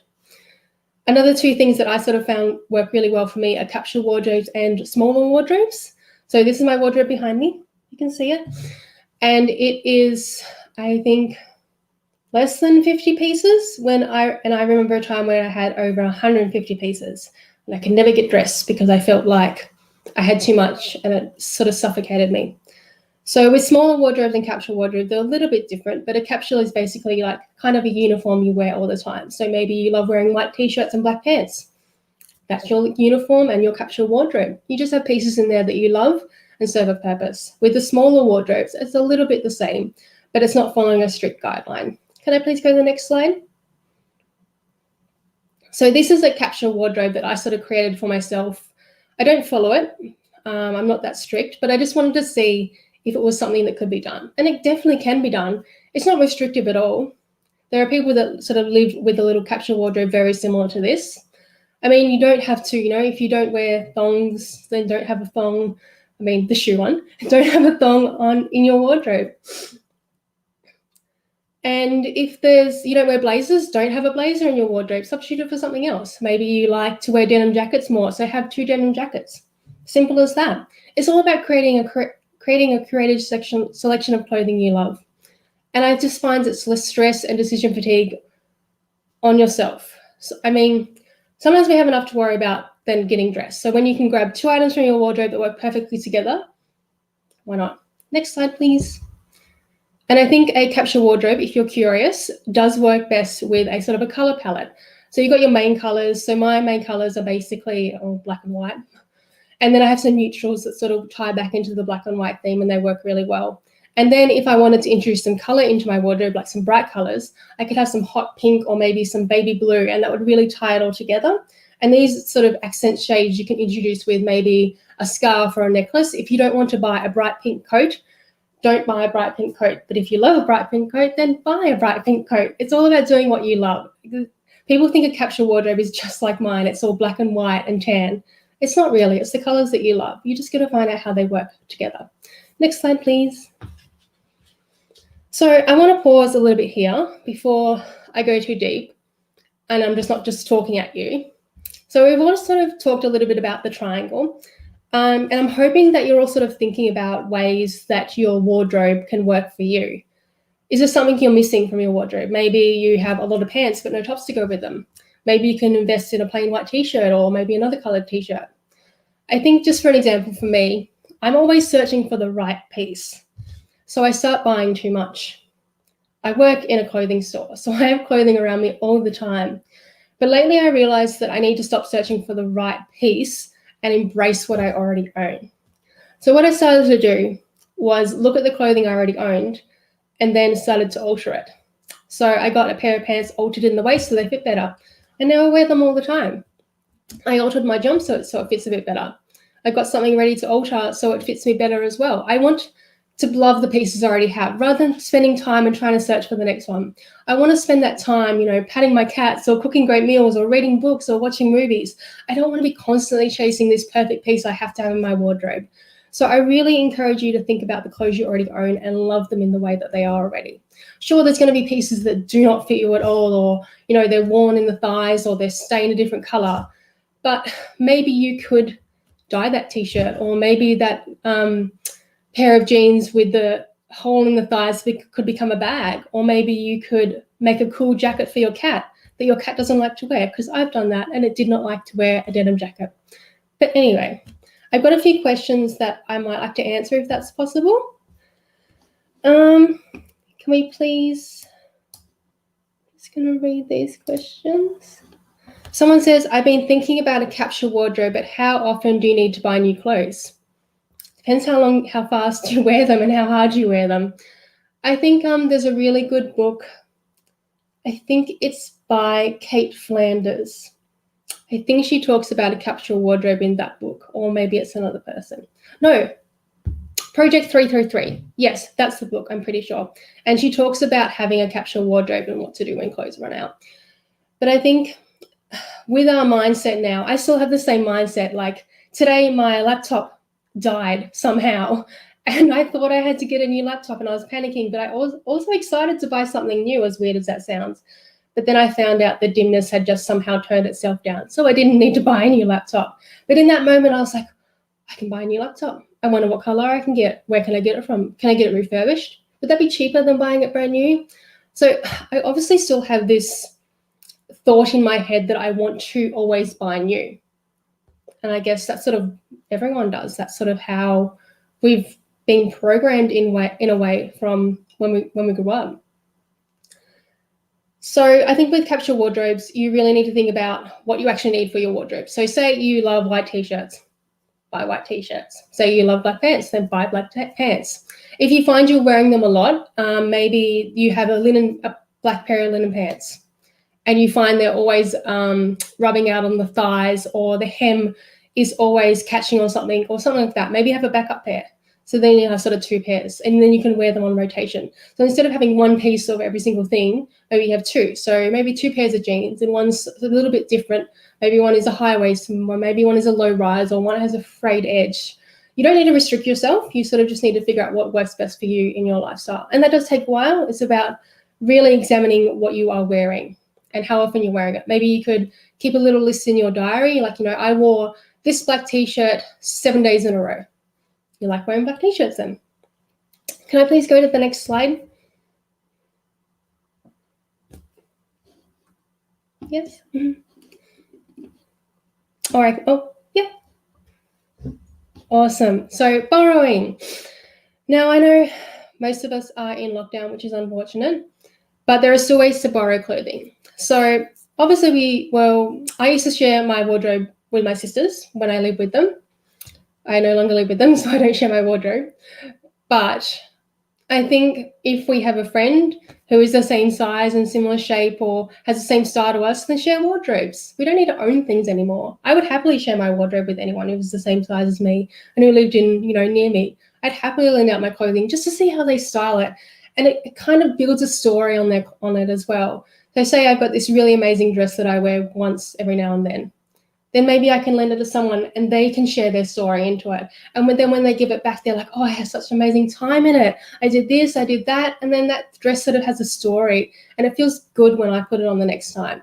Kind of like when you borrow a book from a library, you wonder how many other people have sort of read it before you and what knowledge they've gained from it. And then you can obviously rent your clothing. So there's Glam Corner plus like 10 million other ones as well. I think renting clothing is sometimes held for special occasions, which is fantastic. I certainly wouldn't want, like that movie 27 Dresses, 10 million bridesmaids dresses in my wardrobe cluttering it up. I would rather either own just one that I wear all the time and can be multi-purpose, or I'd rent something from someone or somewhere, a business. So, this is not just limited to these two options. These are just the ones I thought of top of my head. But if you think about borrowing your clothing from someone or somewhere, think about how you can share your story into it and what you can tell the person who you borrowed it off, what you can sort of experience with them. I think it's a really nice way to sort of get that sharing economy going. Next slide, please. And swapping. I love swapping clothing. The clothing exchange used to exist and we used to do swapping parties. Unfortunately now because of COVID, it has sort of taken a little bit of a pause, but hopefully that can be back up and running in the next few years. But it's so nice. I remember when I used to take my clothing to the clothing exchange and someone would pick it up and I'd be like, oh, that's the thing I used to wear and I used to love it so much, but it no longer fits me. Or I got this from an op shop and I went op shopping with my friends and I just don't wear it anymore. I really would like to see how you style it. Can you send me some pictures when you're styling it? Or someone's wearing, your linen shirt that you used to love, but you just no longer wear it anymore. And then you can be like, oh, I used to wear it like this. And they'll be like, that feels so nice. I never thought of wearing it like that. So it's all about, again, that sharing economy and really opening your eyes to different ways to style things and sort of different styles that people have. So they may not always wear black and white like me. They could accessorize a plain white shirt with some really bright fuchsia red pants or something and a really high heel and just bring life back into it. And then again, there's a swap party. So when we can, meet again, it'd be cool to have a little swap party and sort of, bring along some tea or wine or whatever you want to drink and just swap clothes and just share their stories. So I work at Mutual Muse, which is a consignment store. And when people bring in their clothes, I like it when they tell me a story. There was one lady yesterday who said that a jumper was her husband's and he bought it in the UK. And it just sort of, she shared the story with me and it made me feel really good about sort of adopting this jumper in a way. And then whoever buys it next, I want to share that story with them. So again, it's like, borrowing a book from the library and wondering what knowledge they have absorbed. It's just about thinking about what story the clothing has held before us. And then again, swap with friends, so share someone's wardrobe. I think it's just a really nice way to sort of let our clothing get the extra mile. Next slide, please. And thrifting and op shopping. Oh, I wish I could go back to the op shop soon. So as I said before, I work at Mutual Muse, which is just in Thornbury or on Sydney Road. So I see a lot of clothing come and go. I love it. And it's a great way to keep clothing in the loop. As I said before, I like sharing the stories. So with a consignment store, such as Mutual Muse, Goodbyes, Yarn Yarns, or Swap, you can bring in your clothing and we buy it off you for cash or store credit. Depends on the place you go. The ones I mentioned are all in Melbourne. I think there are a few around Australia, but these are the ones I see the most. So it's a good way to get a little bit extra money for your clothing. The only thing with consignment stores is they are picky because they have to sell it onwards. So I know with us, we won't take anything that's fast fashion or wholly, full of holes because we can't sell it on. We're a business, essentially. We're not an op shop. So I do think that encourages people to buy smarter. Because if you buy something from a fast fashion shop and you don't think about where it can go once you finish with it, it will probably just go to the, landfill or the op shop and then they'll eventually throw it out. But if you buy something that you really, really love, but in the end it's just not for your style, but it was a higher priced item, maybe it was something from, I don't know, trying to think, Lois Hazel, we'll go with Lois Hazel. Maybe it was something from the designer Lois Hazel or another designer piece from Acne or something really expensive and really well made. then you've got a chance to sell it on. Sure, you may not get exactly what you paid for it, but you know it's going to a good home and you know that someone is searching for that piece as well. I've had so many stories in store that are like, oh, I've been looking for these jeans forever. I'm so happy they fit me. And I love to see the smile on people's faces and their eyes light up when they find the right piece.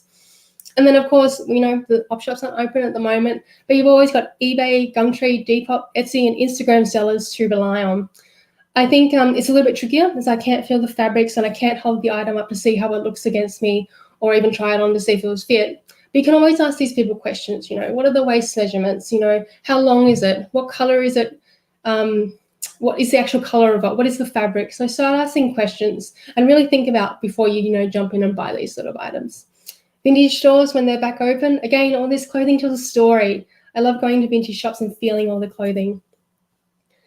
Op shops, when they're open again, sort of the same thing. I like feeling the clothing and wondering what story it's told. I mean, just an example, these are some of the things I've found at various op shops. I found a $10 Gucci bag, $10 Burberry pants, a $20 Christian Dior vintage suit, and I also found a $4 jacket that someone told me looks like Burberry. So I'm not angry about that. If I had bought all those things brand new, I think my wallet would be very, very sad. So, of course, op shopping is an obvious one, but I also encourage you to really think of when you're op shopping, because I know I get carried away. I'm like, do I need 4 more linen shirts? Of course I do. Let's put them in the cart. So, again, I think that slow fashion is just that it's slow. So really, do you need 4 linen shirts? Really think about how you can wear them and what you can pair them back with in your wardrobe. And do you have something that's really similar? Think about before you buy from anywhere. Next slide, please.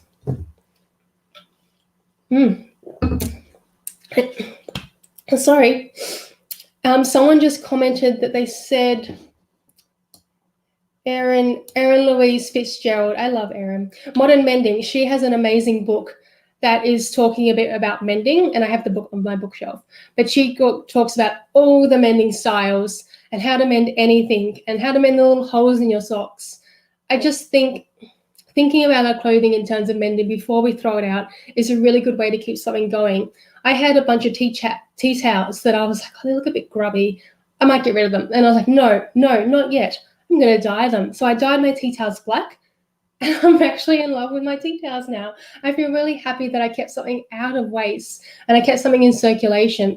Sure, they look a bit faded, but they're fine. They're tea towels. I don't, you know, put them on display or wear them around my house, wear them out in the yard. So making clothing. I love anyone who can make clothing. I am a big fan of you. I cannot make clothing. I have tried, but I'm not patient enough. I can mend it, but I can't make it. I can alter it a little bit, but I can't make it. So if making clothing is something that really interests you, there are many places you can learn how to sew just in Melbourne alone. And you can even use YouTube as a great resource. I use YouTube to help me learn how to knit properly. Sure, I can only knit in one straight line and it goes like up and down and there's lots of holes in it, but I'm doing something and it feels good to sort of be making a very holy scarf. And I also think you can embellish your clothing. So say you feel your shirt's a little bit plain, or maybe there's a little bit of a bleach stain here. Can you add a little badge or a little pin or something over it to make it feel a bit better and make it feel a bit you? You're adding personality into your clothing. And there's not going to be anything like it around, which really gives you, I guess, a one-up in the style world. And again, can you alter your clothing? I had a pair of jeans and they were too long. And sure, I could have gotten them altered, but I wanted to cut them. I wanted to create a raw hem. So I just cut them. And now I actually love them and wear them all the time.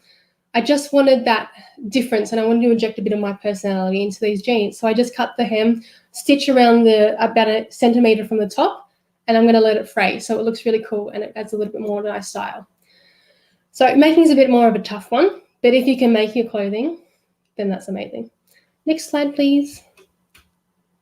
And the last thing, I guess, at the tip of the triangle is buying. I know we're all in lockdown and we look at things. Well, I look at things, I'm like, oh, I'd like to buy that. I'd like to buy that. Maybe I need, some more jumpers. Maybe I need another linen skirt. But then I stop and I close the app or the website and I go, no, I do not need it. And I come to my wardrobe and I look at all the good things I already have. And I think about ways that I can wear them. And I think about ways that I can wear them when we're out of lockdown and how good it will feel to be wearing the clothes I already own, the clothes I love already. I don't want to replace them. So why should I keep filling up my wardrobe with things that I don't really need? But when I do buy new, when I have to, I support ethical brands. I try my hardest to support ethical brands. I try and buy less. I try and support local. I definitely don't buy fast fashion anymore. I ask brands questions. So for instance, I found some really cute jumpers made from organic cotton online. And I was like, oh, I really like those. That's exactly what I've been searching for. But I couldn't find any certifications on their website about how they made their clothing, or, exactly what exactly organic cotton it was. So I asked them, I just said, hey, where is your clothing made? Can you tell me a bit more about the organic status of the clothing? And they replied back. It took a little while, but they replied back. And I was really happy with their answer, so I went ahead and bought the clothing. So I felt that because I dug a little bit deeper, I made a good choice, but I also made the person who runs the brand think a little bit more about what they should put on their website and how they can make their clothing, if they've got the ethical things already there, why aren't they telling people about it? I mean, in my ideal world, there wouldn't be sustainable or fast fashion. It would just be fashion. Everything would be fashion because everything would be made correctly, and there would be, people not working in terrible situations. Everything would be fair. But this is where we're at this point in time. But I really think we have the power to change people's minds about what they buy, make people think a little bit. I don't know if anyone has seen the foreign correspondent, I think it was called Dead Man's Clothes or Dead White Man's Clothes. And it was all about the clothing in Uganda. Was it Uganda? I've forgotten the name of the country now. It's totally gone. Anyway, it was all about the clothing that we send overseas to be sold and how bad quality it was and what happened to it over there. It's basically piled into a big pile and it's burnt most of the time. But we're sending our clothing that is stained and ripped and torn overseas for other people to wear. That doesn't seem really fair. So the thing with fashion is that it sometimes harms from beginning right to the end, which is not very fair. So I want us to think a little bit more about where our clothing comes from and how we can support these people in making the correct choice. Then once it's in our wardrobe, I want us to care for the clothing like the good friends they are. I don't want us to throw away clothing because it no longer fits. I want us to give clothing to people who need clothing, or give it to a friend who could wear it better. I want us to care for it and really think about where the clothing will go once we're finished with it. And then when we are finished with it, is it too tatty to pass on to someone else? Well, don't donate it to the op shop because it won't go to the right place. Is there a way you can upcycle it or downcycle it? Can you mend it? Can it go to something else? Can you turn it into a bag or a cool skirt or a cool top, or chop it in half and it's a two set? I think outside the box with the items you already own. I even tried once, it didn't work, but I tried to unravel a jumper so I could knit a scarf. Unfortunately, the jumper was made in a way I couldn't unravel it, but it was fun trying and I learned a thing or two. But yeah, just as it popped up on the screen there, Good on You is a really great platform to see if a brand is a good thing or not. So if you go in there and you type in the brand you want to support, maybe say for example it's COS. A lot of people don't know COS is actually owned by H&M. So they're not as ethical as they seem. Sure, when you go in the store, there's like 4 things on the rails and you're like, oh, this is so pretty and ethical. But it's not. I work for COS. I know the back behind the scenes. It's actually owned by H&M. So if you've seen the H&M store, you can sort of envision the way their clothing is made. Now, I don't want to say never buy from fast fashion. I just want to say try your best not to. But if you have to, email the brand and say, hey, I like shopping from your store because I can find everything I need. But what I'd really like is to see you pay a bit more attention to your workers.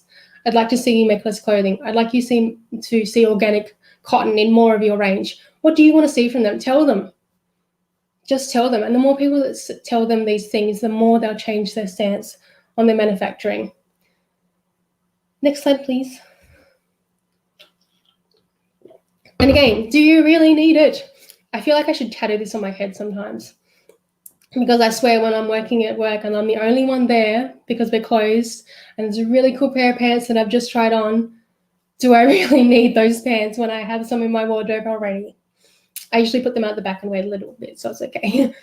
And then I usually don't need them at all. But I want you to ask yourself, can I wear this with 3 other items to create more looks? So can those pants go with 3 different tops And then can you layer a jacket on top? Can that top go with this jacket? Can it go with those pants? Will it look good with those shoes? How will the entire outfit look?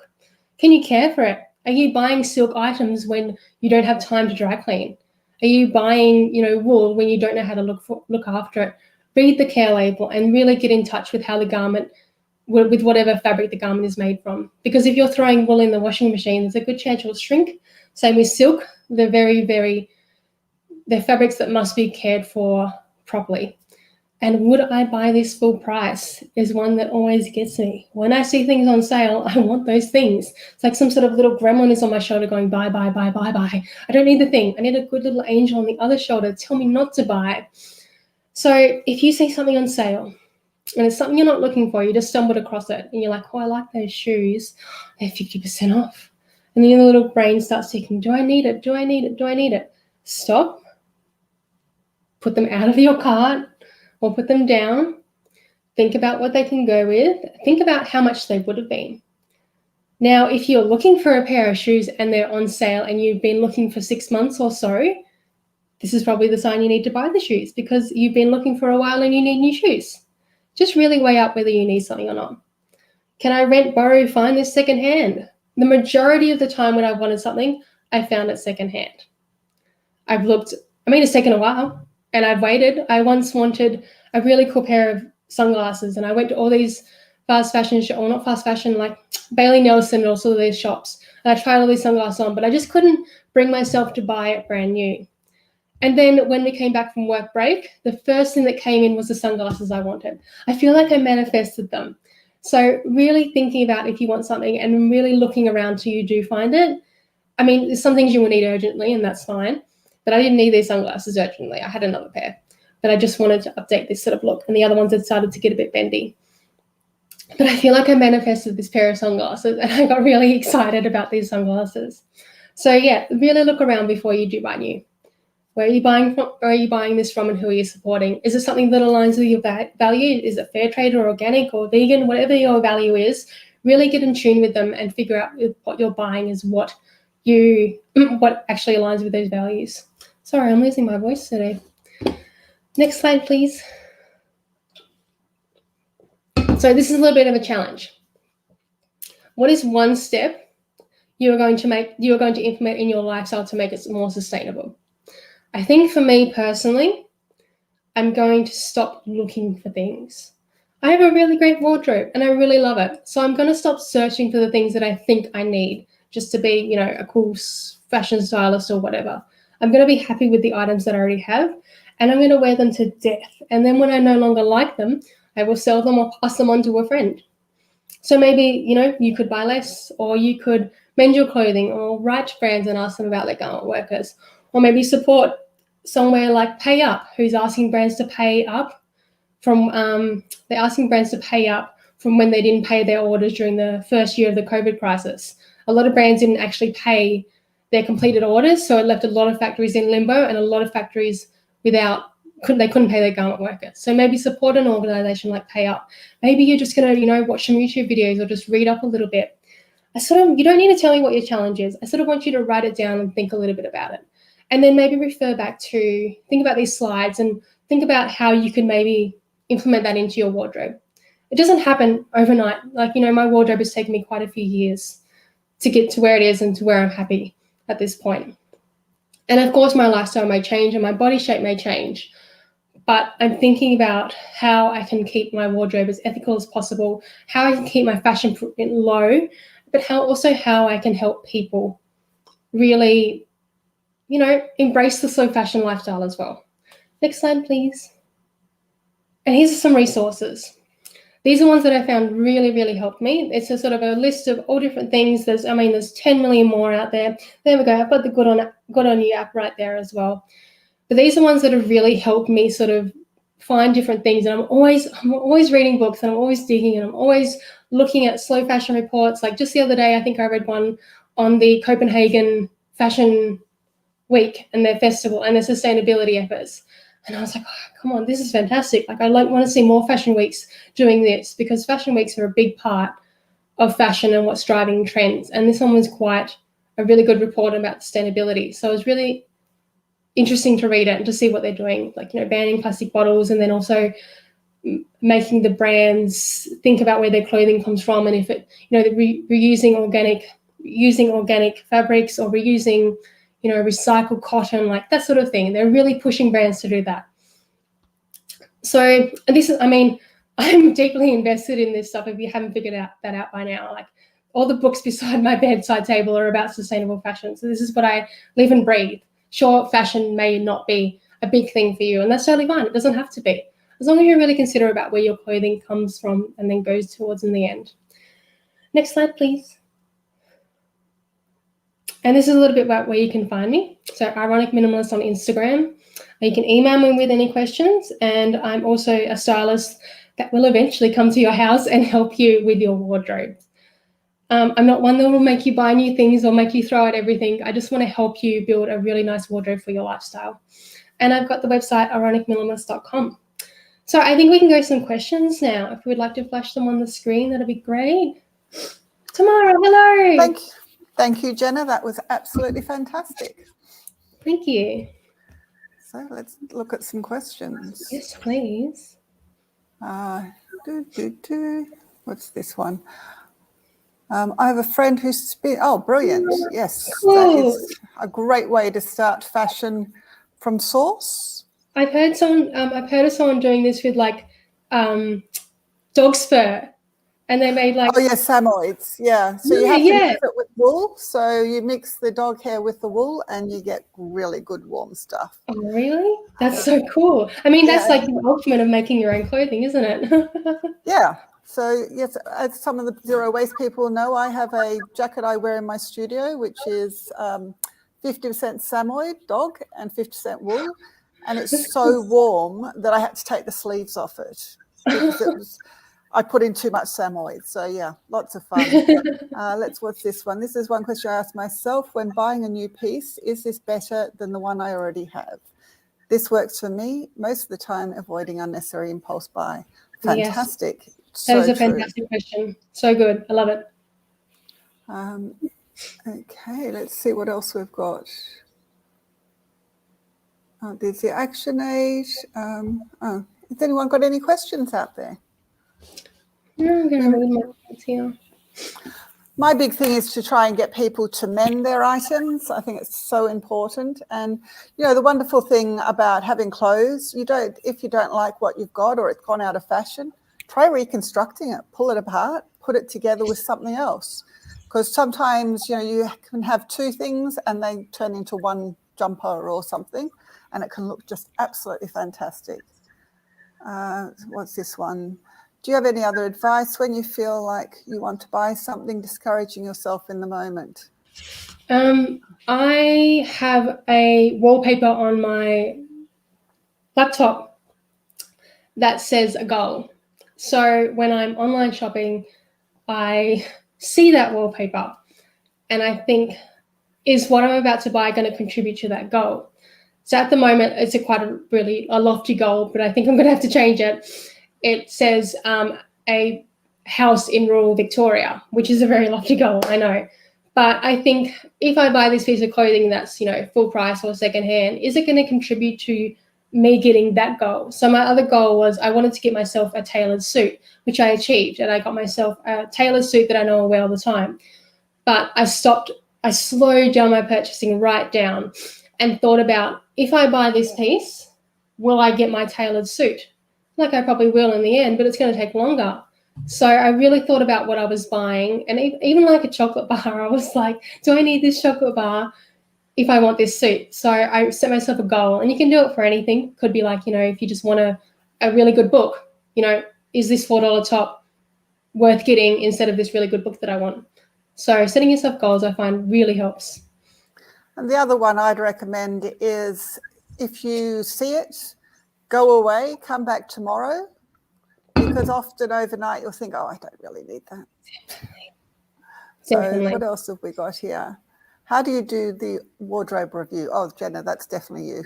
It's a little bit hard to describe because it really depends on the person. But I guess for me, maybe seasonally, I go through my wardrobe and I take it all out. Everything comes out. and put it on the bed, and I pick up one piece by one and say, do I really like this? Have I worn this a lot? Is there a reason I'm not wearing it? Is the color the wrong color? Is the fabric the wrong fabric? And I really think about this piece long and hard and decide if it deserves to go back into my wardrobe. If it doesn't, then, I find the right way to pass it on. And if it does go back in the wardrobe, then I really think about what I can pair it with as well. I'm very, very critical of what goes in my wardrobe. But I also turn the hangers around the wrong way. So when an item is in my wardrobe, this is new with tags, I'm sorry. They sit, on the rail like this. But when something new comes into my wardrobe, I turn it around like this, or I do this every sort of season, and then it goes backwards in the wardrobe. And then say like after 3 months or 6 months or something, if this is still around the wrong way, then I didn't wear it. Why didn't I wear it? Is it time to go? So really thinking about what you actually do wear in your wardrobe is really critical. And this is a very true comment about wool. Wool is brilliantly mendable. I mean, that is a wonderful thing about it. You can needle felt it, you can darn it. There are so many things. The issue, I think, was more that Jenna was mentioning was more about the washing. Just be careful. If you throw it in a hot wash, it'll come out like a baby size. Yeah, we have lots of jumpers at work that people try to sell us because they've shrunk them in the wash. You can get them back to the right size, but with a lot of patience. But we can't sell jumpers that are shrunk, unfortunately. So it's best to be careful with what you wash. Even with the cotton top, my washing machine is turning everything black at the moment, so I don't want to put any whites in there. I don't know what's wrong with my washing machine. But yeah, really thinking about how you wash your garments makes them live longer as well. Yeah, and there's, what's this one? Do you recommend trying a buy nothing new year? Oh, definitely. Yes. I did that last year, and I'm sure Jenna's done it multiple times. And I wouldn't say just 1 year, do it many times. It's basically suddenly you realize that you've got all this stuff in the back of the wardrobe that you haven't looked at. And it also makes you rejig things. You look at things, see if they need mending, repair, that sort of thing. So yeah, definitely. I haven't done a buy nothing new year, as a lot of my stuff is secondhand and I work in a consignment store. But because when we've been forced into lockdown, I couldn't op shop, and that first year I had these like withdrawals, and I was always browsing on eBay. But then I came to the realization that I had the things I wanted already. Why was I looking for things that I needed brand new? So I just slowed down my shopping habits. And I mean, I was forced into it, but you can slow down your shopping habits, but it does take a while to change, I found. Yeah. Well, yes, I'm on I think it's my 4th year now. I have bought one new item in 4 years. Amazing.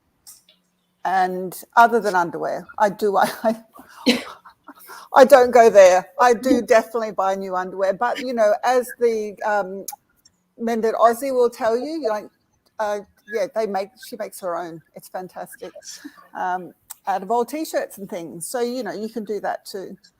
Oh, that is so cool. What's this one? How to slow fashion in low socioeconomic group areas. I mean, did you want to say something? Oh, go for it. I mean, this is the thing. I can talk all day about buying something from this certain place and supporting this certain person. But at the end of the day, if you can't do that, that's fine. I spoke to a crowd once, and this woman said that she couldn't afford to buy, fashion at all. So what she did was she sort of decided on a capture wardrobe, a uniform, I guess, and she went to Target and she bought the 6 white linen shirts or whatever she wanted to buy, and that was her for the rest of the year. And I was like, okay, that's the way you want to do it, then go for it. Op shopping is another really great resource, as this comment has just appeared. Yep. I think the only issue with op shopping is that some people hate op shopping or they want something now. I guess it's really, for me, it was really a mind shift, a mind change. So I was always fast fashion, had to buy it now, had to get it now. And then I had to shift my mindset to searching. I mean, I'm very particular with my wardrobe. So I have to always search for things for what I want in my wardrobe. It has to be certain shape, certain color, certain size, certain fabric.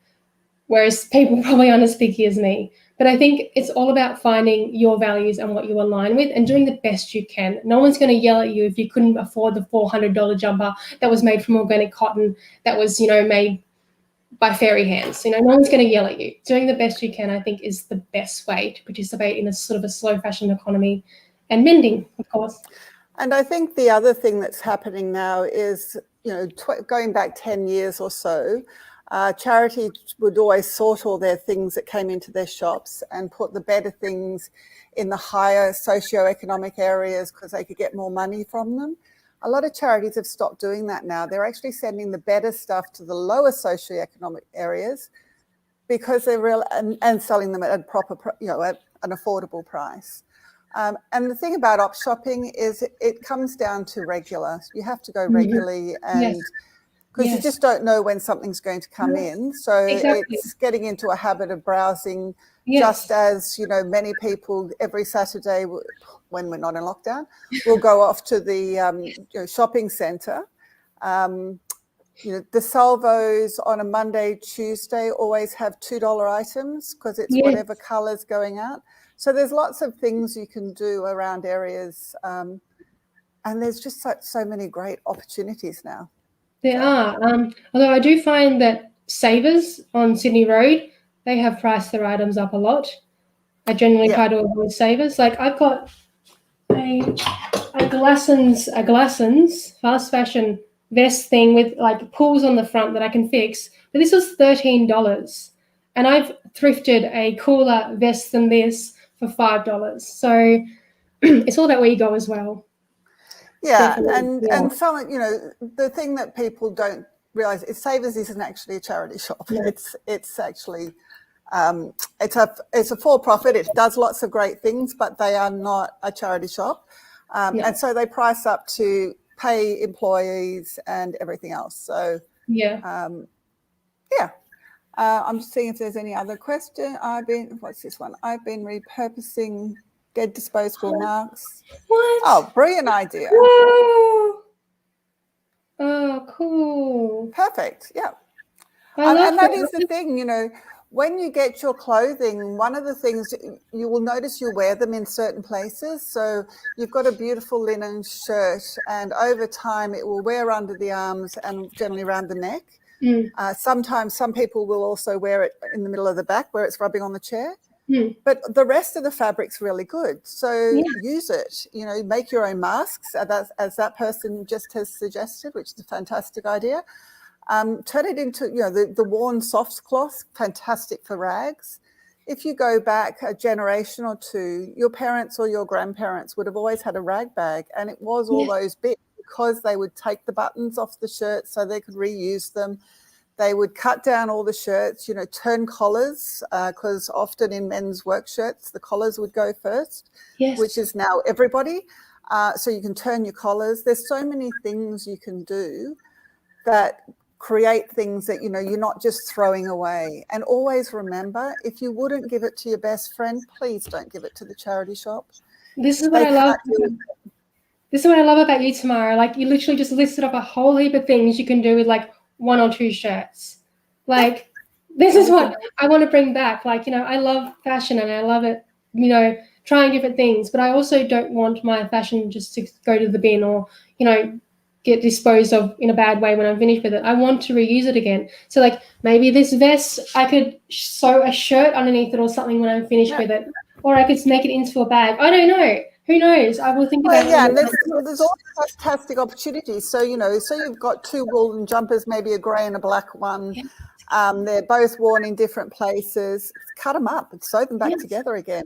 And if you throw them through the washing machine on a warm wash deliberately, they'll felt up. So even when you cut them, they won't come apart. Yes, exactly. Lots of things, The other thing with textiles is your linen. So as you were saying earlier about your tea towels, when your sheets go in the middle, turn them, cut them in half and turn so the outsides come in and sew them back together again. You've got another life out of your sheets. Exactly. So, so many things you can do. Now I'm just thinking op shops. Oh, I keep putting a thing on. Okay, I'm here we loving go. your What's chat, this one? ladies, but we can have one last question because we are pushing the Yeah, time. right. But I want to keep listening to what you're saying. So it's always tough to come in and do this. Oh, that's okay. Well, why don't we go to the Sisterworks video now, and then there's another video with mending, and we'll... Sisterworks is a non-profit social enterprise based in Melbourne. We help women from migrant, refugee, and asylum seeker backgrounds to settle in Australia.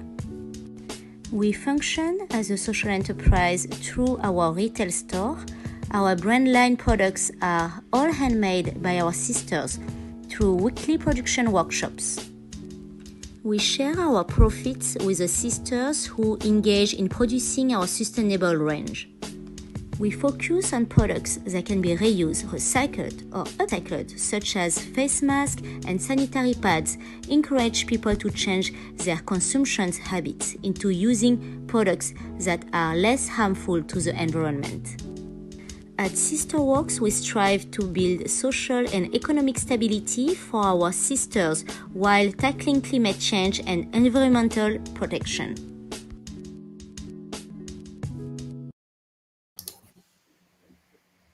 Great, and then we can go. Do you have a favourite piece of clothing that is looking the worse for wear?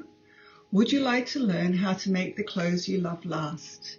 Tamara from Karina Textiles teaches workshops that enable you to learn to repair and embellish your clothing, making them a delight to wear again. The workshops are designed to address the 6,000 kilograms of used but still wearable clothing that goes into Australian landfill every 10 minutes. By getting you to hold on to your clothes for at least 9 months longer reduces your water, waste and carbon footprint by up to 30%. Mending is a great life skill which can save you money, save your clothes and reduce your impact on the environment. You can choose from a variety of workshops, including visible mending, creating sashiko patches, darning, needle felting and more. Mending can become an opportunity for wonderful decoration as well as reducing the amount of clothing going to landfill. Tamara also has a selection of mending kits and supplies to assist you on your mending journey. Visit karina.com.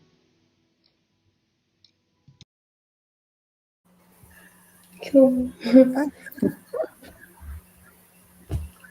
Wonderful. Lovely videos there and lovely chat. I'd just like to ask a couple of quick questions. Tamara, that was your video. You do mending workshops. Have you got mending workshops coming up soon? So at the moment, we haven't got any dates on them because we don't know when we're coming out of shutdown. I'm hoping to run one. Well, there was supposed to be one next weekend, but that's not happening. So hopefully the end of September there'll be one. But if you keep an eye on my website, I'll be putting them up as soon as Dan lets us know what's happening. No worries. I know Zero Waste Victoria is looking at hosting some very soon for the same reasonings as well too. But Jenna, I'm pretty sure you told me you've got a workshop coming up very soon if people want to continue this journey with you.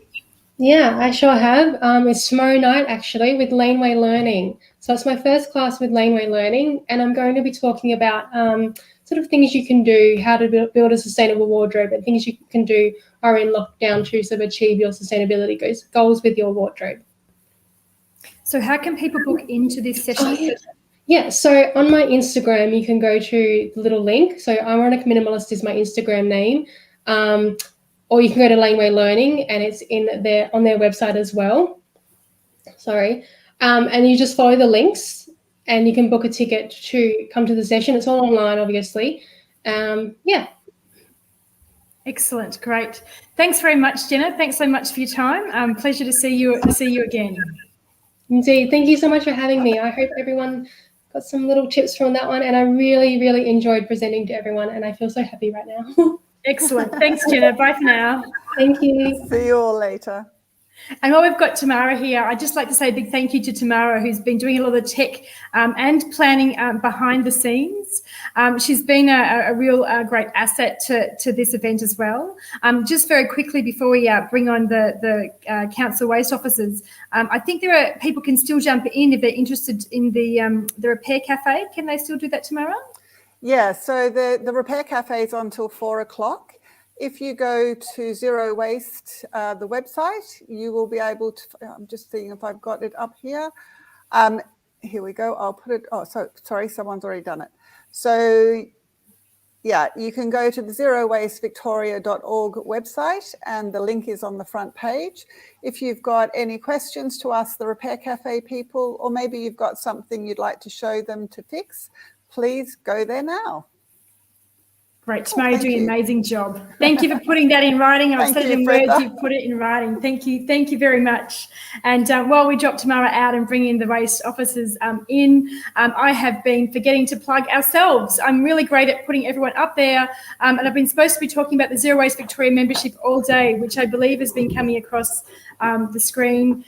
If you love what you've seen today and you love what Zero Waste Victoria do, it'd be amazing if you could become a member to support us. It's just $30 a year for membership, and that'll go towards little activations that we do.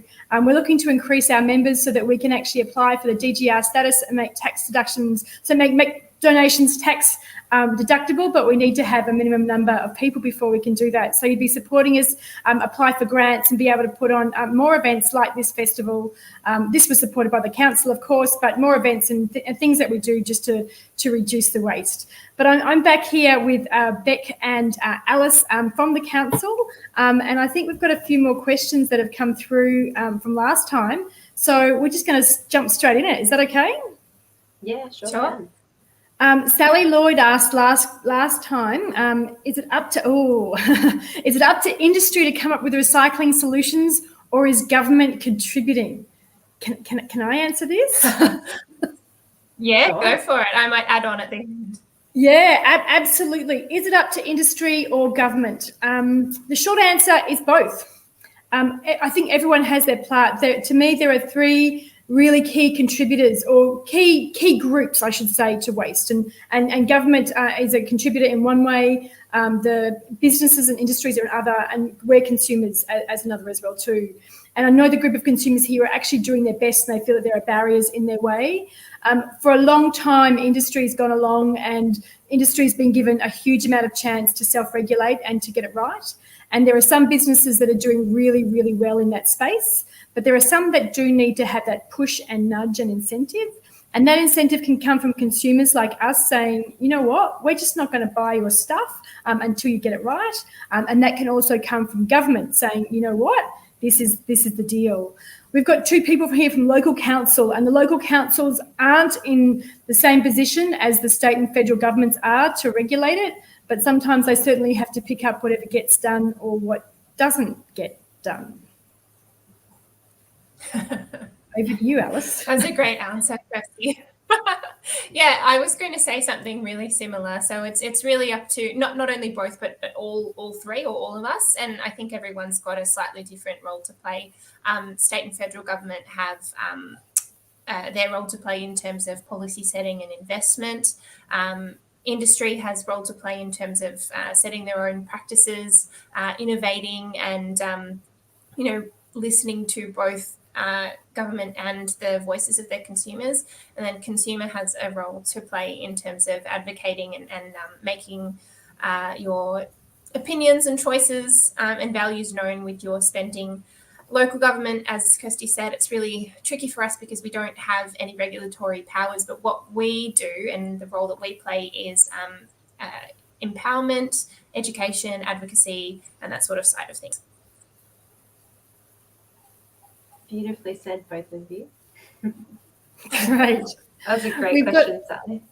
It was a great question. I love that question. It's always going to be asked until we come up with a balance. And I hope one day we will, but I think we're a little way off. But the good news is everyone is working towards it. Although sometimes it's frustrating that the government doesn't seem like they're doing a lot. They are doing some things. But the community can certainly push the government along by making sure that they know our views and know that it's not just industry that wants it, but the consumers want it as well too. We've got a question from Marita that's come through in the last session as well. And Marita said, is it true that it's better to buy things in glass because that's more valuable with recycling? It's quite a big question, I think. Yeah, it is. It's a big question, and it's a tricky one. And I guess It depends is the answer. So glass, yes, it is a valuable recyclable material because it's easy to recycle and you can continually recycle it without seeing degradation in the quality of the material. However, glass is heavy, and so it depends where you're buying it from, what the item is, and you kind of need to consider the impacts all the way along from, when the item or when the material or product that you're wanting to buy was produced, the transport, the packaging, and then looking towards end of life as well. So that can definitely be the case with some items and not for other items. And it's really one of those things where you kind of need to do your research on individual things to see if it is the best solution. I think probably the best solution and something that Zero Waste Victoria would always advocate is to reuse what you've got. So yeah, keep using your glass because it's a fantastic durable material, but once you've bought something, refill it at a bulk store or share with friends, buy a larger packet and refill it that way rather than just continually buying small amounts of products in glass because it's more recyclable than other items. Yeah, I would agree with that. Glass is one of those tricky things. To buy something in glass instead of plastic, if it's both a single use, then I'd always try to look to avoid it. I like glass because I can reuse that and I can reuse it a lot more, but to use glass once and to smash it and figure out what to do is unfortunate. But what's quite useful with glass is that some of the refillable options are really coming to back in their own with glass. Like with the milk bottles, there are a few brands. Schultz is a Victorian brand that I get my milk from, and I get that glass milk bottle, take it back and they refill it. I think it's happening again. I'm not quite sure, but I know when I was a child, they did the same thing with soft drink bottles. We didn't get soft drinks, but our neighbours did. But they would refill it in glass as well too. So I think that if glass was actually used as being a really great refillable option, then that's much, much better again than getting glass and recycling it, in my view. I might just do a quick plug just before we go to probably a last question before the next workshop. We did mention it at the last break, but just following on from the slow fashion workshop, we do have a program around today for Stonington residents to support textile recycling. So people who attendees of the Zero Waste Festival who live in Stonington can access a discount to recycle textiles through apparel. So if you head to our website, which is just there on the screen, you can see a list of programs that we have available to Stonington residents, and the apparel discount is one of them. We also have heaps of programs to help you compost, whether you live in a household or in an apartment, to recycle food waste through the curbside collection service. We have e-waste recycling stations in lots of locations, and we have some really great programs to help you garden and learn about composting and also reduce power and energy. So there's heaps of programs for Stonington residents. If you don't live in Stonington, that's fine. Hop on that website anyway, take a look through the programs. A lot of them are available to lots of people all over Melbourne and Victoria. But otherwise, head to your local council, because often councils have all of these great programs that people just aren't even aware of. So definitely starting with your local council is a really good thing to do. Great. There are a couple more questions, and I think we'll answer them just because we won't be able to come back to them. And I think that this is a question that's definitely worth asking. Is certified compostable packing accepted in the green FOGO bins? So the answer to that question for Stonington residents is definite no. So the only compostable product that you can put into our food and green waste bins is the lime green certified compostable kitchen caddy liners. Otherwise, everything else can't go in. There's a couple of reasons for this. One being that compostable packaging items are actually quite difficult to tell the difference between them and, a plastic or cardboard with a plastic lining counterpart. And so that means when when materials going through the sorting process, it's really laboursome and time consuming to actually take all those items out. So our processor says no, firstly. And the second reason is they have to go through pretty intense warm conditions and a shredder and everything like that for those sorts of products to actually be composted effectively. And it just doesn't work with the efficiencies of the commercial composting facilities that we use. And that's the case across most councils. So you won't find very often that a council will accept that kind of packaging in the food and green waste bin in Victoria, unfortunately. What I do when I get takeaway or some food delivered and it comes in one of those containers, I chop it up and I put it in my home compost, and it works really well that way, but it does take a really long time to break down. Great, thank you. Another one quickly. Before, Woolworths had TerraCycle for single-use face masks, but now there are none. How can single-use face masks be recycled? I don't know if they can be, but do you know, Beck or Alice?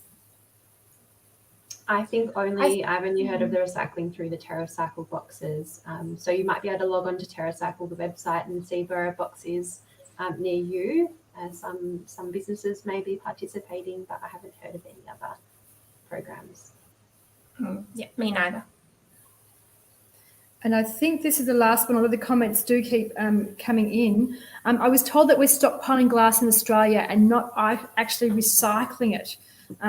Is that true? Does glass get recycled in Australia? It does get recycled in Australia. I mean, I can't speak for any of the processors or recyclers and how much they store before they move the product on. But glass gets used in a couple of different ways in the recycling process in Australia. Most commonly, it actually gets used for road base, but it also gets recycled back into new glass jars and bottles as well. So it'll depend on the quality. The one interesting thing about glass when you recycle it, I mentioned before that the material quality doesn't degrade, and that's true. However, it can't change colour. So when you put glass recycling in, you need to sort it according to colour. And if that's not able to happen because of the quality of the mixture of glass materials that you've collected, then it's not as suitable for recycling back into a bottle. And that's why it's best to be used as a sand replacement in road base and other sort of projects like that. Great, thanks, Alice. I think that's the end of the questions, or all we've got time for anyway. If there are any more questions, then we'll go through and the council will reply to them, your questions later on. Is there anything that you'd like to leave us with in terms of recycling and how people can get it right? Oh, I think that the key thing that I would leave you with is always check. So if you're unsure, the key thing is not to wish cycle or try and put things in the recycling bin because you hope it's going to get recycled, because at the end of the day, it won't be. So before you pop anything into that bin, check first. And then the second thing I'd say is obviously, and we've been talking about this throughout the whole festival, it's best to actually step back even further than that and think about what you're purchasing in the first place and make choices based on what you know will be the best outcome in terms of the end of life of that product or the packaging. So buying something that's recyclable at the store rather than trying to figure it out when you're at home and then putting it in the recycling bin anyway just because you think it might get there, and making that choice at the point of purchase. Great, thank you. Anything? And I'd add just to promote the Zero Waste Victoria Facebook group, which I think is such an amazing resource in the community, just to log on there and see the kinds of things that people are talking about. As any question you've had about waste has already been asked, so you can just be inspired. I have all the solutions. Yeah, exactly. Well, that's a big statement. We have a lot. Most of the solutions. And of course, if you're ever unsure in terms of what goes in your local council curbside bins, just get in touch with your council. We've all got staff around specifically to answer those questions and to help. So make sure you get in touch. Great.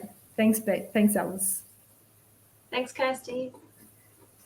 Excellent. We're going to welcome Rachel Rachel Seatsma from You Change You. How are you, Rachel? Good, thanks, Kirsty. Nice to see you. You too. Here we are at the end of the day after coordinating the festival, shifting it online, and now my anxiety is completely under control. We're finishing the day with it. I think that we've got the program on. We should have started it, even if it's just for my benefit. But I'm actually starting to chill now. It's the end. The tech people in the back are just not letting me touch anything anymore. I think I apologise to those who watched the last session. I accidentally tested a screen share and it came up. I didn't think that was going to happen. But I think we're good now. It's kind of funny because it's like you're handing the baton over, because your anxiety levels go down as mine rise. And that's normal. And that is totally normal. I don't want people to think anxiety doesn't exist in any of us. It exists in all of us. It's just, yeah, how we play it out, how we handle it. So, yeah, let's get started. Great. I'm so glad to be here. It's fantastic. And I've only watched snippets of today, but it's been exciting to see how many people are just making often little, small, incremental steps that make a difference in our environment. But what I wanted to talk to you about today was what our mind does, and when our mind can actually help to shape us and support us, and when it actually paralyzes us or just limits us. So I wanted to start with a quote. So I'm just going to screen share. Are we on screen share now? Yes, I'll bring you up. Yes. Beautiful. Excellent. And I just wanted to share this next slide, which that's interesting. I'll just try another way. No, it's not wanting to move on. But that's going to be interesting, Kirsty. Do you think you can find a way of getting that to move on, Kirsty? And while you do, I'm just going to talk. I can't do that because it's on your end, I'm afraid. So Okay. I will go over the slides and do it myself.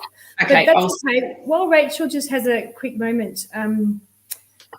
The joys of tech. There we were. We thought we had it all under control, and I'm not quite sure why. Maybe just jump into that window and have a look. But for those who are watching here, perhaps you can just let us know where you're coming from, or what you actually, that's just worked for me, Rachel. If there's anything that raises your anxiety and you'd like to share that, pop that into the chat. Why not? Okay, so that I have to be on a different page, so I can't see you, but that's fine. Don't need to. That's excellent. So what I wanted to do was just say this comment to start with, because we often get bound in what we think we're capable of. And Henry Ford just put it so beautifully. He said, if you think you can or you think you can't, you're right. And that just shows the incredible power that we have in our minds. And so often we sabotage something just in the belief that we can't do it. So that's a really good place to start. But what I wanted to get you to all do just for a second is to think about and write in the chats, what are some of the things that you're experiencing anxiety around today, right now? And consider anxiety is purely a fear of the future. So if you can write in the chat, and Kirsty, if you could just read out a few things that are running through people's heads right now, or it may not be through your head, it might be what you see others struggling with. And I know I've heard some of them mentioned today, like the use of people's one-time masks. I don't know how to keep single-use masks. Oh, there you go. Everyone's levels just went right back up, Rachel. I thought we were bringing them down. That's not my intention. I want to use, that you tune in. Anxiety is there within all of us. So many people right now might be having anxiety with their children online. I know I've just sent you off now, Kirsty, on a whole nother path, but I'm sure there's other parents out there that just go, oh yeah, oh man, it's so hard. And so just being aware that that's happening all the time. And so our job is to work out how to, one, recognize it, because that would be the key here, that I think so often we're having these thoughts, but we're not actually realizing how much of the time they're running as a script in our head. So, Kirsty, are there any comments?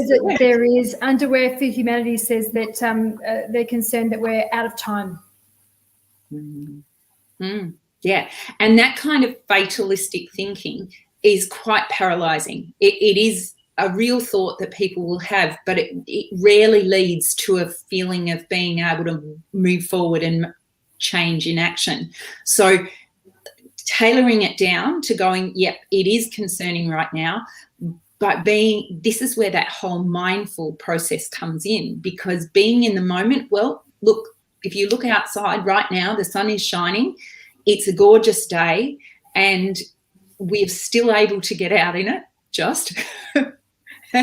And there's so much that we can do right here, right now. Whereas if we spiral and think about the future, it becomes very debilitating. And I know this personally because in a severe way. We all know this personally, but for me, it was severe when my husband was dying of brain tumour and he had chronic seizures. I could get really overwhelmed in that moment when he had a seizure. But if I just dealt with the seizure, it was always manageable. If I thought about what the seizure meant in the future, that he may die, that he's closer to death, it would just spin me out and make it really hard. So realising that we can support ourselves with the way we think, or not, as the case may be. So I want to take it a step back and just talk more about your mind. So have a look at this. I say as I press the wrong thing. Okay. Sorry. So here, this is just to illustrate that in anyone's day, there's between 12,000 and 60,000 thoughts. And that is an awful lot of thoughts for us to be having continually. So quite exhausting, really, when you think about it, and quite amazing that we can do that. However, where it's really tricky is that most of these are negative. Now, when I say negative, I'm not talking about, oh, I don't like that person kind of negative. I'm talking about things like, I need to get more work done. Oh, I'm not staying focused. Still got to hang out the washing. What are we going to have for dinner tonight? Oh, I've got to get to the shops at some stage. All of those are quite demanding thoughts on your head, so they become quite negative. Whereas when you have a thought like, oh, I like that the kids are playing outside. That's what's happening for me right now. Or, oh, it's great that I got to this festival. Those are the thoughts that will actually give you more energy. But unfortunately, they're not the ones that we tend to use. So of those 85% of thoughts, we have about 95% of them are repeated from the day before. So we tend to think the same thoughts over and over again. So, oh, I must clean that cupboard. Oh, I must clean that cupboard. Oh, I must clean that cupboard. And we don't get round to it. But what we do is we pummel ourselves with the fact that we haven't got round to it. So it's quite exhausting. So we need to talk about the difference between the conscious mind and the unconscious mind. And they're two amazing aspects that we have. As you can see, like the iceberg, there's a lot more that's underneath the surface than what we often realise. And that's what I want to address today, because that unconscious mind steers so much of what we do. So the conscious mind is bound by time. It works with the future, with the past, and it works in the present. So it is very aware of time. It deals with our short-term memory, and it can hold 1 to 3 events at a time. Whereas our subconscious knows no distinction. So it actually doesn't discern the difference between what's happening now and what happened for us as kids, and what happened for us in a car accident, and what happened for us when we graduated. Or all those moments are just the same in the unconscious mind. And what we make them mean is where it's really significant. The unconscious controls all our body functions, and you've got to be glad about that, because if you had to think about scratching your face right now, or if I had to, I should say, it would have made it hard for me to keep talking while I was doing this with you. Well, clearly it did something there. But it also helps us by being where we hold our habits. So the more something becomes a habit, the more it allows us to relax, because we don't have to constantly think of something. So anytime you create habits, you're creating rest for your conscious brain. So that's why people talk about having a habit around their eating practices, or a habit around, and I'm not talking about a bad habit of eating chocolate at night. I'm talking more about, eating 3 meals, or eating small meals throughout the day, that sort of thing, or exercising at a particular time, because you're more likely to follow it through if you have it sitting as a habit than if you have it as a random activity that you do at different times. The unconscious also controls your long-term memory, and it can hold thousands of events at a time. So it is really a remarkable tool that we have. but it's also one we need to understand how best to use it so that it doesn't control us negatively with those unconscious thoughts that flow through our head that we don't even question often. So when you're in that state of just repeating the same thing over again, that's often your unconscious, not your conscious. So I know this sounds strange, but I am going to start with how anxiety actually supports us. But before I do, I want to give a context to how I found anxiety played for me in one of my workplaces. So when I used to work for the zoo as an education officer, I was passionate for animals, really, to be honest, didn't know a lot about the environment. But the whole purpose of us as educators was to be conservationists and to teach children a love of animals to therefore help them to protect the environment. I wasn't great at it. I didn't know many great environmental practices. And so I found myself, when I walked into this environment of amazing people who did amazing things, quite belittled by it. And what that did was it made me focus on what I wasn't. So I would constantly be doing the comparison and looking at how they were so much better and so much more au fait with this and so much more environmentally aware, and it just made me quite paralyzed. I look back now and I think, wow, what would have happened if I had have spoken to myself differently? What would have happened if I had have noticed all the changes that I made in that time to become significantly more aware, to the point where, you know, I remember when we had a glass that we were broken into when my husband was unwell, and they smashed the back doors, and these back doors came from they were glass doors, and they came from all the way from Ireland actually, and it took forever to replace. And when they came, they were too small, and I was devastated because it meant that we tripped as they put the doors in. They had elevated them so high that we would trip every time we go out. And I was in this quandary about what do I do? And their immediate thing was, oh, well, we'll just change the doors. Like, what? You'll just change the doors? That's such a waste. And so I deliberated over it so much. And eventually, with conversations with others, there's always a solution to anything. And we decided that we would just lower the top. So I lost a bit of the view out of my back window, but it meant that I was not wasting a resource, and it made me feel far more comfortable than if I had have just thrown those doors out. But to be honest, in my old realm, before I brought in this environmental awareness, I would have just gone, but I want my doors to be right. That was the more important thing. So looking back now, I think I wish I could have acknowledged the steps that I took during that time, because all that time, even though I wasn't a great environmentalist, I was walking towards a better state. And that's all we can ask of any of us, is that we walk forward to a better state, not that we cripple ourselves with noticing all that we haven't done. So coming back to how anxiety supports us, and I know it sounds crazy that I'm talking like this, but my intention here is not to create a world where you see anxiety as the villain and not anxiety as the place to be, because anxiety is actually really, really helpful. So first up, it helps us to prepare. I would not be sitting here today if I did not have anxiety. It absolutely helped Kirsty, and I know this is true, Kirsty, for you.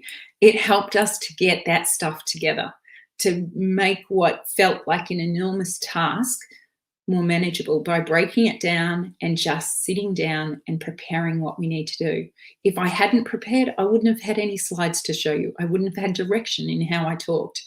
So really important. And we all do that for all different kinds of things. I want you to think now for yourself, what is some place where you have noticed yourself using anxiety to help you get prepared? And please feel free to write them in the chat now. And Kirsty, if you can share any if they come through, that'd be really good. Because the reason I say that is if you actually think for yourself, you'll engage with this far better than if you just listen to my interpretation of it. You'll make it your Well, I own. don't know if this is really what you're considering anxiety at all, but if you were coordinating a festival and you were all under control and at 10 o'clock at night you had to send an email and you had to check and you had to keep going over things, no, that's not anxiety. That's healthy, normal, very good anxiety. Except here's where it would not be. Kirsty, did you sleep last night? Yes. Excellent. Because that's when you know anxiety has taken hold in a really negative way. And we'll look at that a little bit further down the line. And I'm sure all of us can think of times where it's got to that point where it's influencing the everyday of what we do. Okay, so attention is the other place that it really helps. So attention, I can distinctly remember a time where anxiety would have been really helpful. I was doing a course for a job that I was doing as a life education officer, and we had to plug in 3-phase power into these really high poles. And so we had to go up ladders quite high. And so they decided that they'd introduced, right, you had to have a ladder license. So we had a gentleman come out and talk to us for 2 hours on how to use a ladder. Mind you, we'd been doing it for umpteen years beforehand, so we were quite experienced with it. He spent the next 2 hours telling us how to climb a ladder without bringing a ladder in, without asking us how to do it, and without quizzing us on how to do it. It was the most boring 2 hours I think I've ever had, but it did teach me something. It taught me how not to teach. But what it also did was it tuned us out. And I got to see us, and me included, I must say, horribly so, behave so disrespectfully. So we spoke to each other in between and we weren't attentive. And normally as a group, we were very attentive and engaged and contributing. And so it made me realize that that came about because there wasn't any anxiety in this situation. We had no reason to need to listen. We all knew how to climb a ladder already. We had done it many, many times. He wasn't showing us anything particularly new, but he wasn't even asking anything of us. So our anxiety was zero. So that's an example of when it's helpful. Another example where you might find it helpful is when you're in a meeting and you need to contribute. It will usually hone your attention in the meeting, unlike when you have nothing to contribute in a meeting and you start to think about, I wonder if anyone's messaged me. I wonder what I'm going to have for dinner. He's got a funny haircut. I don't think he's had his haircut all the time he's been in COVID. Oh my goodness, COVID. And then your mind starts spiraling and it's off and away on a whole nother myriad of thoughts. And you're not attending to anything in the meeting. And that is a normal thing. So that's why accountability in some ways creates anxiety, which actually does help us to attend better. Motivation is another huge thing that comes about from being able to focus. I find with anxiety, and it motivates me to actually cook every night, because I didn't have a little healthy fear of what might happen to me if I didn't eat well, or what might happen to my kids if I didn't eat well. I think I'd be very tempted to not make the effort of cooking every night. And I'm sure many of you feel similarly, because it's not always nice doing something so repetitively and often, but it does motivate us. Protection. We all know that anxiety protects us. So when you cross the road, you do it safely because you have that awareness that this is an anxiety-causing activity. If I didn't have anxiety in that moment, I wouldn't look carefully before I crossed. I wouldn't look both ways, and we should say 3 ways, to make sure it's all clear before I make that choice. And that's just one of a myriad of places that we use our anxiety. When you put on your safety belt at the beginning, you're putting it on out of anxiety. now when we put on our safety belt, because it's so often that we've done it, it's habitual. And that's what I was saying before. It's really helpful when we get those practices into our habitual being, because then we don't have to consciously think of it. And that's what many of our driving rules have done. We're so practiced in it that it's just become habitual. So it doesn't require a lot of thought. And so anxiety doesn't need to be the driver of the behavior anymore. But at the start, it absolutely is. Communication. Believe it or not, anxiety aids communication. And that's because most of the time we are actually talking to people about when we're anxious. We actually want to share what we're anxious about. And that sharing, although we might think it's a negative, it actually is in the vulnerability that most of us make our relationships even more cemented and more connected.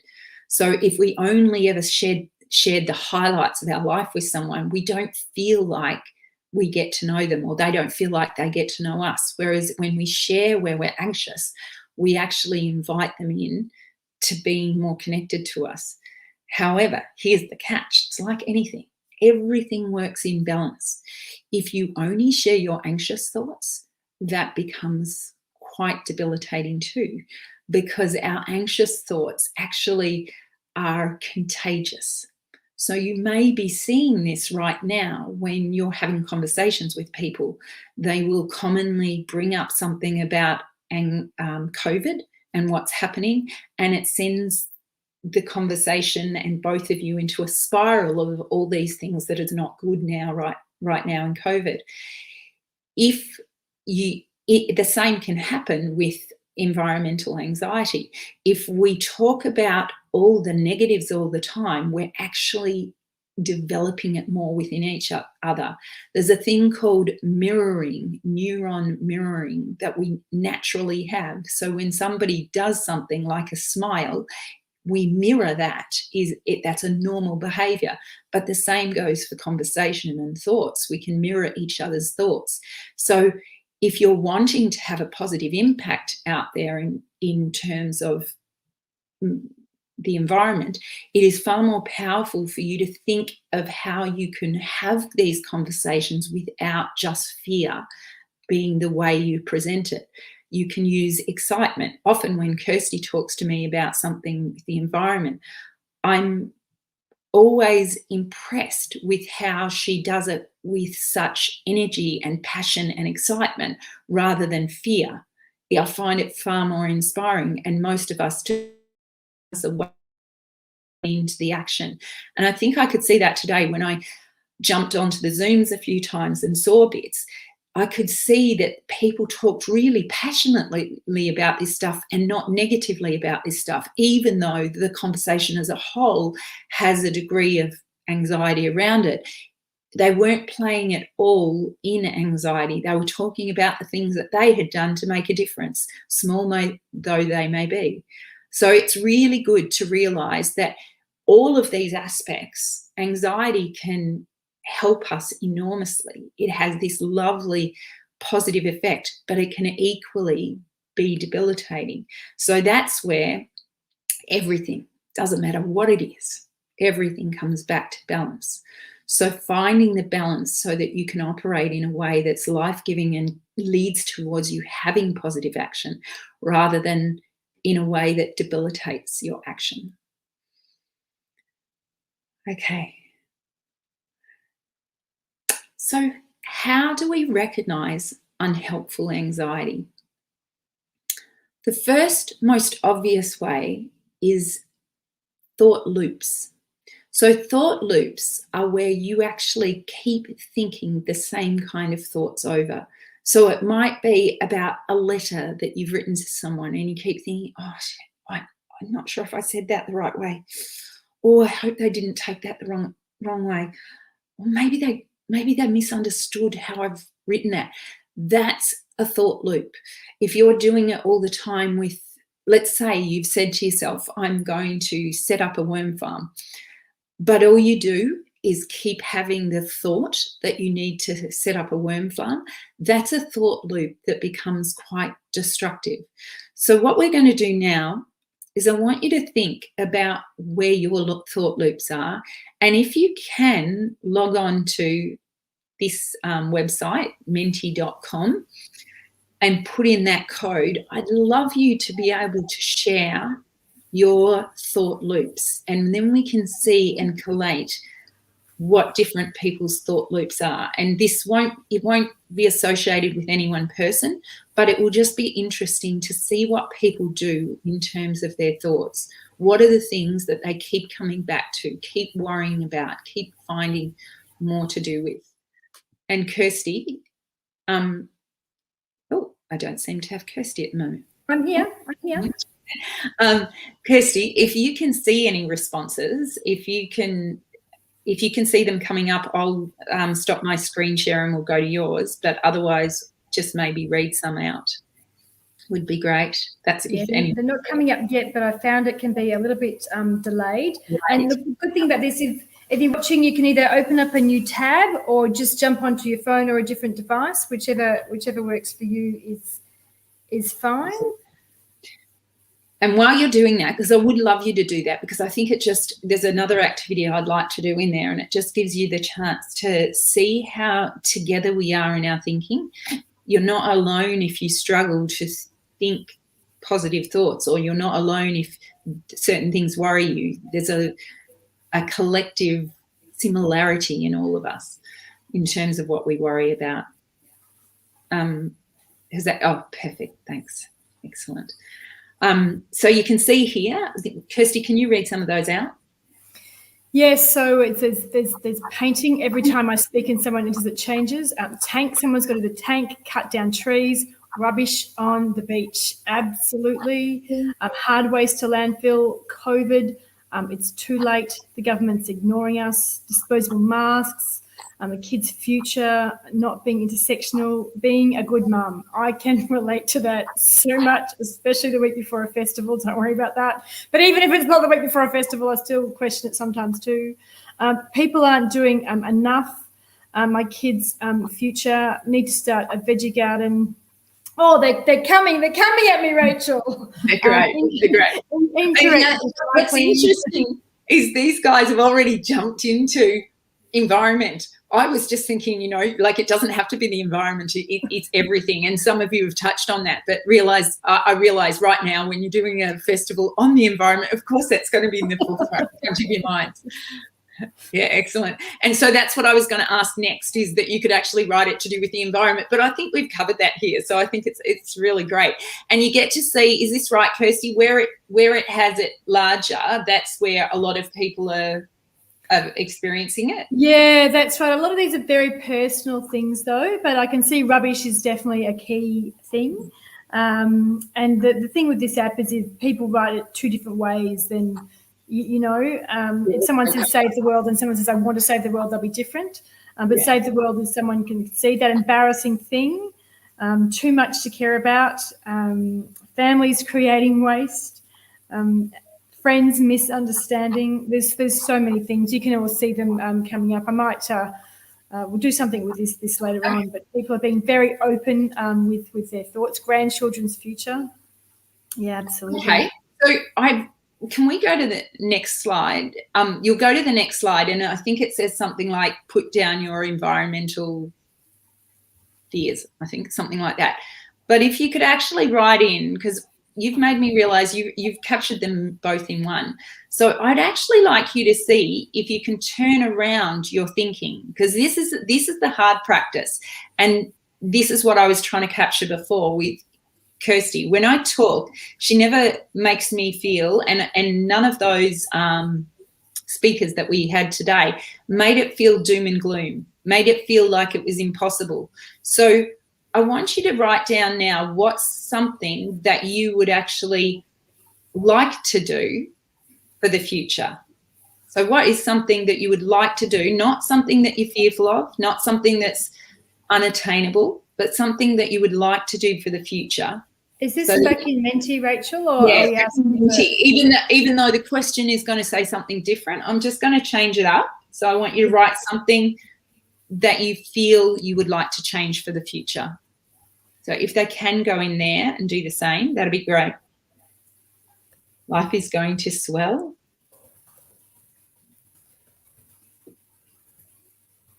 Sorry. Okay, that should be working. I'm just going to check it now. And while they're doing that, maybe we can talk about, many things came up today in the discussions, Kirsty, and I know you were pretty tuned in with all of them. What were some of the things that for you personally, you saw that you went, yeah, that's good. I like that. And you may already be doing them, but you can always do things better, more, whatever. Well, I guess I was privileged. I was cooking along with Alana, and here's the other half of my lunch, which might not look like much, but if you were there this morning, what we made, and if you're tuning in and you wish that you were there this morning, it's been recorded, so it will be online later. And we did any greens pesto. So I went out into my garden, and it was funny because I had her shopping list. Those who were there would have heard me say this morning, and I was really going to go and buy the ingredients that she suggested, and then I thought, stop! I've already got them in my backyard. Why am I going to buy something that I'm already growing? It was crazy, and she didn't specify exactly. I ended up using some nasturtiums, and I had some broccoli, so I used the leaves of the broccoli. And it's the most delicious pesto. And in my rush, I was still hungry, so I just put it on some avocado and toast. So that was something that I've got this morning. That reminds me of one of our previous, I think it was the last time you did this festival last year. I remember you talking about using the things that were in your fridge. And so now I have set little targets with my kids that we have to come up with a meal from things that are in the fridge to use things up, rather than, like that's something that I've done as a mum, but now I'm kind of trying to get them to think that way, because it's not in there. They like to go from a recipe, this is a recipe, but the next step up in their cooking is to go, what can I use that's here? And it sometimes works, and, sometimes. Oh, it saved me this week because I was going to go shopping on Monday, but I was too busy on Monday and Tuesday and Wednesday. But by Thursday, I went shopping. And that was just using up what we had. So that was something else. And there was some really great conversation. There was great conversations all throughout. The circular economy one that really got into its own, as I had to say, time. And there was just, Ellen asked the question of, how did she ask it? What if we could? And some really beautiful ideas came up from the panelists, and people were starting to put their own what ifs. So I'm just going to share this screen now because I can see a few things coming through, and I think you might like to see them too. People have got some really great and positive things. And I just read one thing that came in, and it said, "Thanks for the session. I hope people don't think that it's over yet, because I've got some real good stuff that I want to. It's not over. What would you like to change in the future? Right to the repair. Oh, sorry, Rachel, you speak. I just wanted to say it's good sometimes to pause and have a change and be interactive, because that's one of the hard things about sitting. Like you guys have, some of you have watched quite a few, so it's really good to have some engagement. What were you going to say, Kirsty? I was just starting to ring things out that people would like to change, and right to repair is the largest thing I can see on there, which really resonates. If anyone's watching who knows what I've been doing lately, I've been a lot to do with the right to repair. We spoke to the Productivity Commission, and they were very kindly extended the date for a submission that I could make, which is great. But people would also like to get chickens. Costa might have made them want to think that in the session before. They want to make positive brain pathways. They want to change with creative solutions, sharing low-waste ideas, consider carefully, upcycle clothing, educating my kids. Kids are the most difficult people to educate if they're your own. It's much easier to educate other people's children than your own. Just take that from something I know. More imagination. There's so many things. That's great. That's great. Okay, so can we go back to my share screen, Kirsty? Is that possible? Yeah? Excellent. Okay, so what I wanted to do there, and we'll use those thoughts again a bit later, but I wanted to make you aware of how the thought loops can be very eroding and take you away from the energy. And it's lovely to see you guys working towards feeling excited about some actions. But one of the keys is for us not to make it too big, and I'll get to that later. But going on, let's come back to ourselves. One of the best ways that you can enable yourself to not be restricted by the anxiety that comes up with anything that you try is to not criticize yourself. And I love this quote by Louise Hay, because she just nails it. She says, you've been criticizing yourself for years and it hasn't worked. Try approving yourself and see what happens. And it's just so true. So obsessive thought loops is one thing. Procrastination and indecisiveness is another thing. That's what sets in place to help you. And I know you're going, how is that helpful? Well, the brain is overloaded. So what it does is procrastination is usually like delayed gratification. You're procrastinating, so you go to do something else. So both Kirsty and I spoke this week, and she said it and I noticed it too. It's very attractive to do housework when you have to get on with something like this. It suddenly becomes the place of procrastination. Oh, but I need to do that housework, because you know that the housework has a beginning and end, that you can see clearly what is done. Now, most of the time that irritates the heck out of us, but obviously the task of doing this is harder. And so the brain goes, go for the easier route, go for the easier route. So when your child starts watching TV rather than getting on with their homework, sorry, I shouldn't say TV, playing online, you know, that's much more common. When they start reverting to that, that's because their brain is desperately wanting immediate gratification. And procrastination looks like it's not a solution, but in the short term, it is absolutely a solution. In the long term, it's a disaster, and we all know it. And us as adults, it's really easy to see that. Not necessarily easier to change it, though, in ourselves. Indecisiveness is something else that can step in play, and that happens for all of us. Controlling your environment. So OCD behaviour can become quite prevalent even if you don't suffer OCD. It can become more obvious that you need to control your environment and your kids and their learning and anybody else around, because things don't feel right for you. So when you find yourself over planning activities or obsessively doing activities, that's when you've got to question, oh, could this be anxiety, and is it working for me or against me? Restless or limited sleep. And that was why I asked Kirsty that comment before, because that's a key sign when the anxiety has gone to being destructive, is when it's starting to impact your sleep. And that's why, you know, people will suggest that you don't keep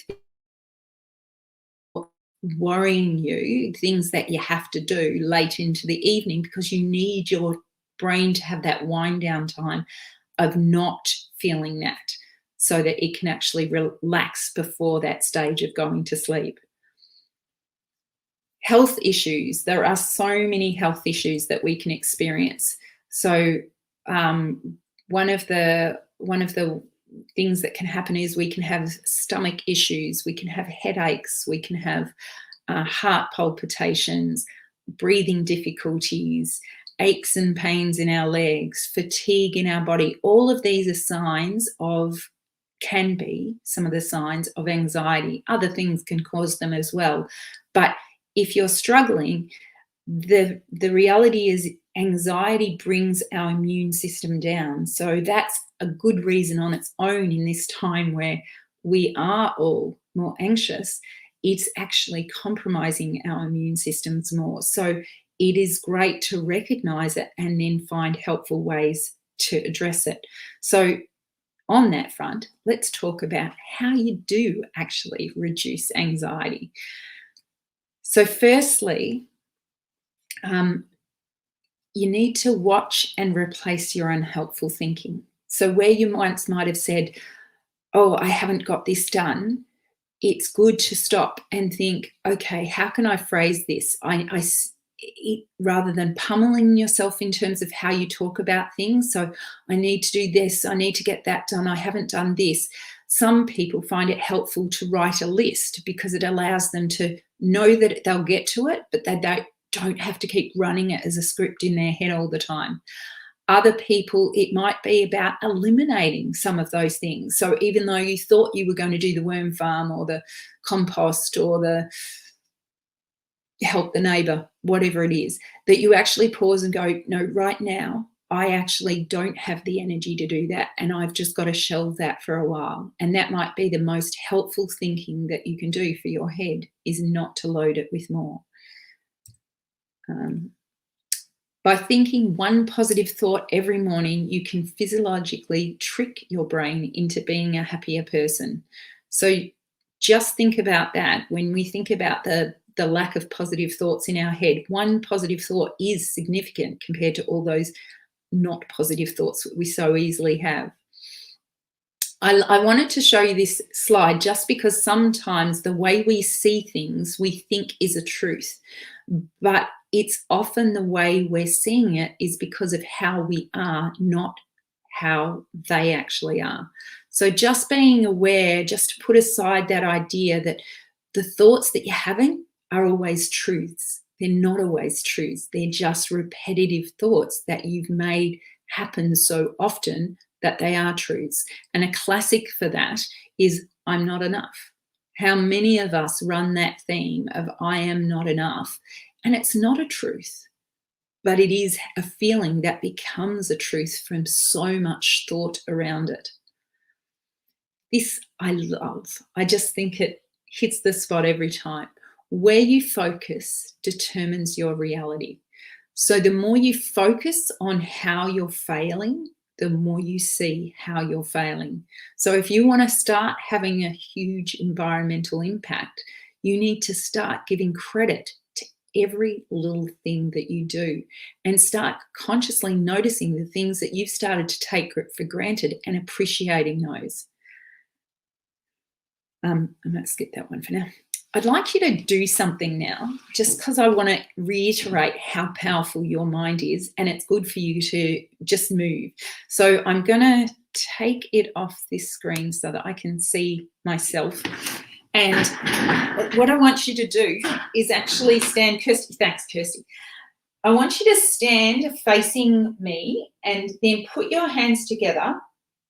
And then I want you to take one hand and let it go round and follow it round with your eyes to a point, to the furthest point that you can comfortably see, but mark it, okay? Literally mark that point, okay? Once you've got it marked in your head, what it was, for me it was the corner of the mirror is my stopping point. Then I want you to close your eyes and I want you to imagine yourself taking your arm further back than you did.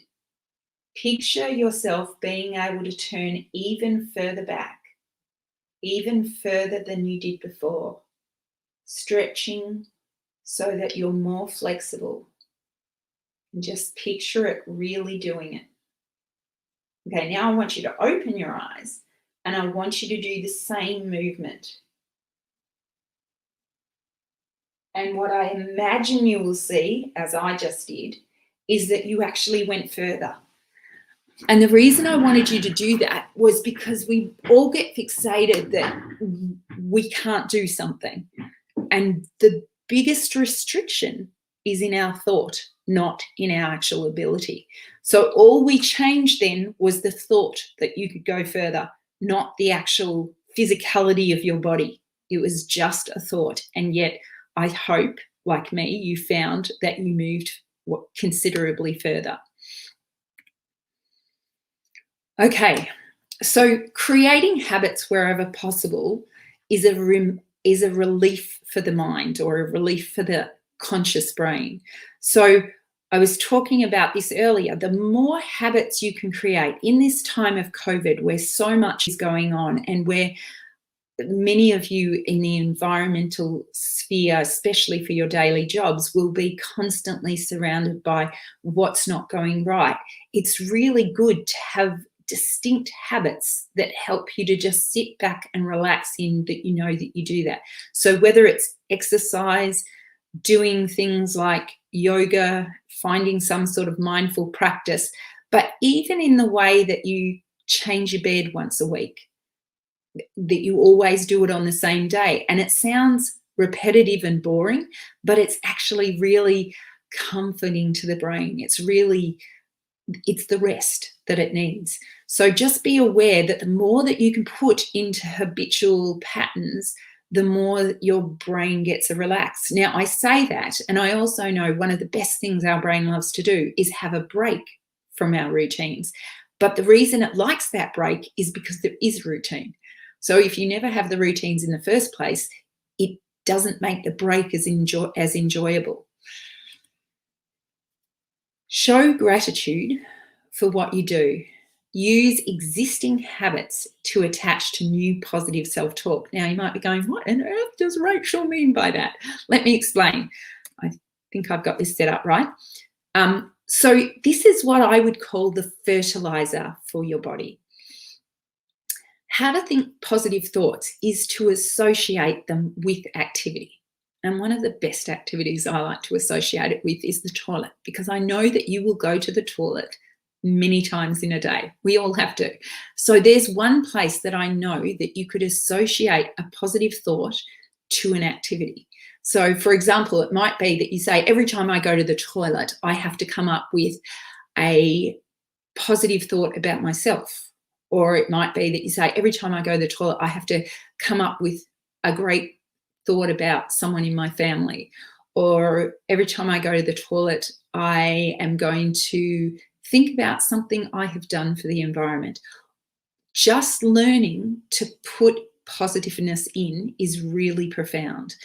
So going to the toilet is just one, but being at the kitchen sink might be the place where you start to associate a thought with, or brushing your teeth, or going to bed, or getting up, or stopping at the traffic lights. Any one of those repetitive behaviours that you have to do can be a potential place for you attaching a new behaviour of positive self-talk that actually will change how you feel about yourself.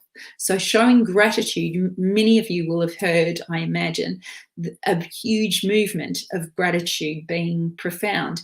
And that's because the more you show yourself gratitude, the more you see it, and the more you start playing it out positively in your life. So I want you to do it right now, right here, right now. Just think of 3 things that you can say that are positive to yourself. 3 things that you may like about yourself or that you value about yourself. And I'm just going to pause for a little bit to give you the chance to do that.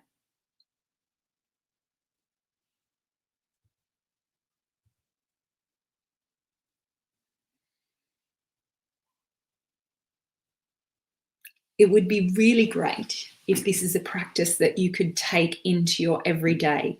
But even if you just stop and do it now, it's more than your brain often gets. Okay, cut yourself some slack. Right now, life is not easy. For everyone, our world of what we thought was normal, what we knew we could count on, has been ripped out from under us, and we aren't sure of things. So there needs to be a degree of tolerance even towards yourself about what you expect. So you may have had great intentions of writing to that government about whatever the issue is. And if you didn't, you need to have the forgiveness. You need to let it go and just cut yourself some slack. And that can be about anything. That can be about having a shower today, or it could be about what you ate for dinner, whatever. But just accept that it isn't going to be you aren't necessarily going to be at your finest in this time. Some people may be, but many people won't be, and that's okay. Now, the last key, I would say, is to actually breaking things down into attainable steps. So one of the dangers, what we commonly do, is we create a goal to be so big that we don't know where to start. And I thought, actually, Kirsty, I was going to say, where I can see this really fitting is when you've talked about KK Angels, which is a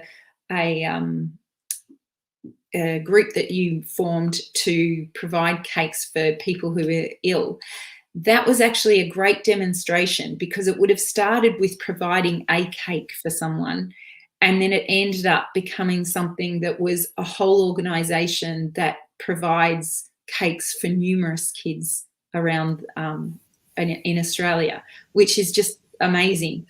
But it started just small, didn't it, Kirsty? It started very small. How small? We were donating cakes to sick kids at just Ronald McDonald House in Parkville, and it was just for a few birthdays every now and then. Yeah. And by the end, what did it look like? Australia-wide. And did you end up having the most amazing cakes and decorating and people providing incredible things? Oh, it was out of this world. But if you had have expected what you were doing by the end at the start, could you have even started? I wouldn't have even. Yeah, no, no. And I mean, that's true for all of us. If you think about whatever job you've taken on, most of us go in having no idea how hard it's going to be. And that's part of why we can do it, is because we don't realize how hard. Well, one of the dangers is that sometimes our brains like to rehearse all the things that are difficult about something and look at the big picture and go, that's where I want to be. I've got to do that. And the brain is immediately overloaded and just can't fathom where to start. So the key is breaking it down and actually working out how to make bite-sized chunks that you can feel success with the little steps, not just with the end goal. So really making it very tangible. And I like to talk about it as though you're building a house. You don't suddenly build a house, you build it one brick at a time. And any project that we do needs to be recognised for the steps that it takes to get there, not just for the end goal. So going back, thanks, Kirsty. So here's the key. Part of all of this is balancing out our appreciation for something with the fact that we need to take risks. So the risks is where the anxiety happens, but we need to have a balance of those to actually be functional. Otherwise, we get tipped one way or the other. We become really unreal if we're just sitting in gratitude all the time. We become really annoying, to be honest. Most people won't want to associate with us because it's just too much. Or if we're always sitting in risk, we're never giving ourselves the energy that you get off the gratitude. So it's important to hold both states to find that balance. I might just skip a few things just because I see the time and I don't want to go over. But this is a really key quote. Small daily improvement results. I really, really want you to hold that, not to get obsessed about getting everything right straight away. If we are doing little things every day, it will make a big difference in the end.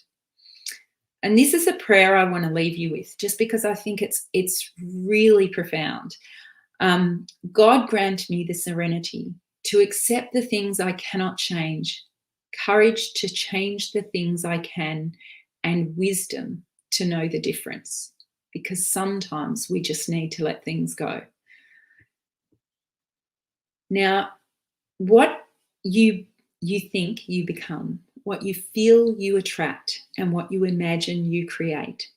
So in a second, I'm going to get us to do an activity, and that's how we're going to end, because what we create in our head is so profound. But before we do, I was just going to show you this slide, because I have a course coming up that you are more than welcome to join. But more than anything, what I want you to realize is that right now things are difficult for most people. Even if you weren't talking about the environment, COVID has just made everything much more intense. But even for those just around the environment, it is very concerning. So if you have any concerns around stuff and you find that some of those things that I've talked about are running in your head and running a bit too frequently, then please use that thing that I talked about before and share with someone else. Actually have a conversation and use the tool of sharing as part of the alleviating the hold that that stuff can have on you.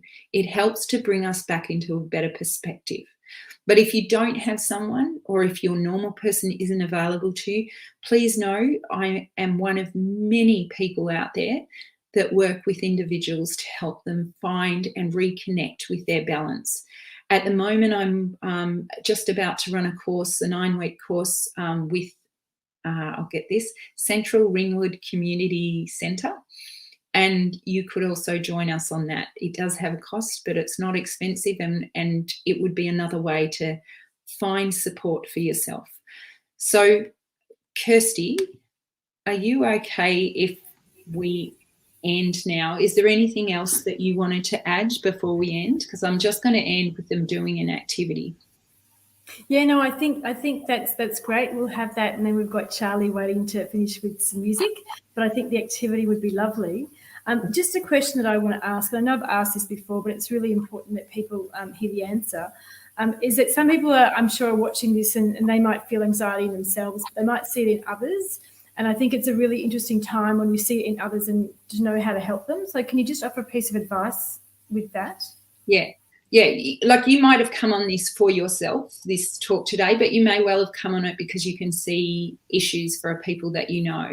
And just the idea of talking and opening the channels of communication is huge. And I'm not saying it's easy. Sometimes it's really hard to initiate those conversations, but it's usually the things that we find hard that we find most rewarding. So it's worth actually having that conversation with someone and showing that you care. That's why I think it's Beyond Blue has the comment, "Are you okay?" day, because they just want people to reach out to each other. So if you feel that someone is struggling, please just ask them how they're going. And if it's bigger than you can deal with, just direct them to someone that you've heard of that could be helpful, or myself, or an organisation that might be able to help. There's always Kids Helpline, and there's other lines for adults. I just have a bias towards Kids Helpline. But there's all kinds of organisations, Beyond Blue for adults, can really help with different aspects of mental struggle, whether it be anxiety or something else. So yeah, I hope that helps. Is excellent. Thank you. No, that's great. I always get a lot of insight out of your sessions, and I've been sat through a few of them before. And some people have had some comments coming out. We've got some wonderful information. And if anyone's sitting here listening thinking, oh, gosh, I wish I could have taken that more in, don't worry, it's been recorded. You'll be able to come back and watch it later. Thank you. That's great. Okay, so to end with, what I'd like you to do is I'd like you to place your hands on your heart, and you can tap if you're a tapper, and those of you who are tappers will know what that means. And if you're not, that's fine, don't. And you can tap in different ways. You can just tap like this, or you can tap on your hands. And I want you to close your eyes. So I'm going to do this because this is what I want you to do. I'm going to do the same. I want you to close your eyes, and I want you to think of one thing that you would like to do for the environment. And rather than jumping to all the ways in which it's not possible, I want you to imagine it done. So literally picture that thing being complete and feel the emotion that you have when you see it complete.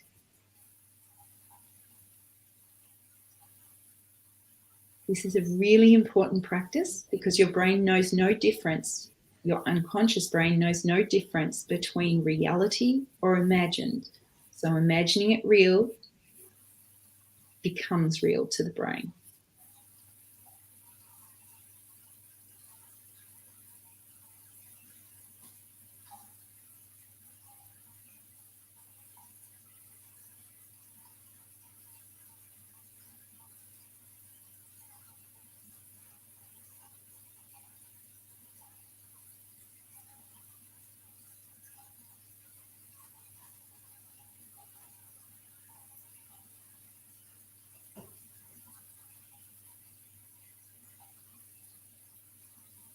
Now, I'm going to leave it at that, even though that was really short, but realize that is a really profound practice to do for yourself. Most of us spend a lot more time thinking of how it's not going to work than imagining it working.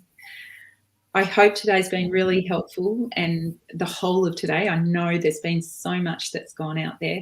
And thank you to everyone that made the effort to come and join in when Zooming is so sometimes draining, but I'm sure you've all got lots out of it. So thank you. Great. Thanks, Rachel. I appreciate your time today.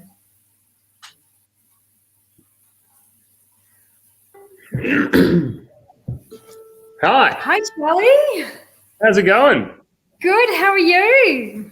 Oh, I'm pretty awesome today. It's that was a really beautiful exercise. Thanks so much, Rachel. I pictured growing an old growth forest.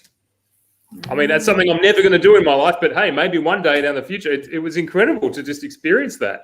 Thanks. Yeah. Growing old growth. Well, you can start it happening today. You might not see the end of it, or you might become back as a tree. I don't know. You might. All of the above. In fact, that's the beauty of it. You know, the beginning it. There's that someone had that quote of like, whatever you want to do, begin it, and that's where the genius happens. You know, that's I think the most empowering thing to remember at this time is that we can begin things.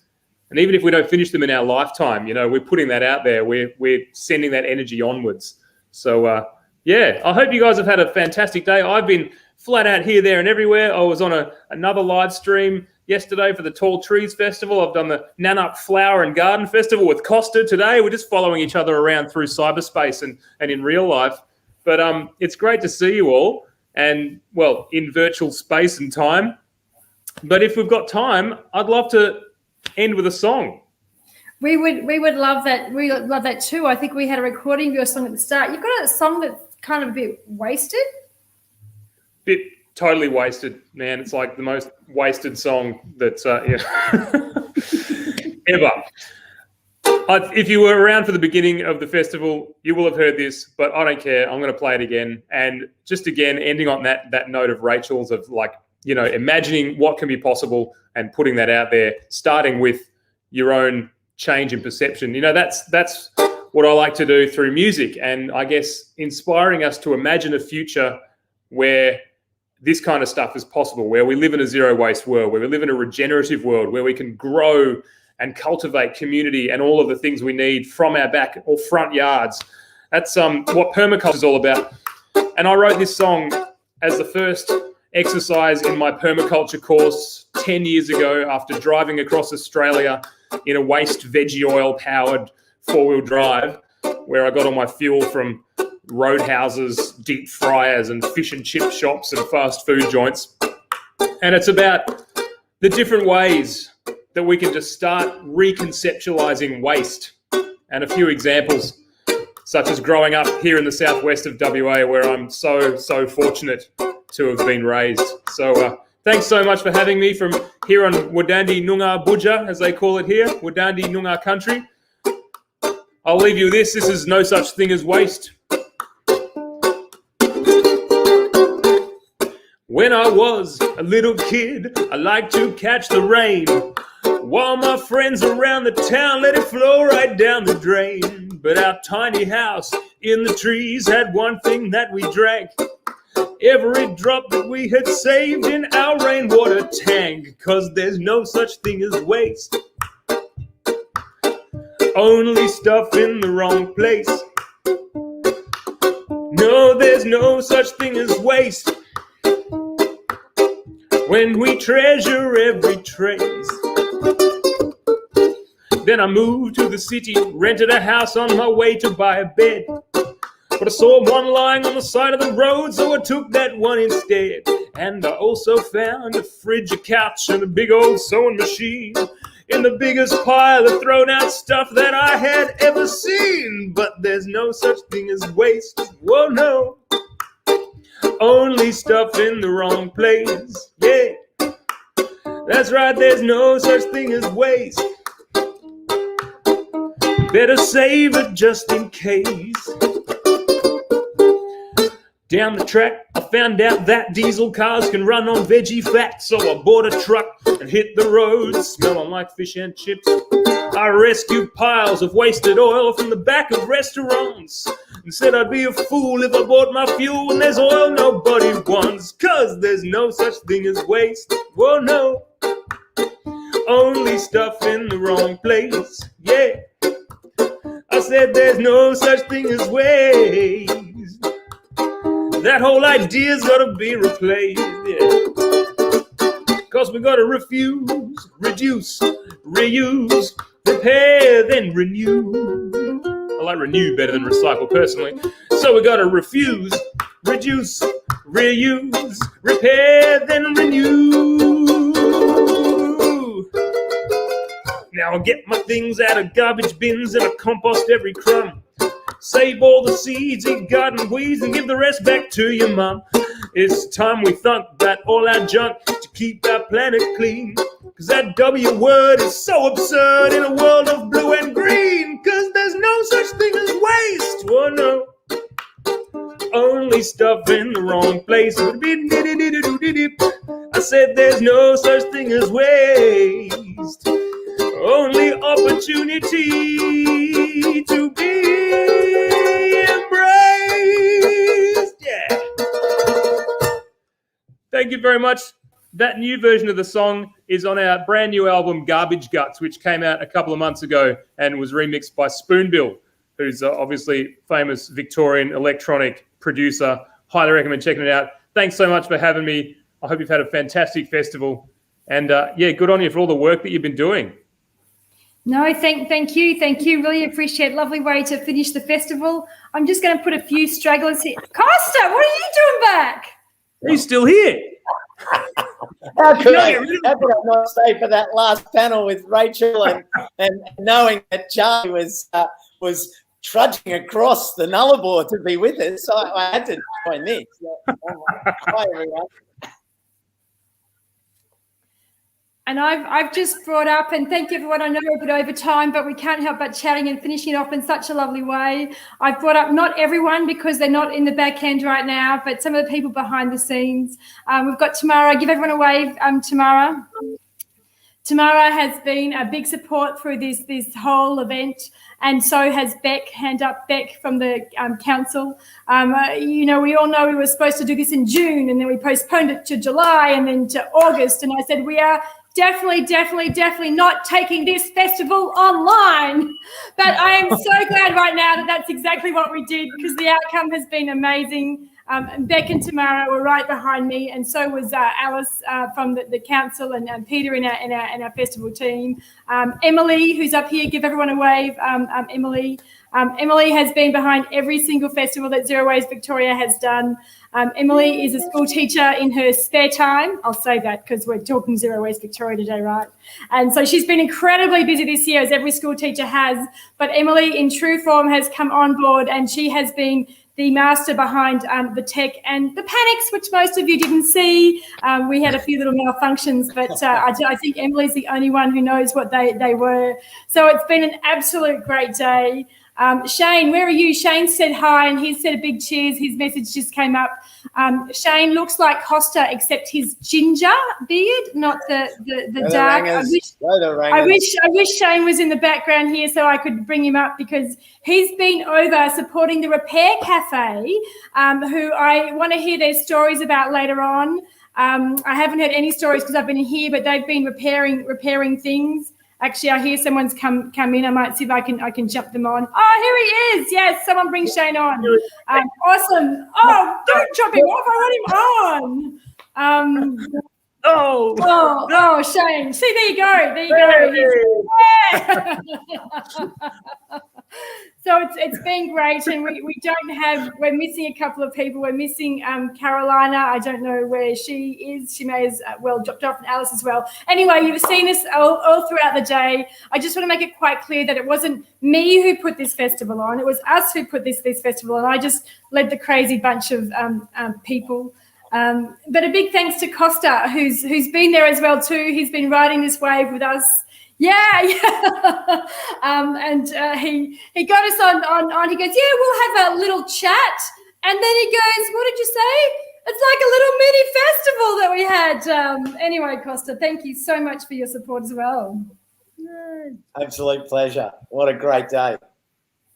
Costa, I'm trying to reach through to like your screen, but my hand's just disappearing next to your head. Maybe you could like have another arm reaching back like that. Yeah, hang on. There we go. I feel like I want to play, Emily. Oh. Like that ABC ad that they had for. It's reached a good point of the day when this has captured our attention. Nearly o'clock. Thanks heaps, everyone. Thank you all. And if you've just jumped in or you've missed the start and we've spoken about things, we had the Waste Warrior panel in the morning. We did a food waste talk and made. I've still got the rest of my lunch, which I haven't finished eating. It is delicious. I'm going to finish my lunch later and have it on pasta tonight. Then we had our circular economy panel that just got better and better and better until I'm like, I'm sorry, guys, you've got to go. Then we had Jenna talking about fashion and slow fashion, and Tamara answered some great questions as well. All throughout, we had Beck and Alice answering questions about recycling, and some really tricky ones came through, which was great. They answered them really well. So do watch back for the replay if you're just jumping on now. But again, thanks to you all. Thanks for going, letting us go overtime and continuing, but glad to see a few faces on at the end. Bye, everyone. Thank you. See you later. Kirsty. Bye.